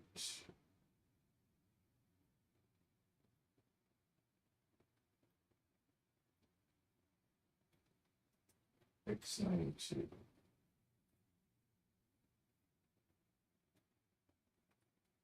Forcer X92. My hell, if I can spell that shit right.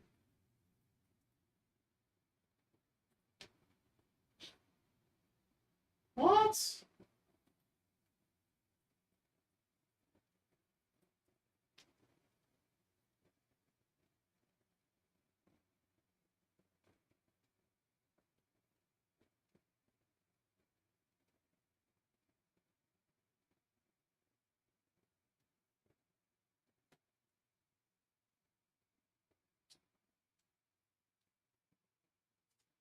Okay.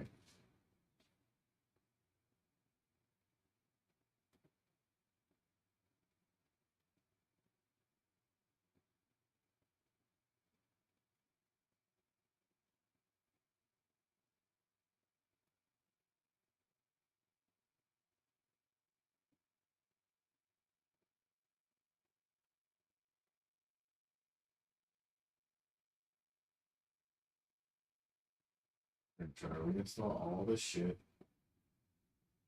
Yep.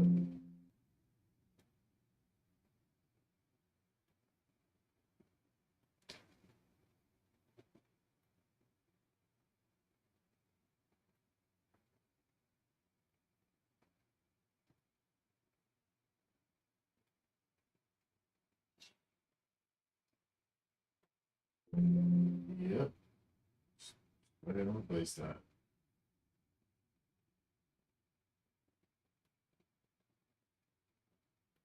Replace it.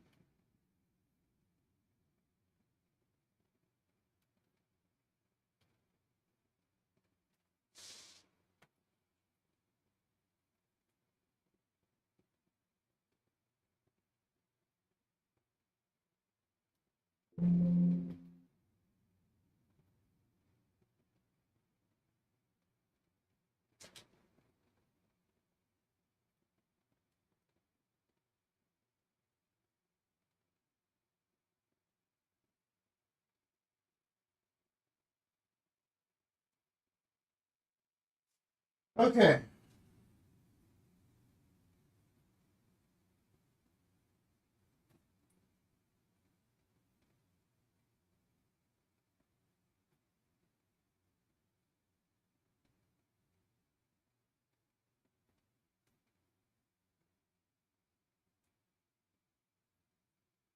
Where is that Pit Boy at?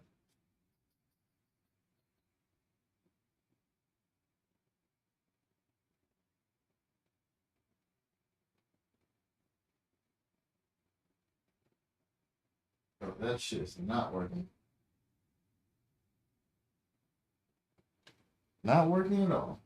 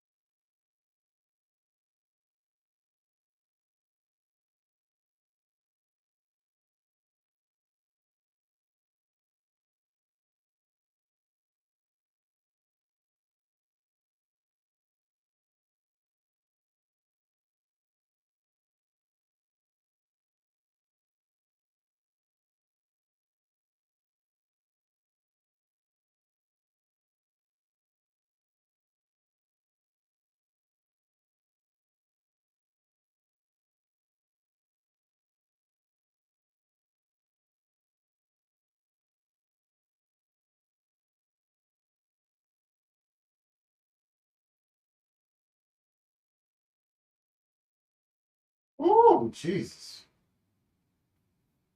Those fucking background players are sad. It's ridiculous. Okay. Um.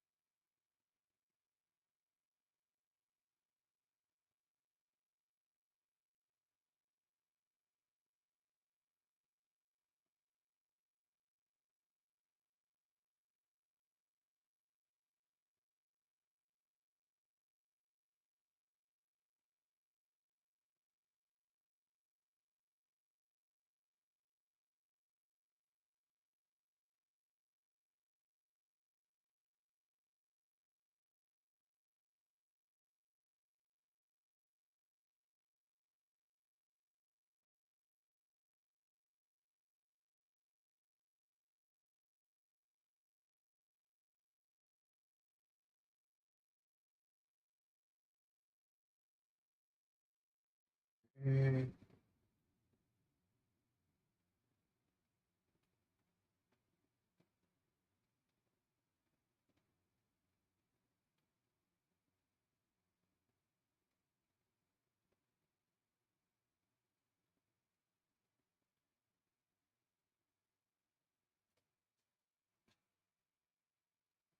All right.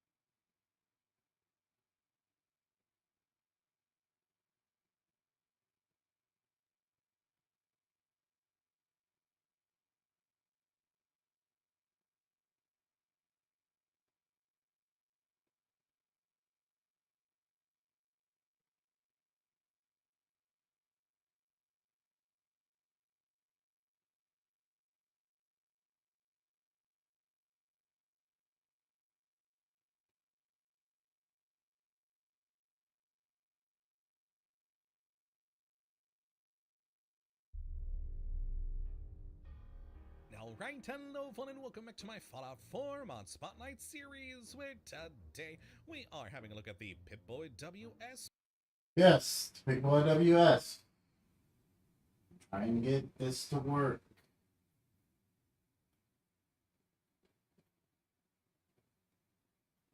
So I'm going to go download the ESP and the ESL.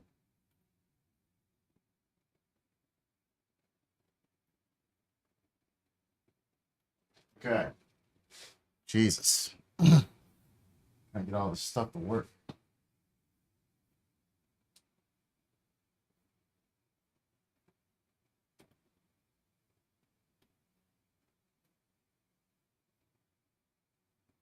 And go to my mod list.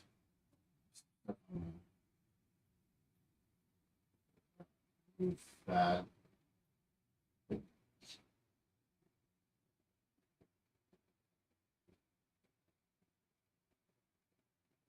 And perhaps that's just fucking on my power on and shit. So, I'm gonna get rid of that stuff.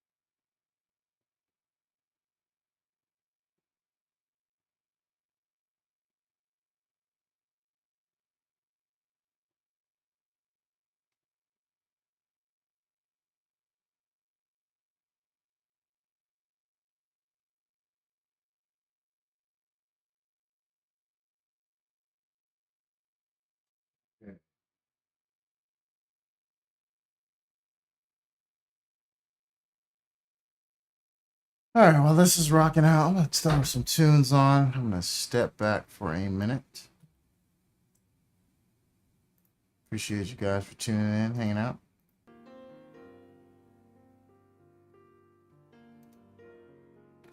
BRB.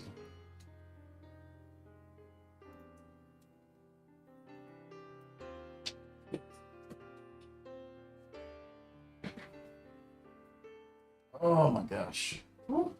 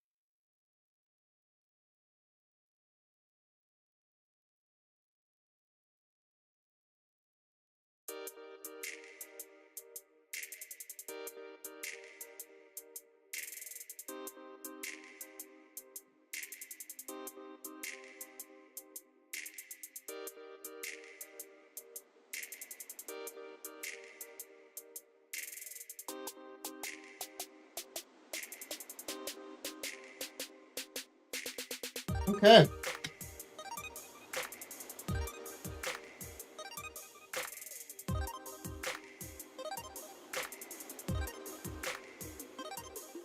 Try to get this damn mod working.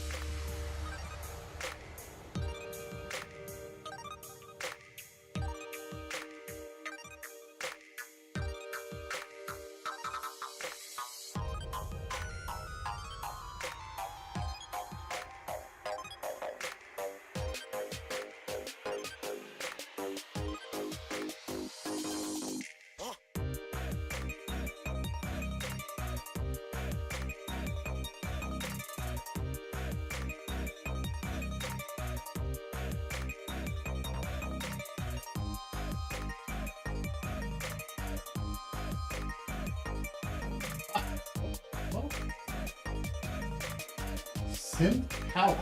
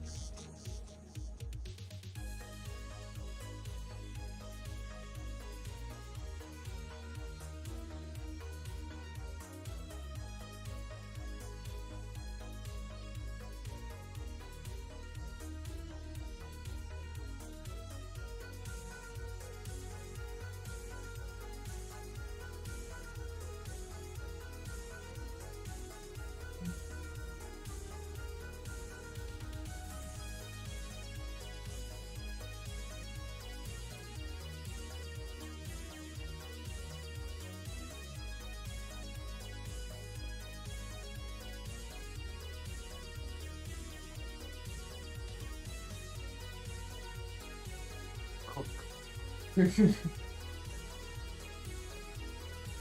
1 in the morning. Oh. Thanks for the sub, though, Diva.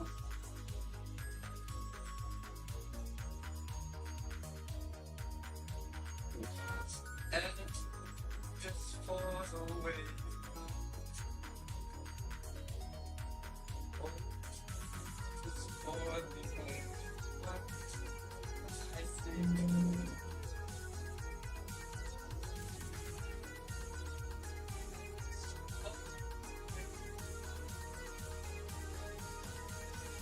Okay. Alright, let's get this stuff installed. Great.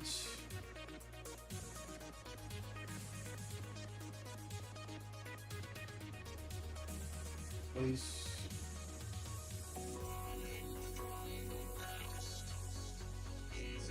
Place.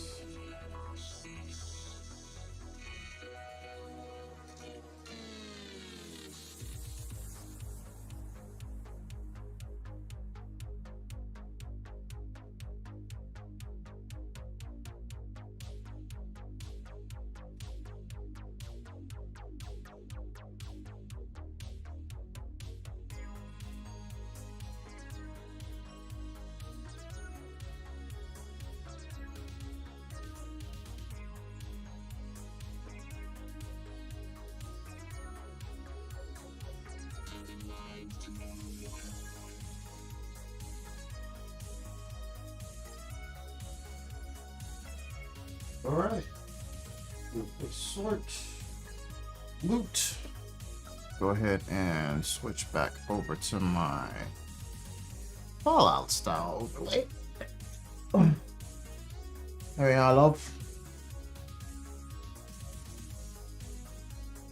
Alright.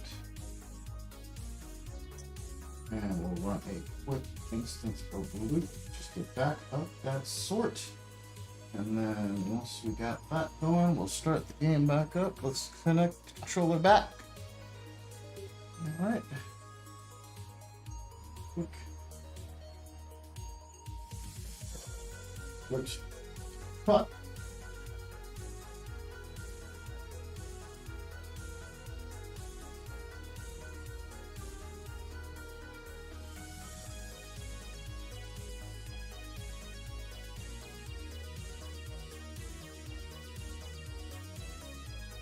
Okay, cool.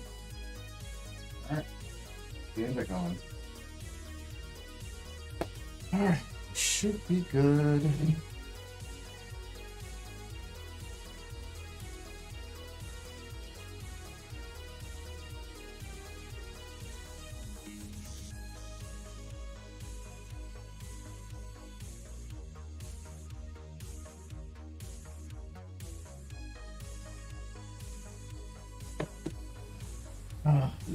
Good to be back. Alright, and since we are back, we need to kill this music, because ChiLL. Alright.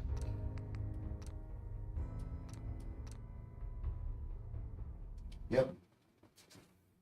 Alright, hopefully, now that I've gotten rid of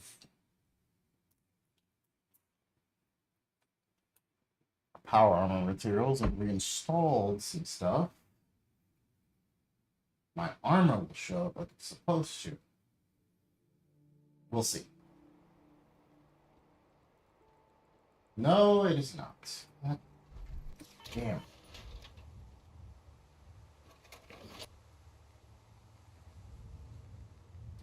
Alright.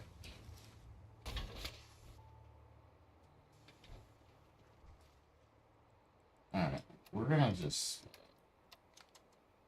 Oh! Yes! My fucking... Thank you. Personal storage. General storage.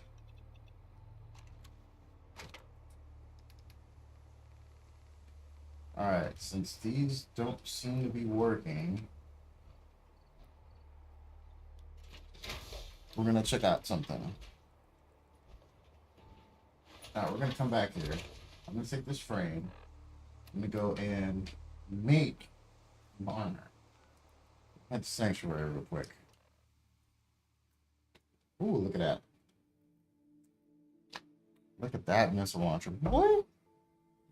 That shit beautiful.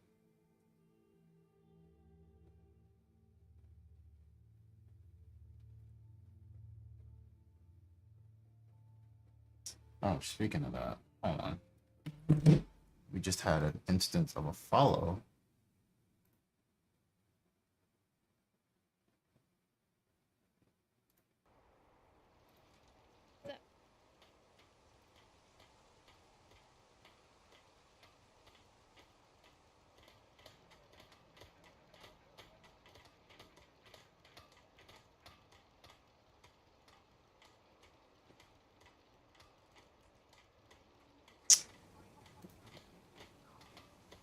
Events.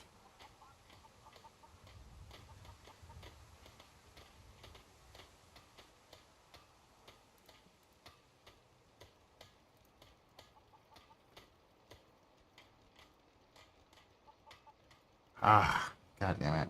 Okay.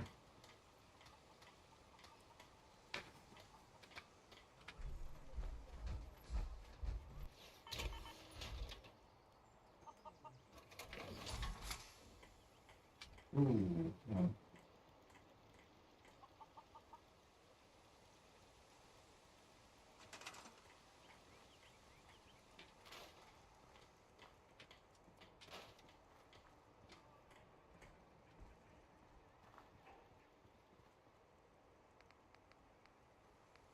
Crafting.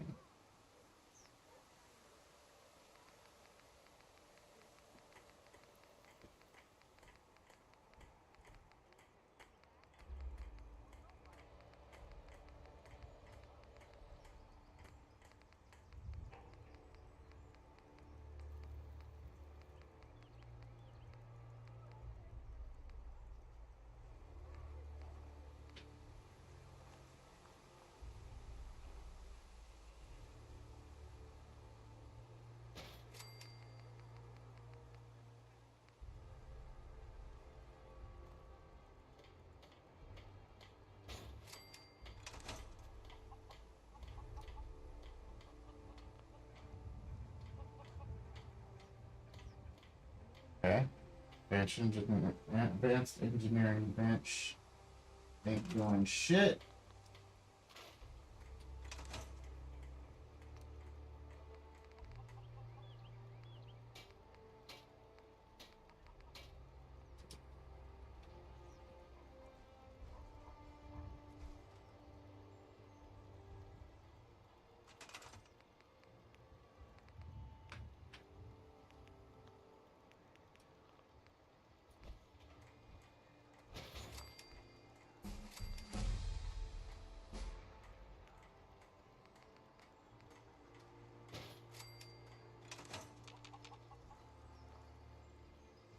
Bro, it's not here.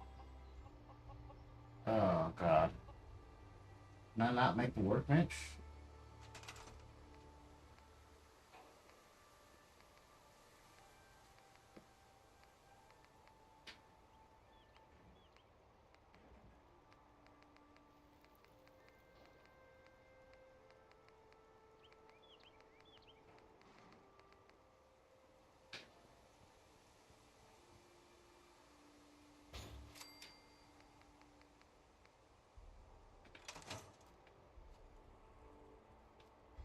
Fucking chickens.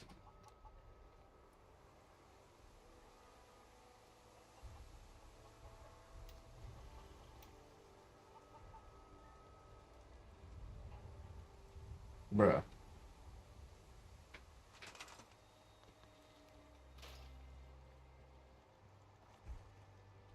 Oh my God.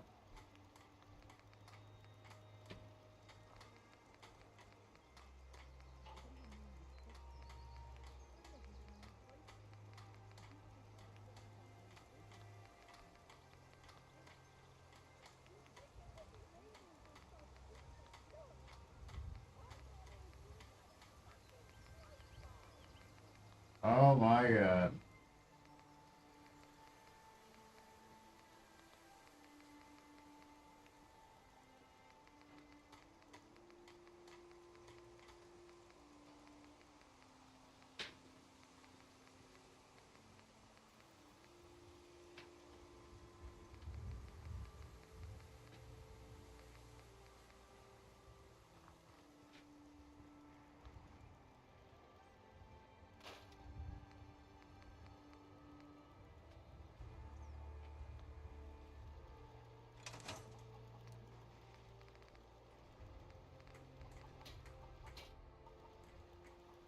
Oh my God.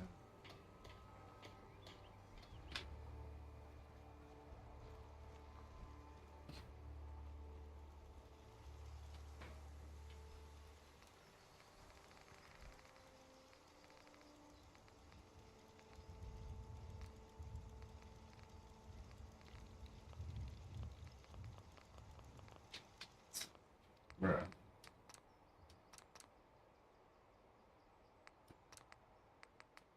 Okay.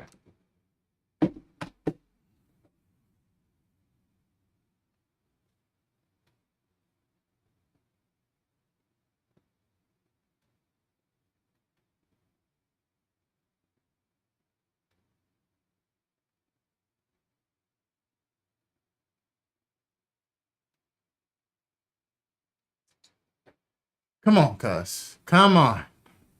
Don't do this to me.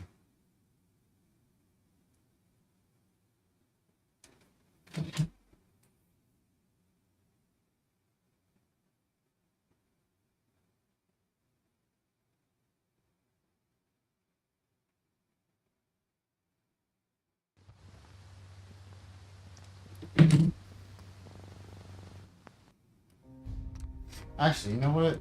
Hold up. Yes, quit the desktop. Quit the desktop. Let's do it.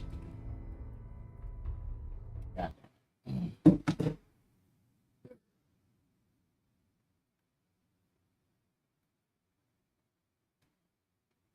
Push.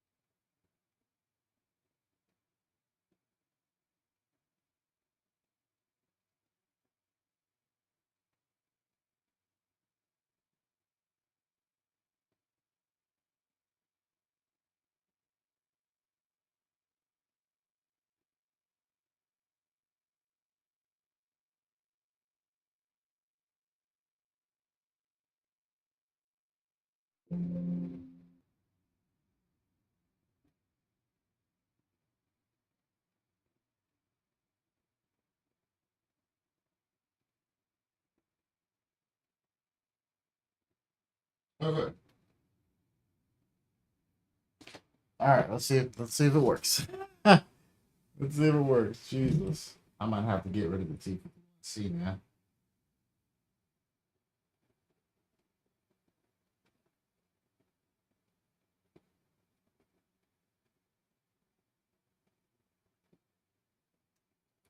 It makes me sad. Makes me sad. Okay.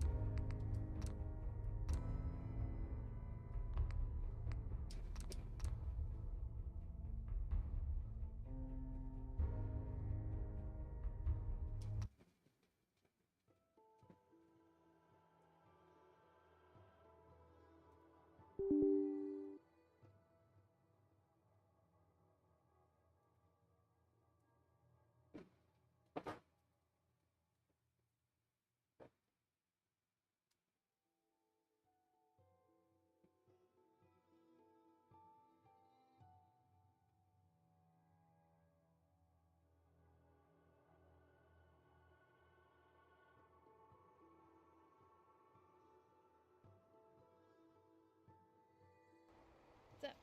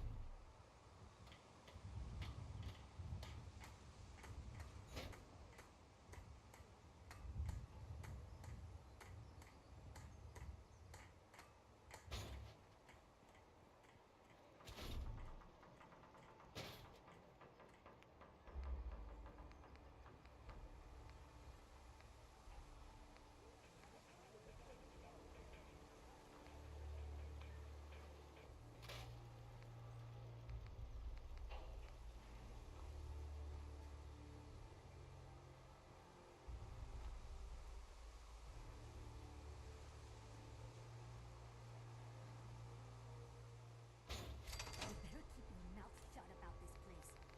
Can't trust anyone.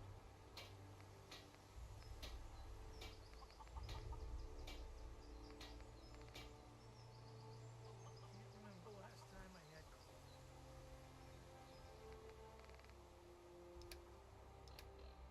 Damn, that shit is beautiful. Look at this. Here, boy. Woo! That shit's gorgeous, man.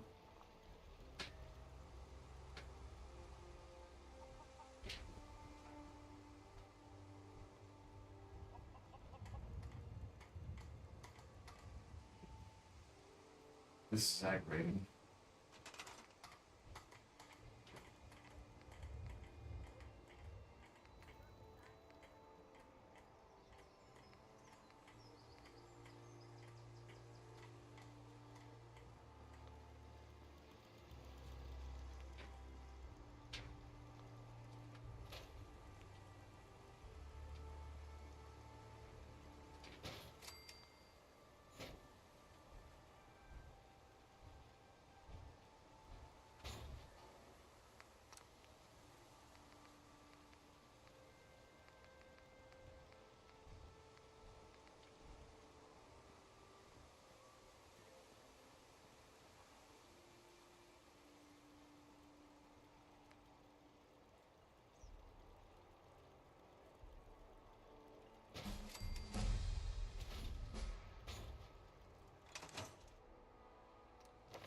Okay,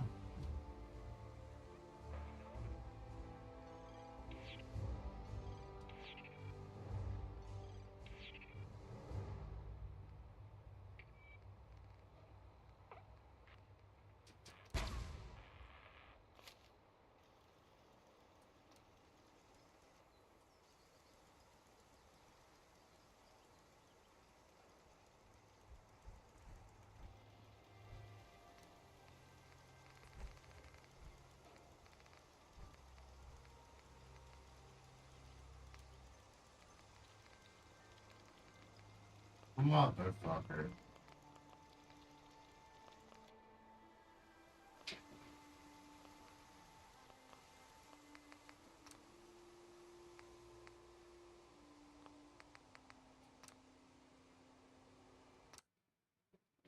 How the fuck are these mods now?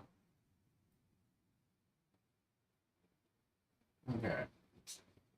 This shit don't work. Just completely remove this. It's just does not work. Something I have is just not playing nice with that. Okay. Cool. So we'll just delete all the T51 shit. Just delete both those mods. Okay. Alright. Go back. Synth power. Place. Okay. Songs looks like you can find that in the game. So combat power.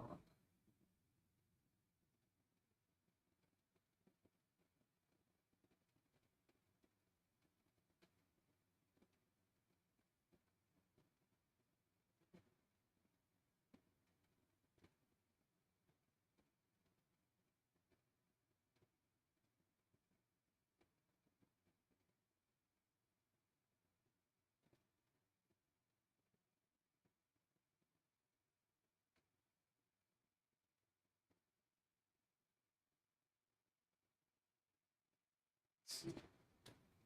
Armor.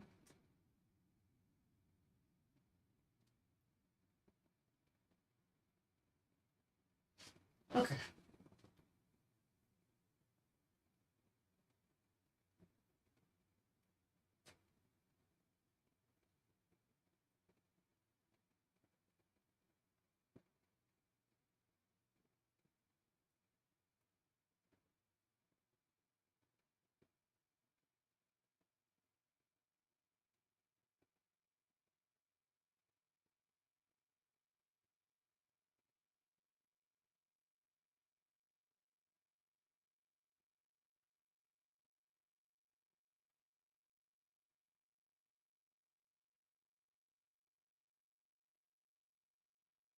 Ah, yes, the nanosuit.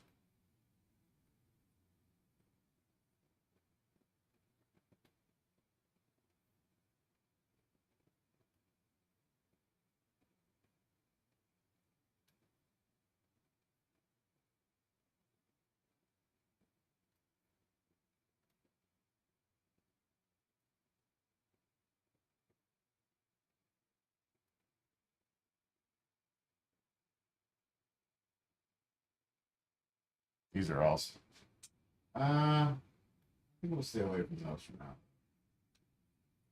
Try to get.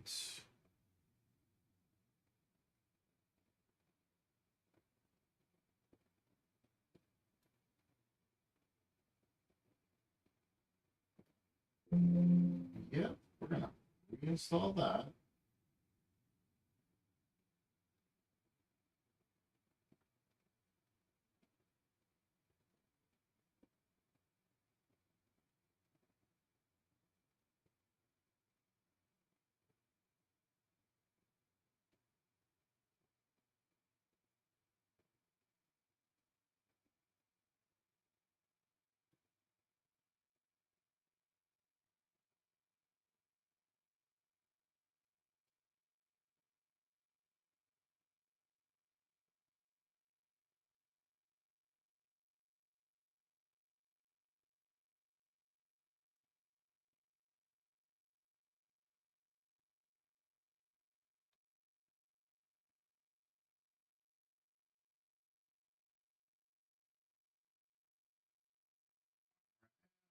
Smith extended.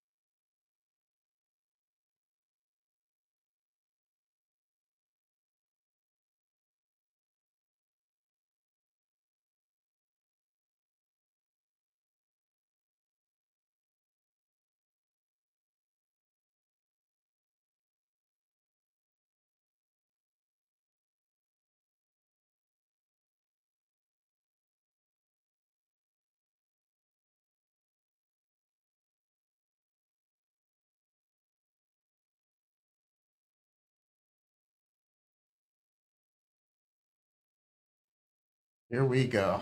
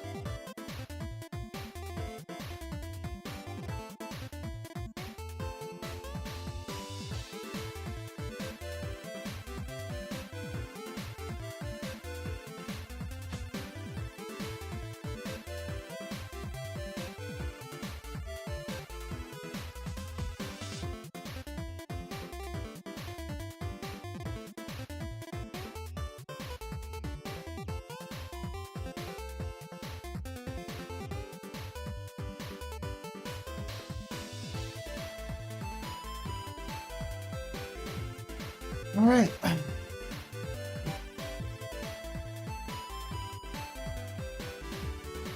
This is such a pain.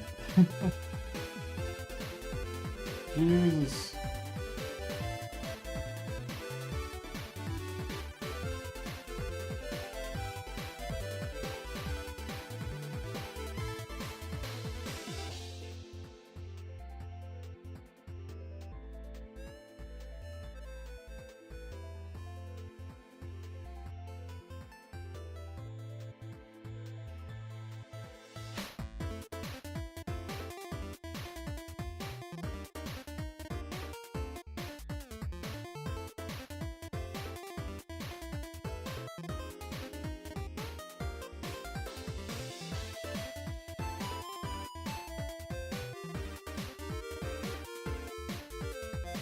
Okay. Okay. Right there. Like that little panel. What be saying? Come on, download. Please.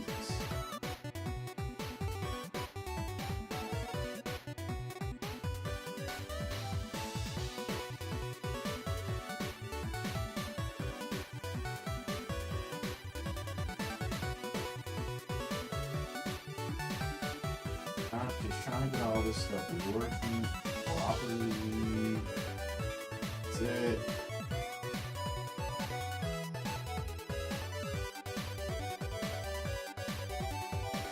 Okay.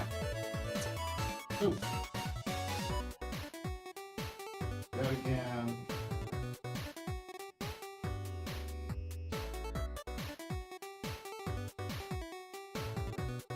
Standard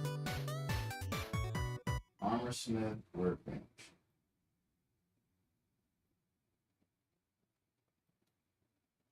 Standard Armorsmith workbench. Yes. Standard Armorsmith workbench.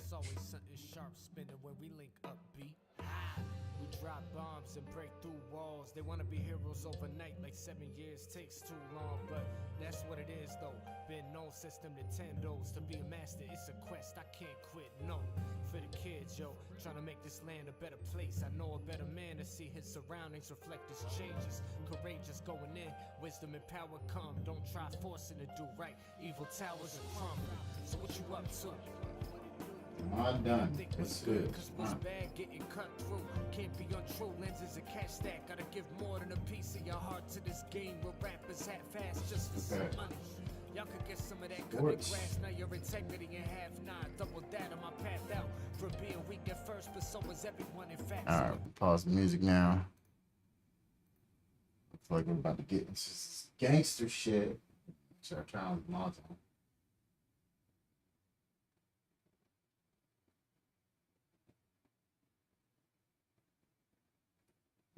Okay, Champier. Champier.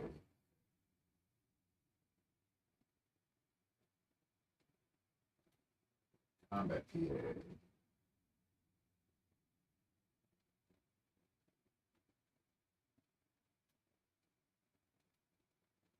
Let's sort it real quick, like.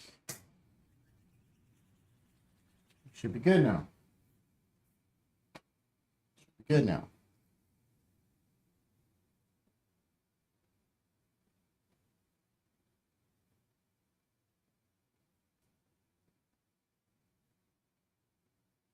Yeah.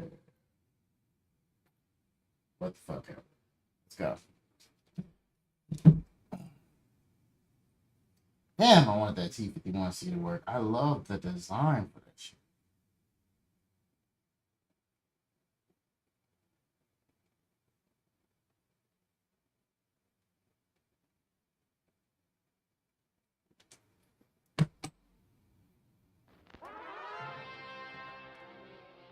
We're here.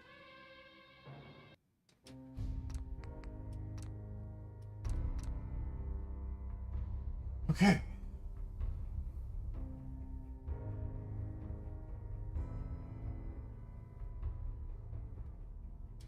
Yes. No T51C armor.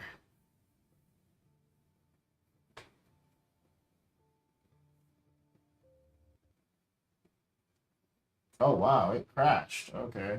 I'll have to load before that, which is fine.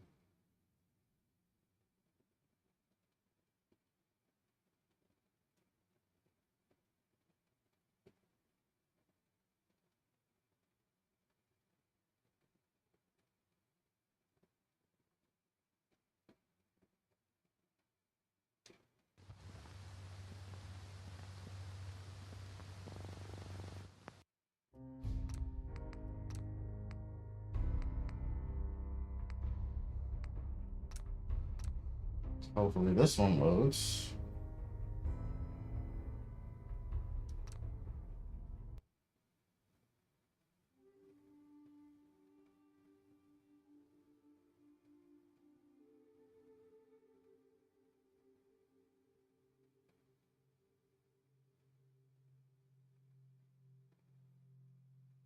Come on, baby. Come on. There we go.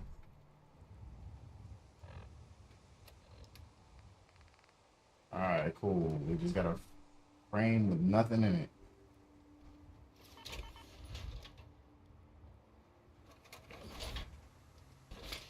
Alright, cool. Ain't shit in that motherfucker. Perfect.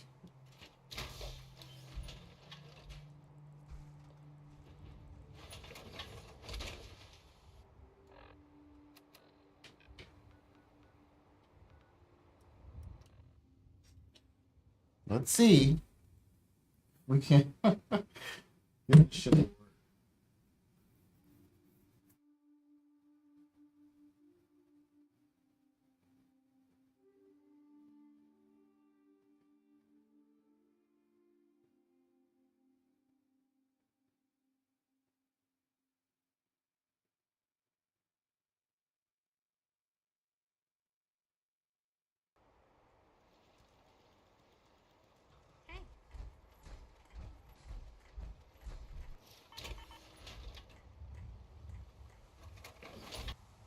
Oh my god, look at that beautiful fucking Pip-Boy.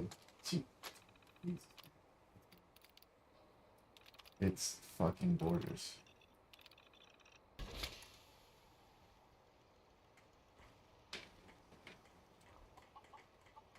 Okay.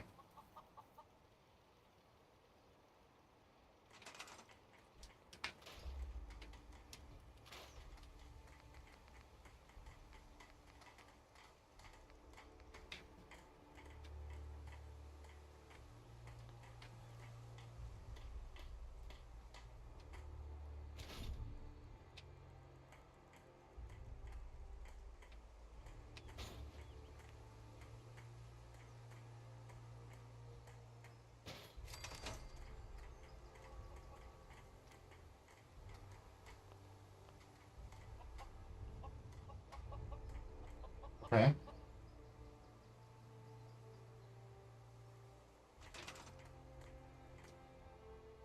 That motherfucker don't work.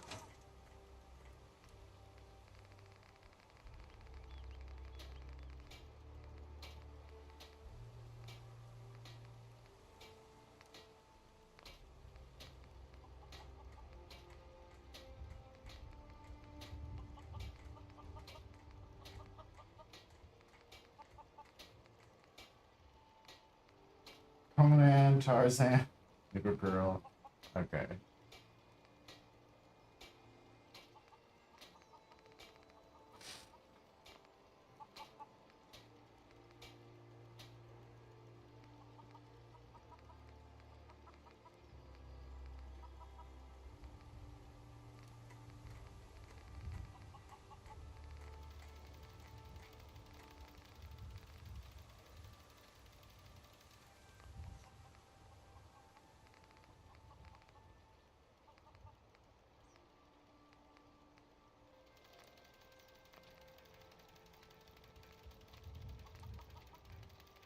Okay. There's Strong's power armor.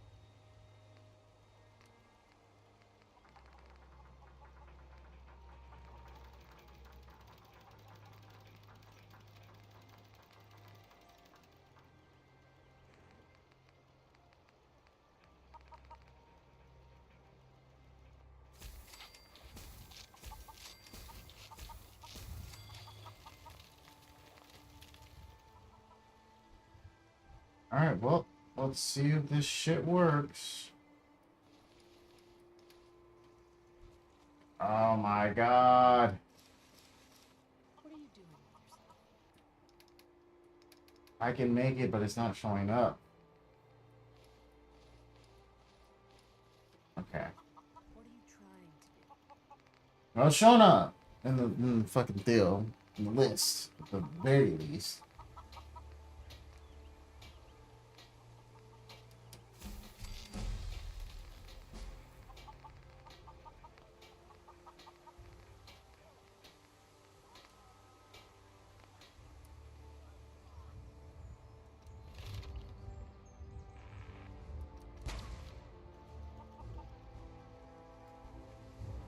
Let's see what the helmet looks like. Oh my fucking Christ. None of that shit working. Okay.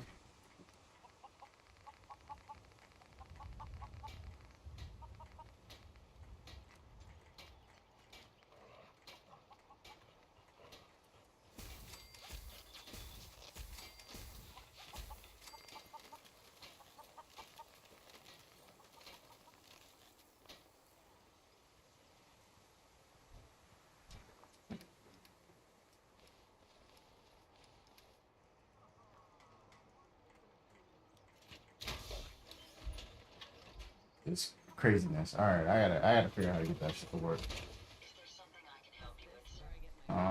Weaponsmith workbench. Let's.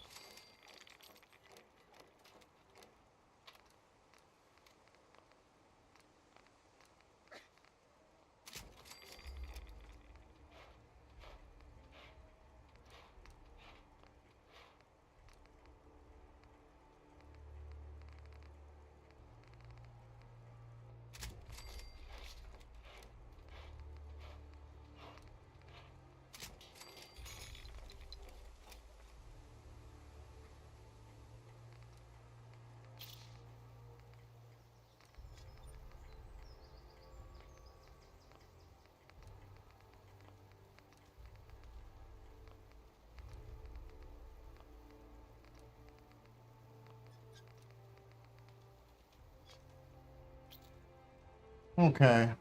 We'll leave this just parked here. We're not going to use it. Because Nora's got my suit that I plan on using. Hey. Honey? Oh, looking good. I'm going to need you to get out. I need you to get out of your power armor. Sure thing. Nora, you're using my suit.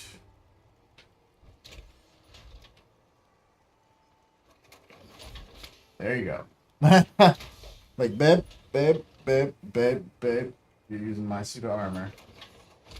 You need to come up off that. There we go.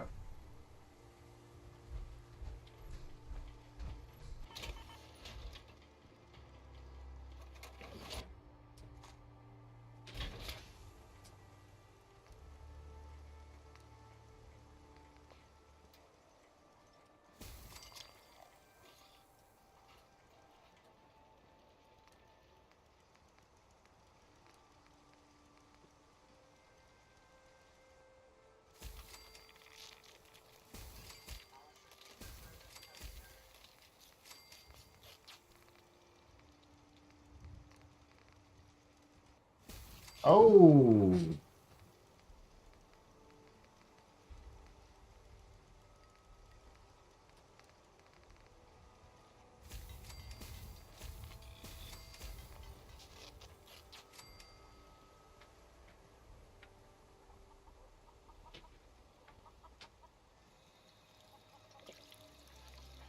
There we go. There we go.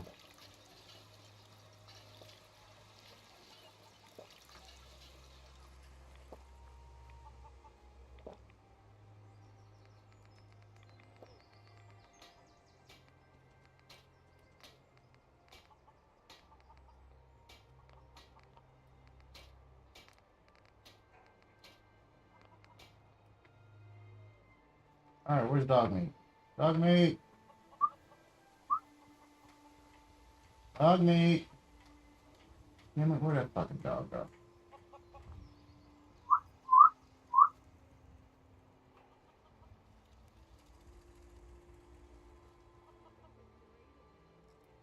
Alright, well, while I'm waiting for dog meat there.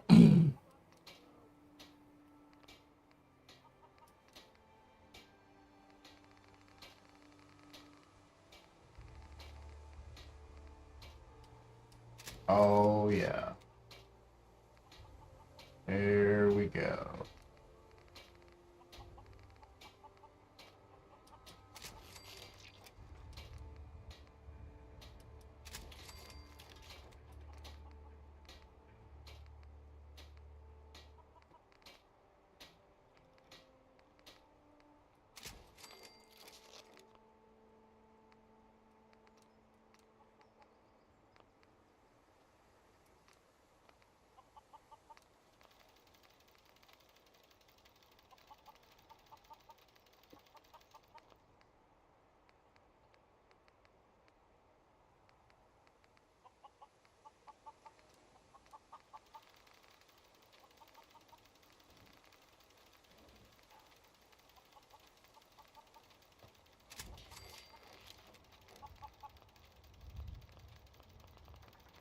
Oh no.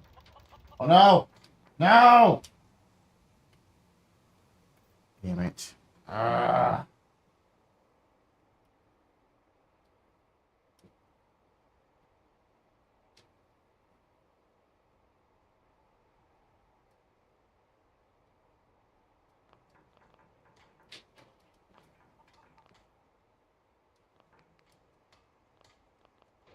God damn it.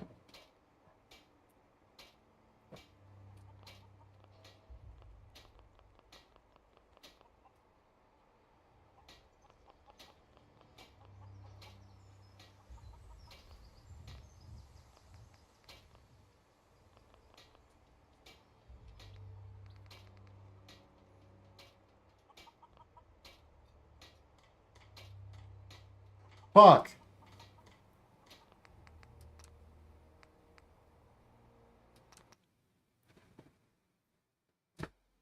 Bro, are you fucking kidding me? Okay.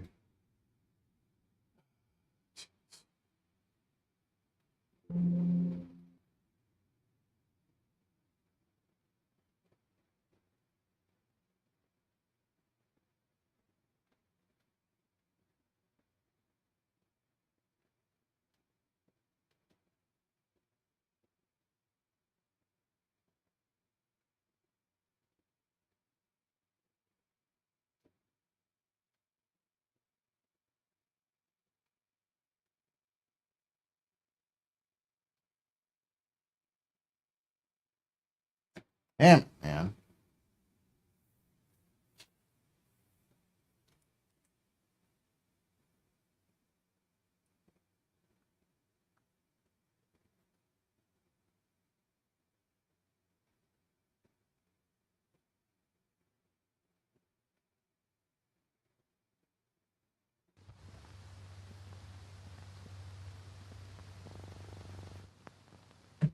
Oh.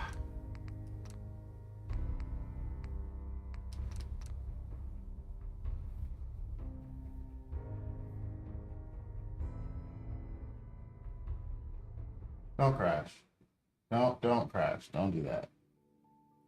Fuck, man.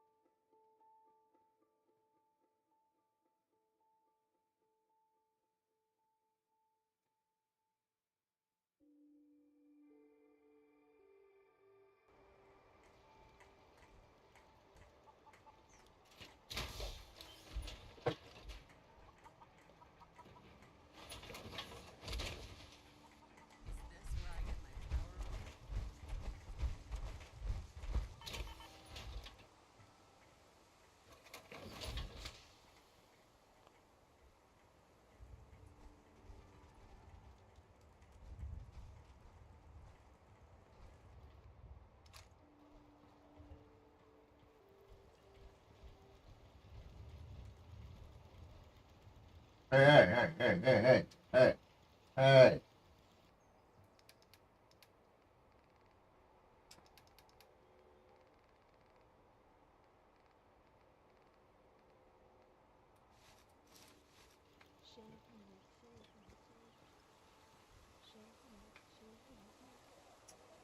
Bruh.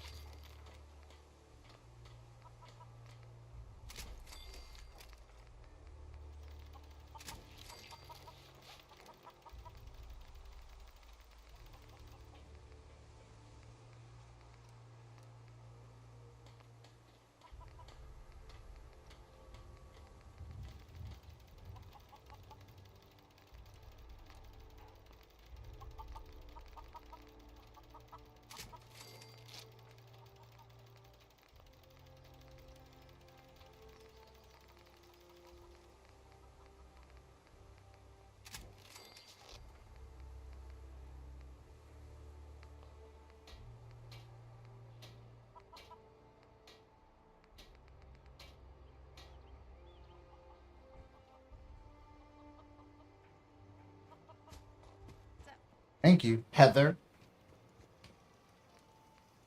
Shit.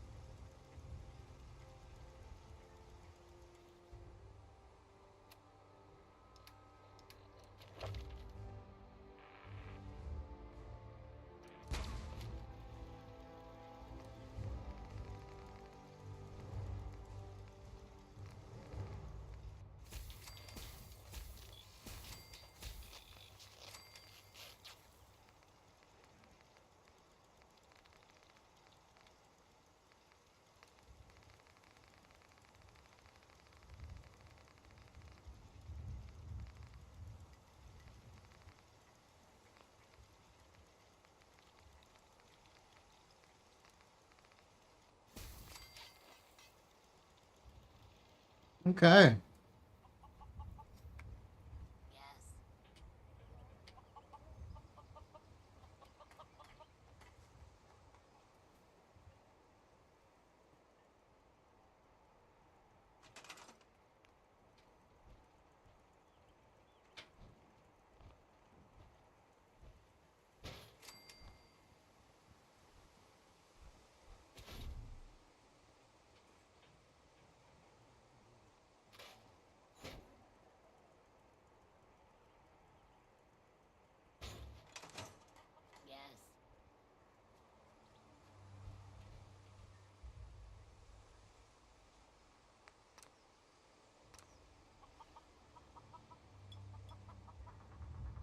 Go ahead and give her some medical treatment.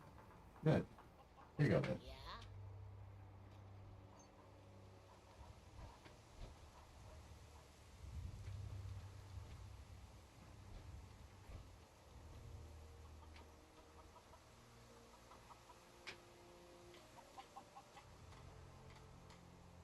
Hey, Really, it's no trouble. I need you to get out of your power armor. Sure thing.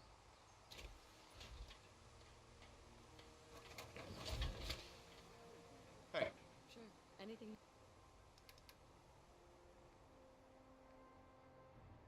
need.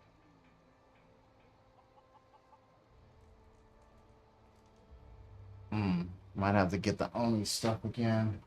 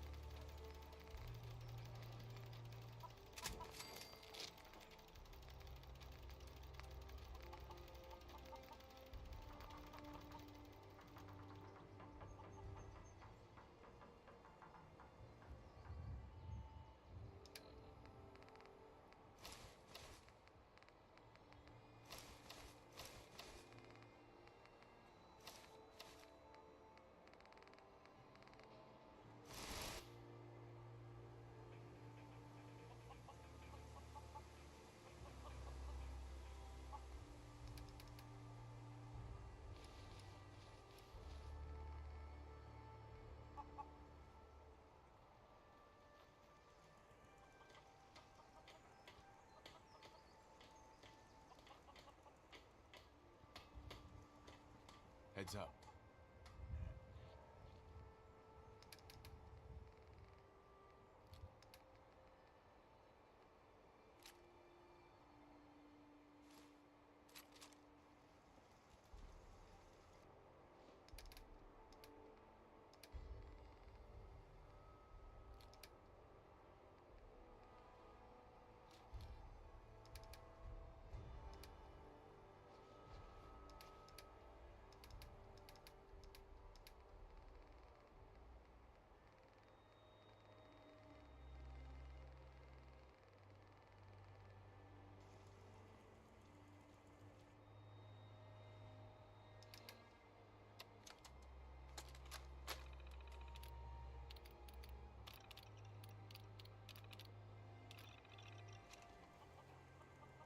Yes, sir.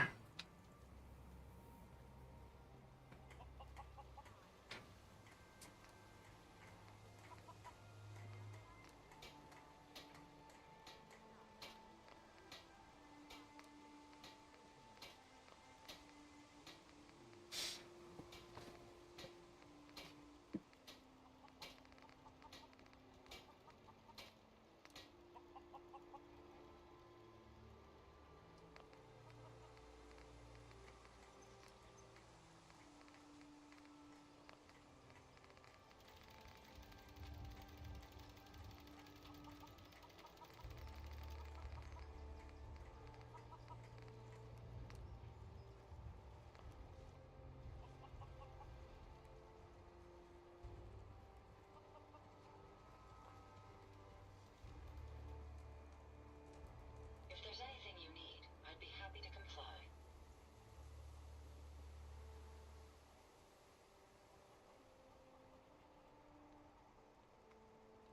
I should have done more. I hope those raiders Hey. for what they Hey, partner. Need something? Mm-hmm.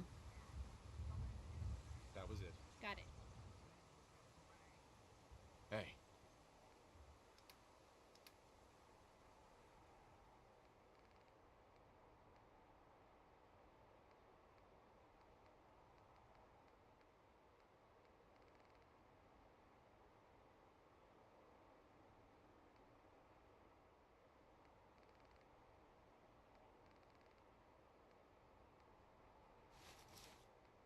Hey!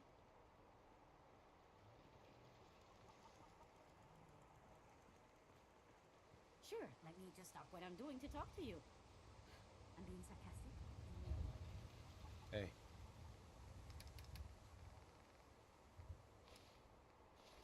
Yes?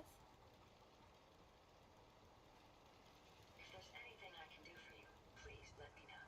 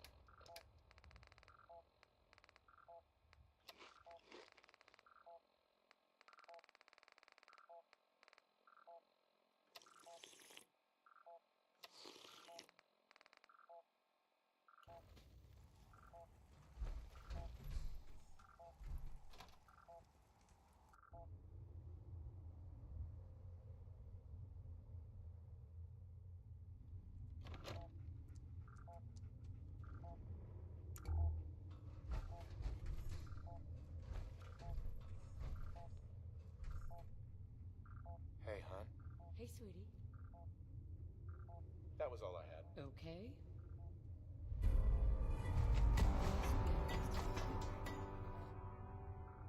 That was all I had. Sure. I love that face. I was wondering where you and I stand. Glad to have you.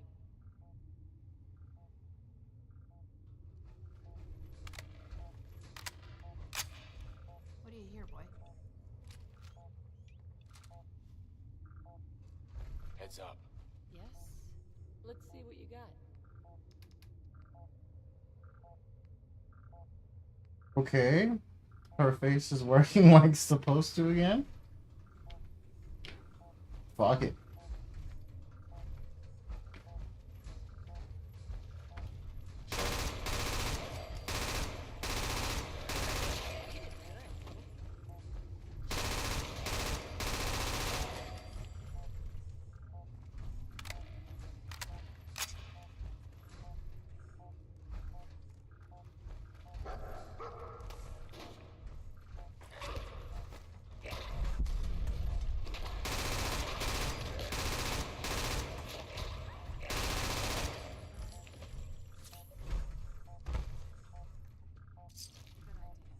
Wouldn't want these things falling into the wrong hands.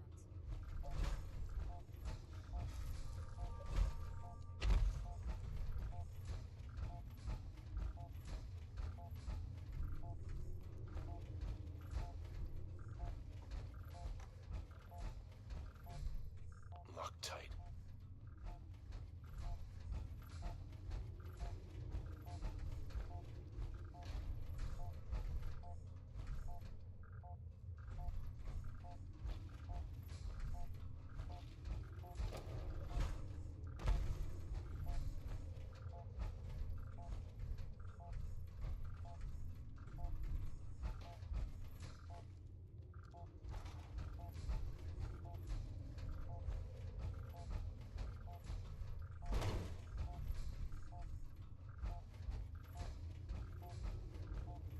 Won't be able to hack this.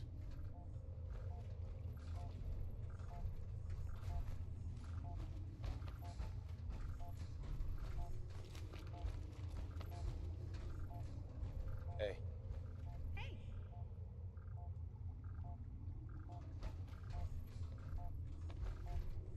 On it. Look alive. I'm ready. Go check that out. No, sorry. Uh-oh.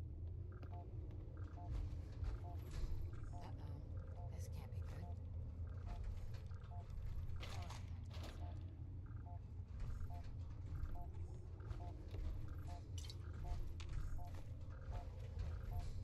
Fuck, I should have brought Wintermute with me.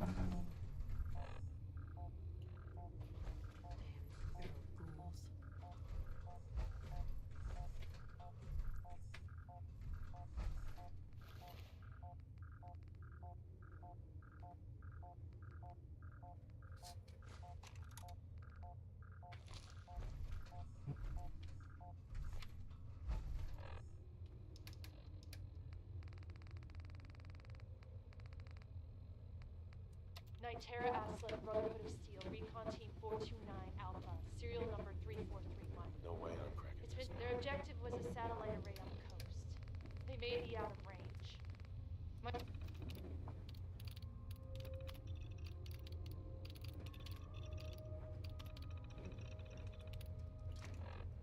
terrible way to go. All alone. Like ghouls?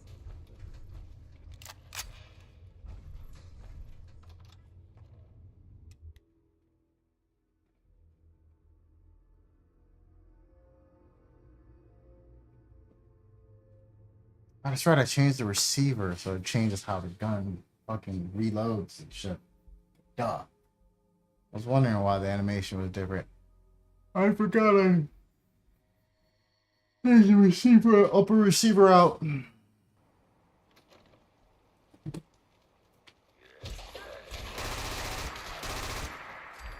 Also, why the gun is so damn loud.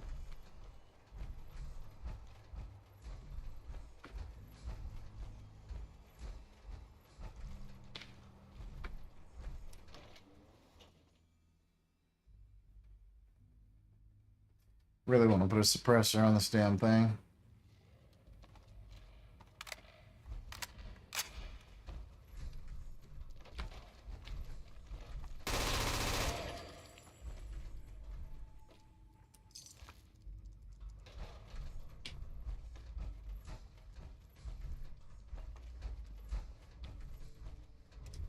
Okay, I've got a question for you. Which smells worse? I'm on it.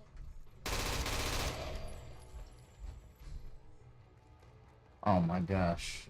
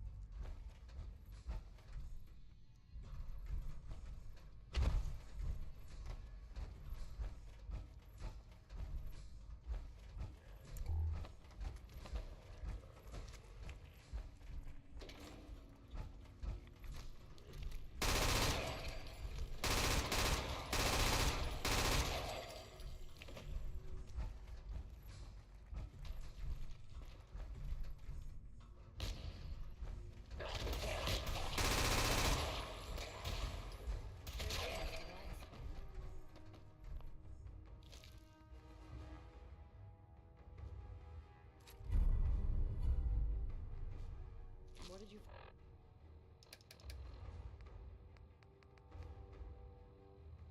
Okay. I might put that on Nora.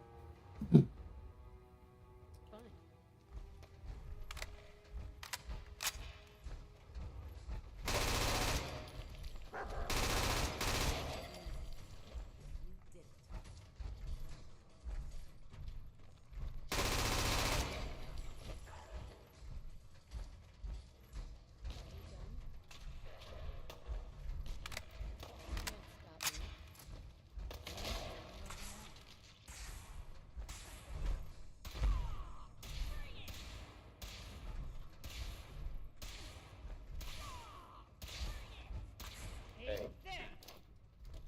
Hey. Yeah? Oh, what the fuck?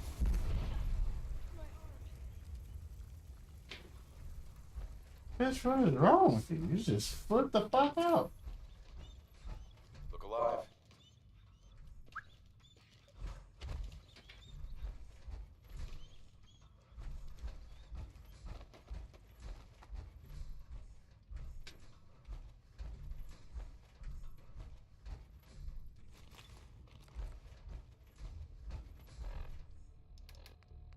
You started bombing the squad, bro.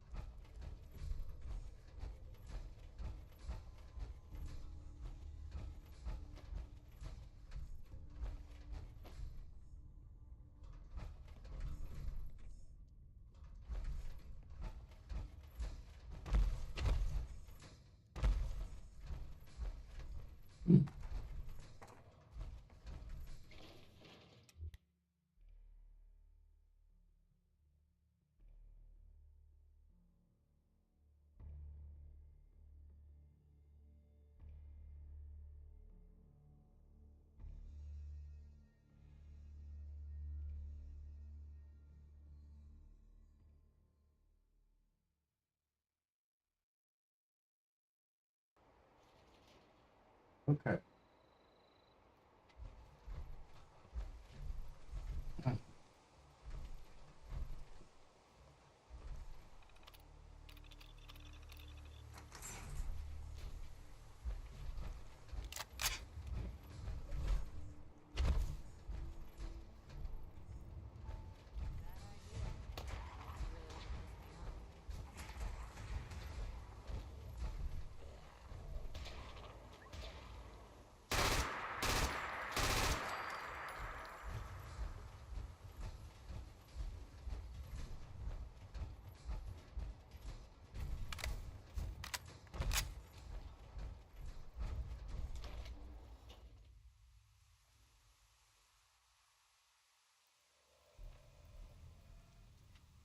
Keep your distance.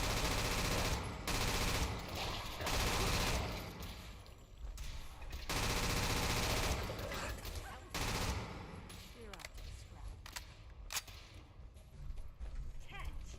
Are you sure this is safe?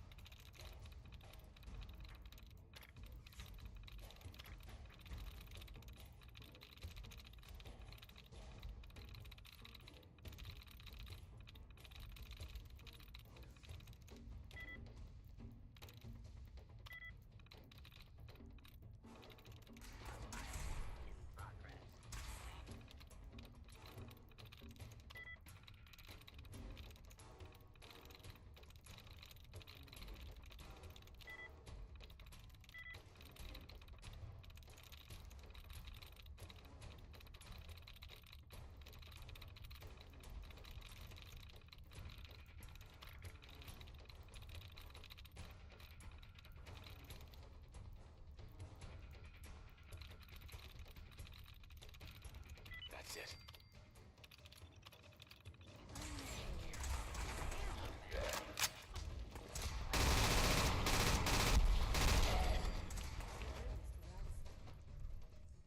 Oh, yes, sir. Some P60 parts.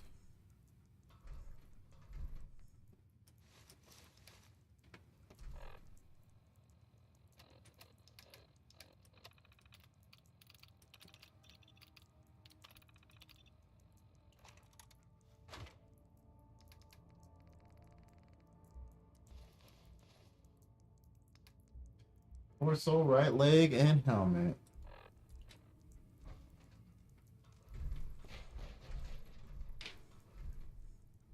Damn, I wish I would have been a full suit. Hell yeah.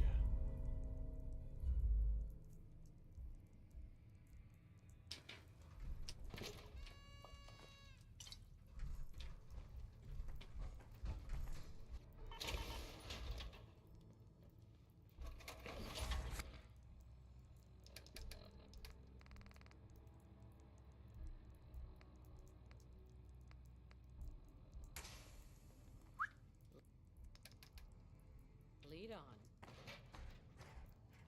Actually, you know what? We're gonna wait. We can get back. And then we're gonna try to alter both of those bags. Let me give one to Nora so we can up her carry weight. And then we're gonna give one to... Oh, I'm gonna edit mine. Let's see.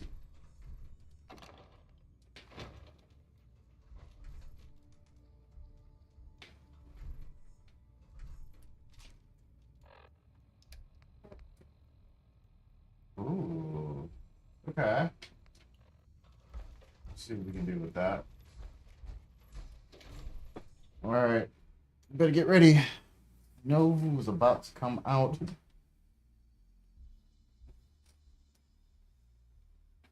Of their little, their thing.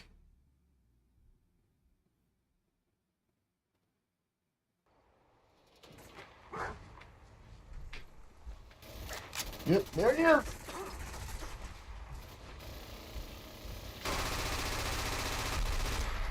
The sentry bot.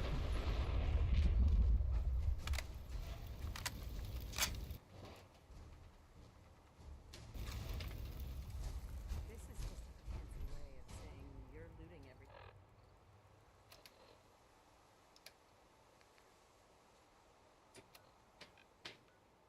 We'll go there in a minute. First, gotta go back to Sanctuary, baby.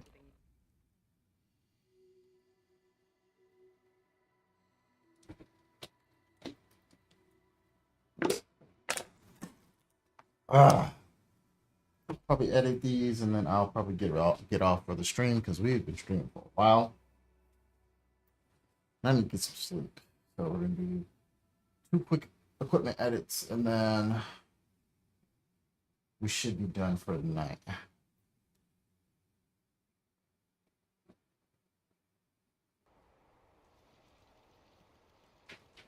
work to do.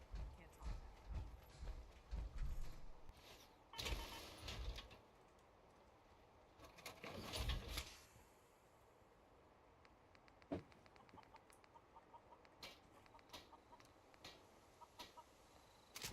Careful. There is a heart beating under all that armor after all.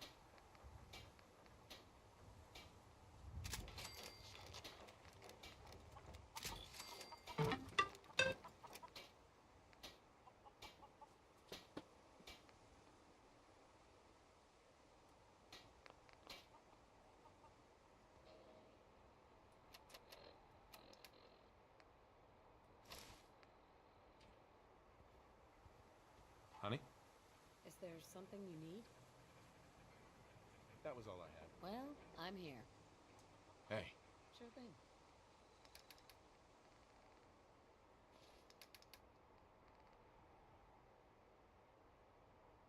Oh, I'm the type of gal who will never settle down. Working for a farm in Canada, putting them in the ground. I'll eat 'em and I'll sell 'em, but won't pick 'em off the vine because the open road is where I live this good old life of mine. Well, I'm a wanderer. I'm a wanderer. I go around, around, around. Oh, Pantera Plus. What's going on? Hey, hey, hey. How are you? All right.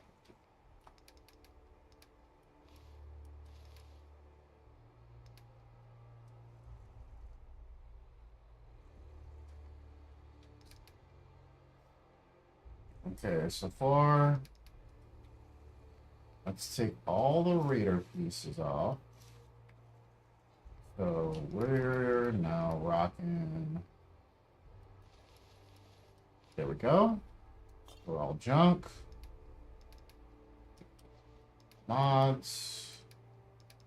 Ammunition. Okay. Ah, yes, that's right. I want to do some edits to these weapons as well. Okay. Alright, let's see.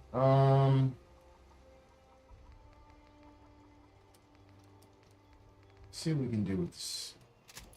Okay, 5 here.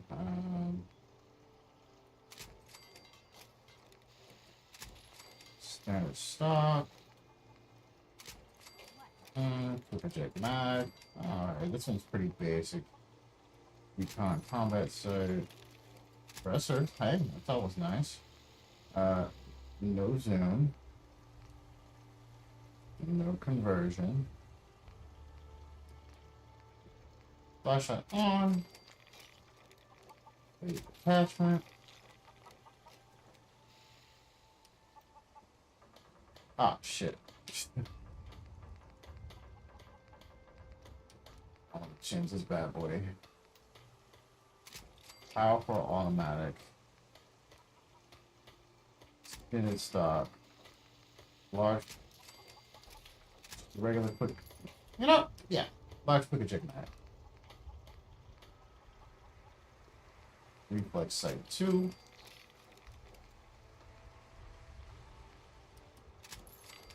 Suppressor 2. No zoom. I'll stop complaining when there's nothing left to complain about.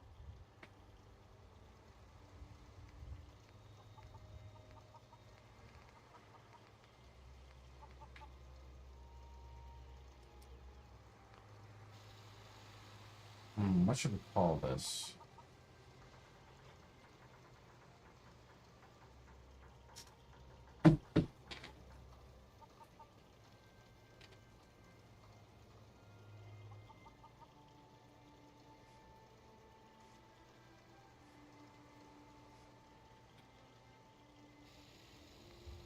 I like it. And let's see. Let's get some 10mm rounds. Are they gonna need them?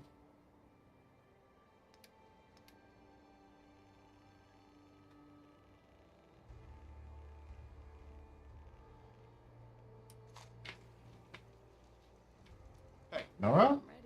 Got it. We're gonna switch weapons for you, Mama.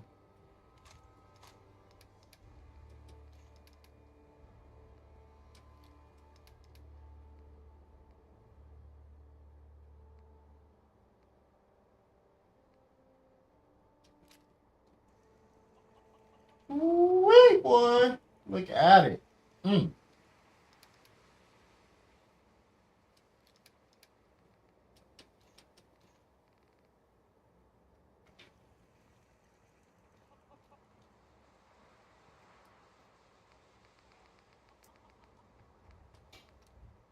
Let's change it back to military green. There we go. It just works. Just works. All right, 215. Damn. Not much.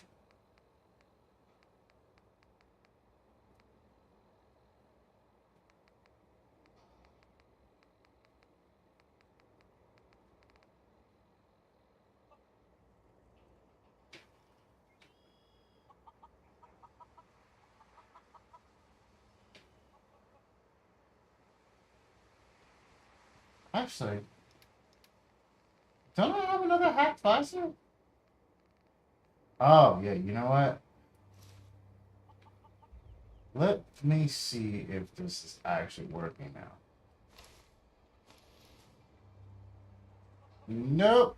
Sure ain't.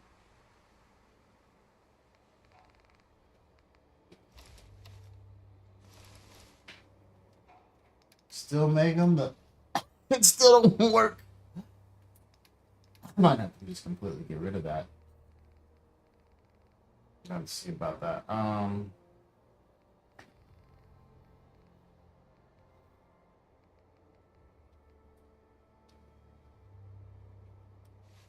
You know what? Hey. Let's see if it works on her.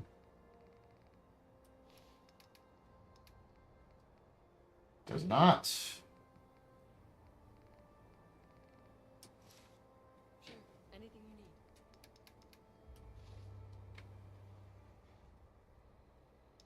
Bro, why is my shit so fucking...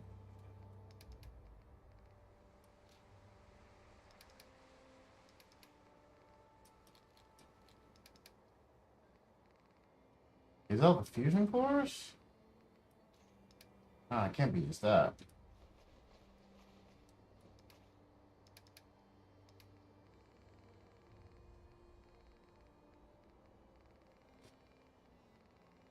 Oh, I am using a lot of this stuff, but this shit don't weigh nothing. So it's got to be...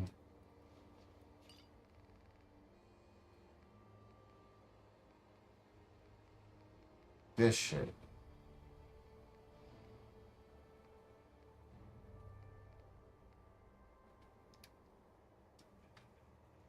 Oh, man. Holy crap. Need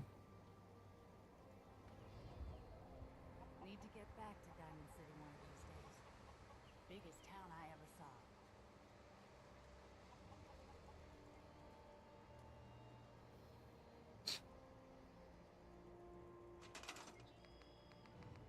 And make another compact power on the brain. Actually.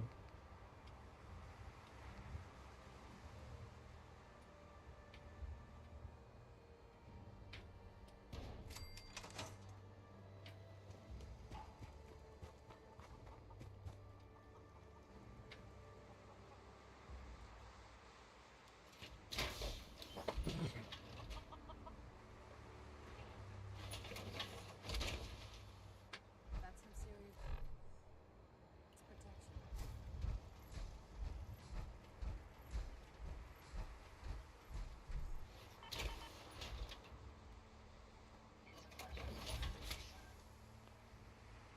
Widowmaker? God, I could have used you in that fucking place I was just in. Jesus.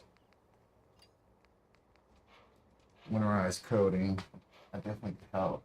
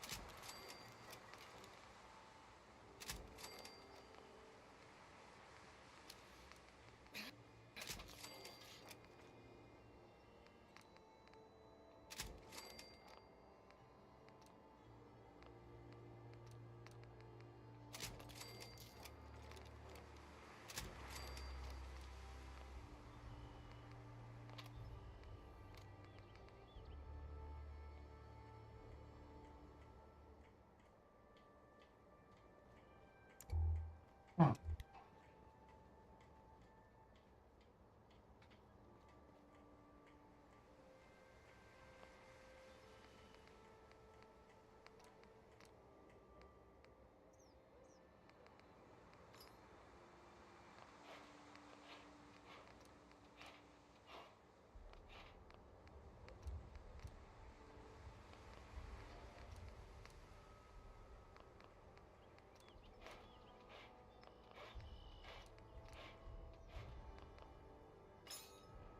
There we go. Ah, blue armor. Not a fan.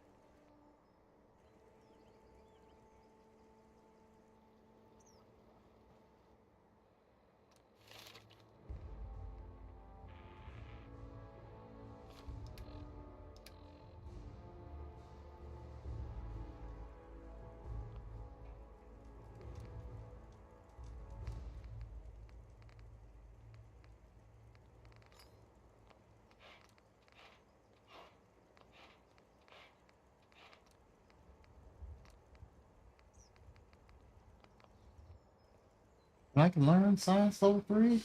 I don't even think I can.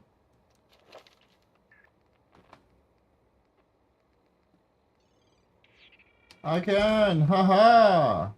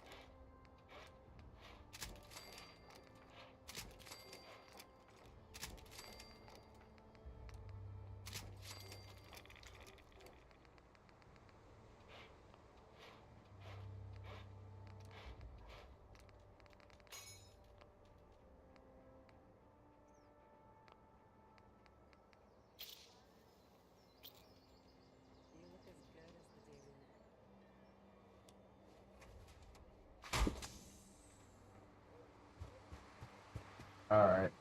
So we'll sleep. Get some fresh hours under us. Eat, drink, and then boom, save. Get ready for the next stream. Close all this stuff up. You're pretty distracting yourself.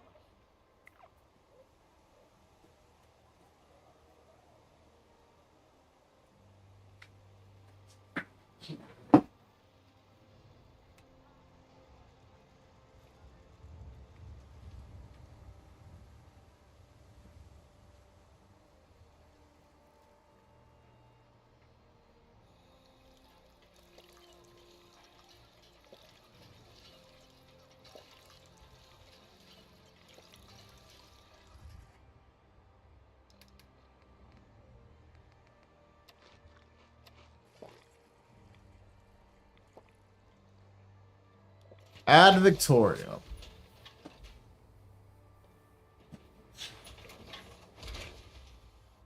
That's some serious protection.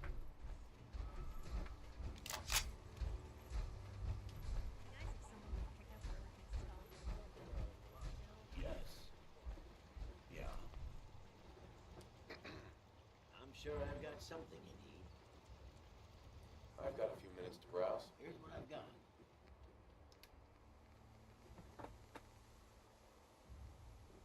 Oh man, hell yeah.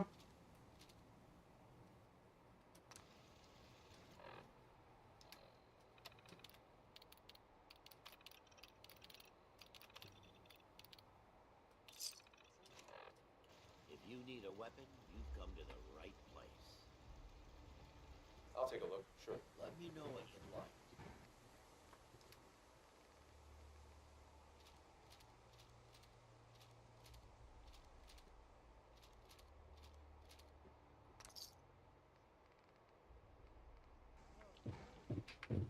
That's fine.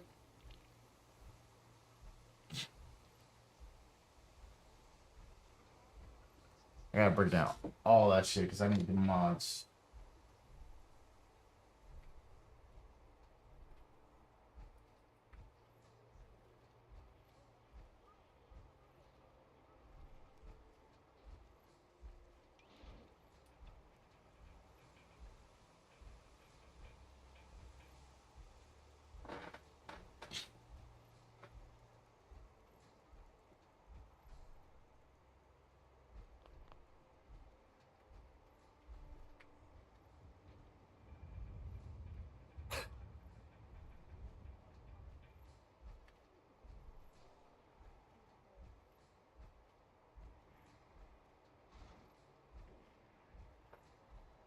What the fuck?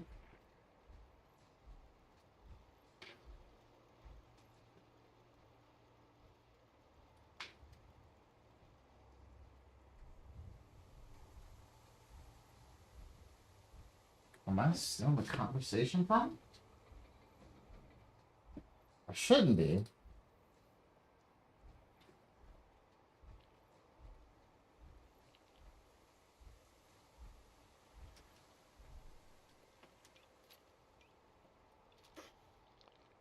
Oh my fucking god.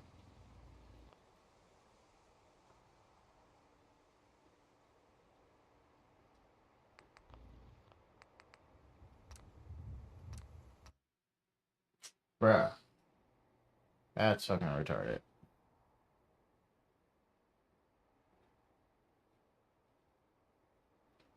Pretty distracting yourself.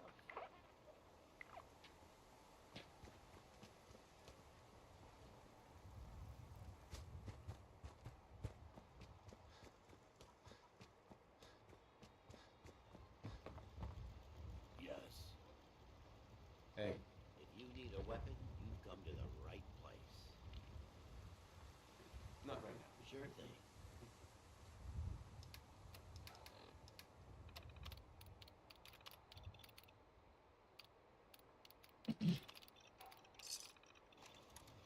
I'm sure I've got something you need. You do. How are things going? You're asking. Excuse me. Looking for a weapon? How are things going? You're asking. Uh-huh. If you need a weapon, you've come to the right place. Sure. Let's take a look. Here's what I've got.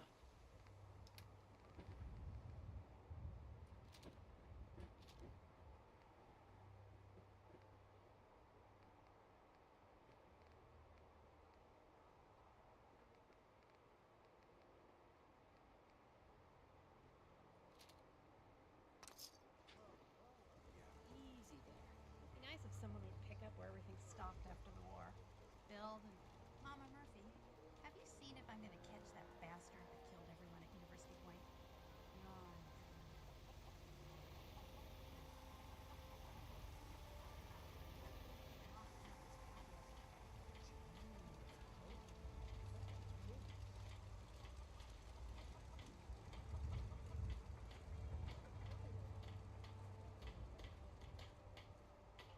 Yep, over encumbrance. Finally, fucking suppress. I have been waiting to get these mods.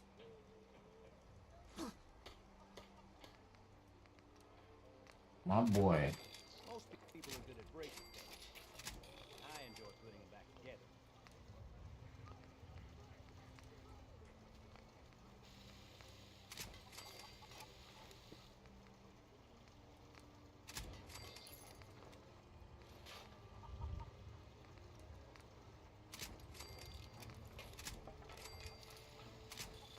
You ought to be careful. I can fix most things, but people don't fix so easily.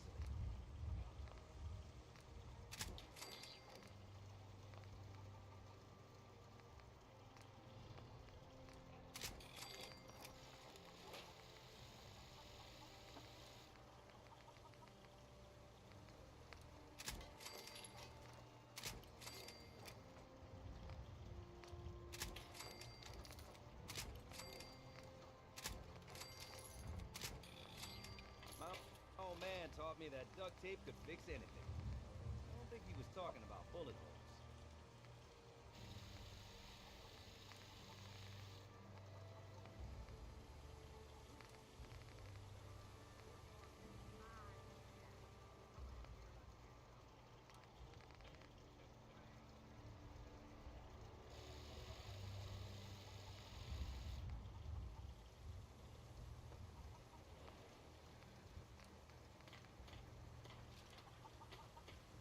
So, what kinds of weapons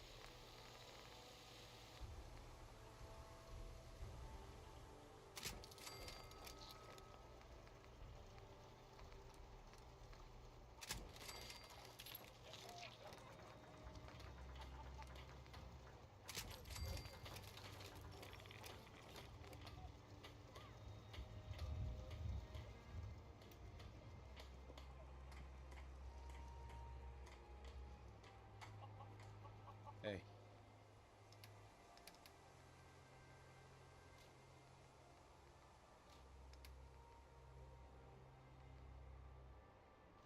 Yes?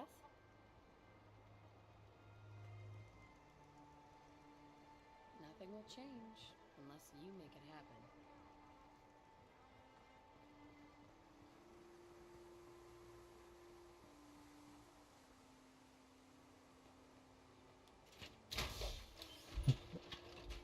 I need a full set of T60.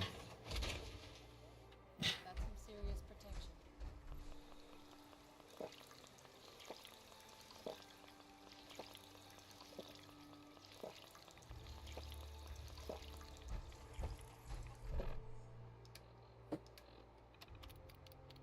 Okay.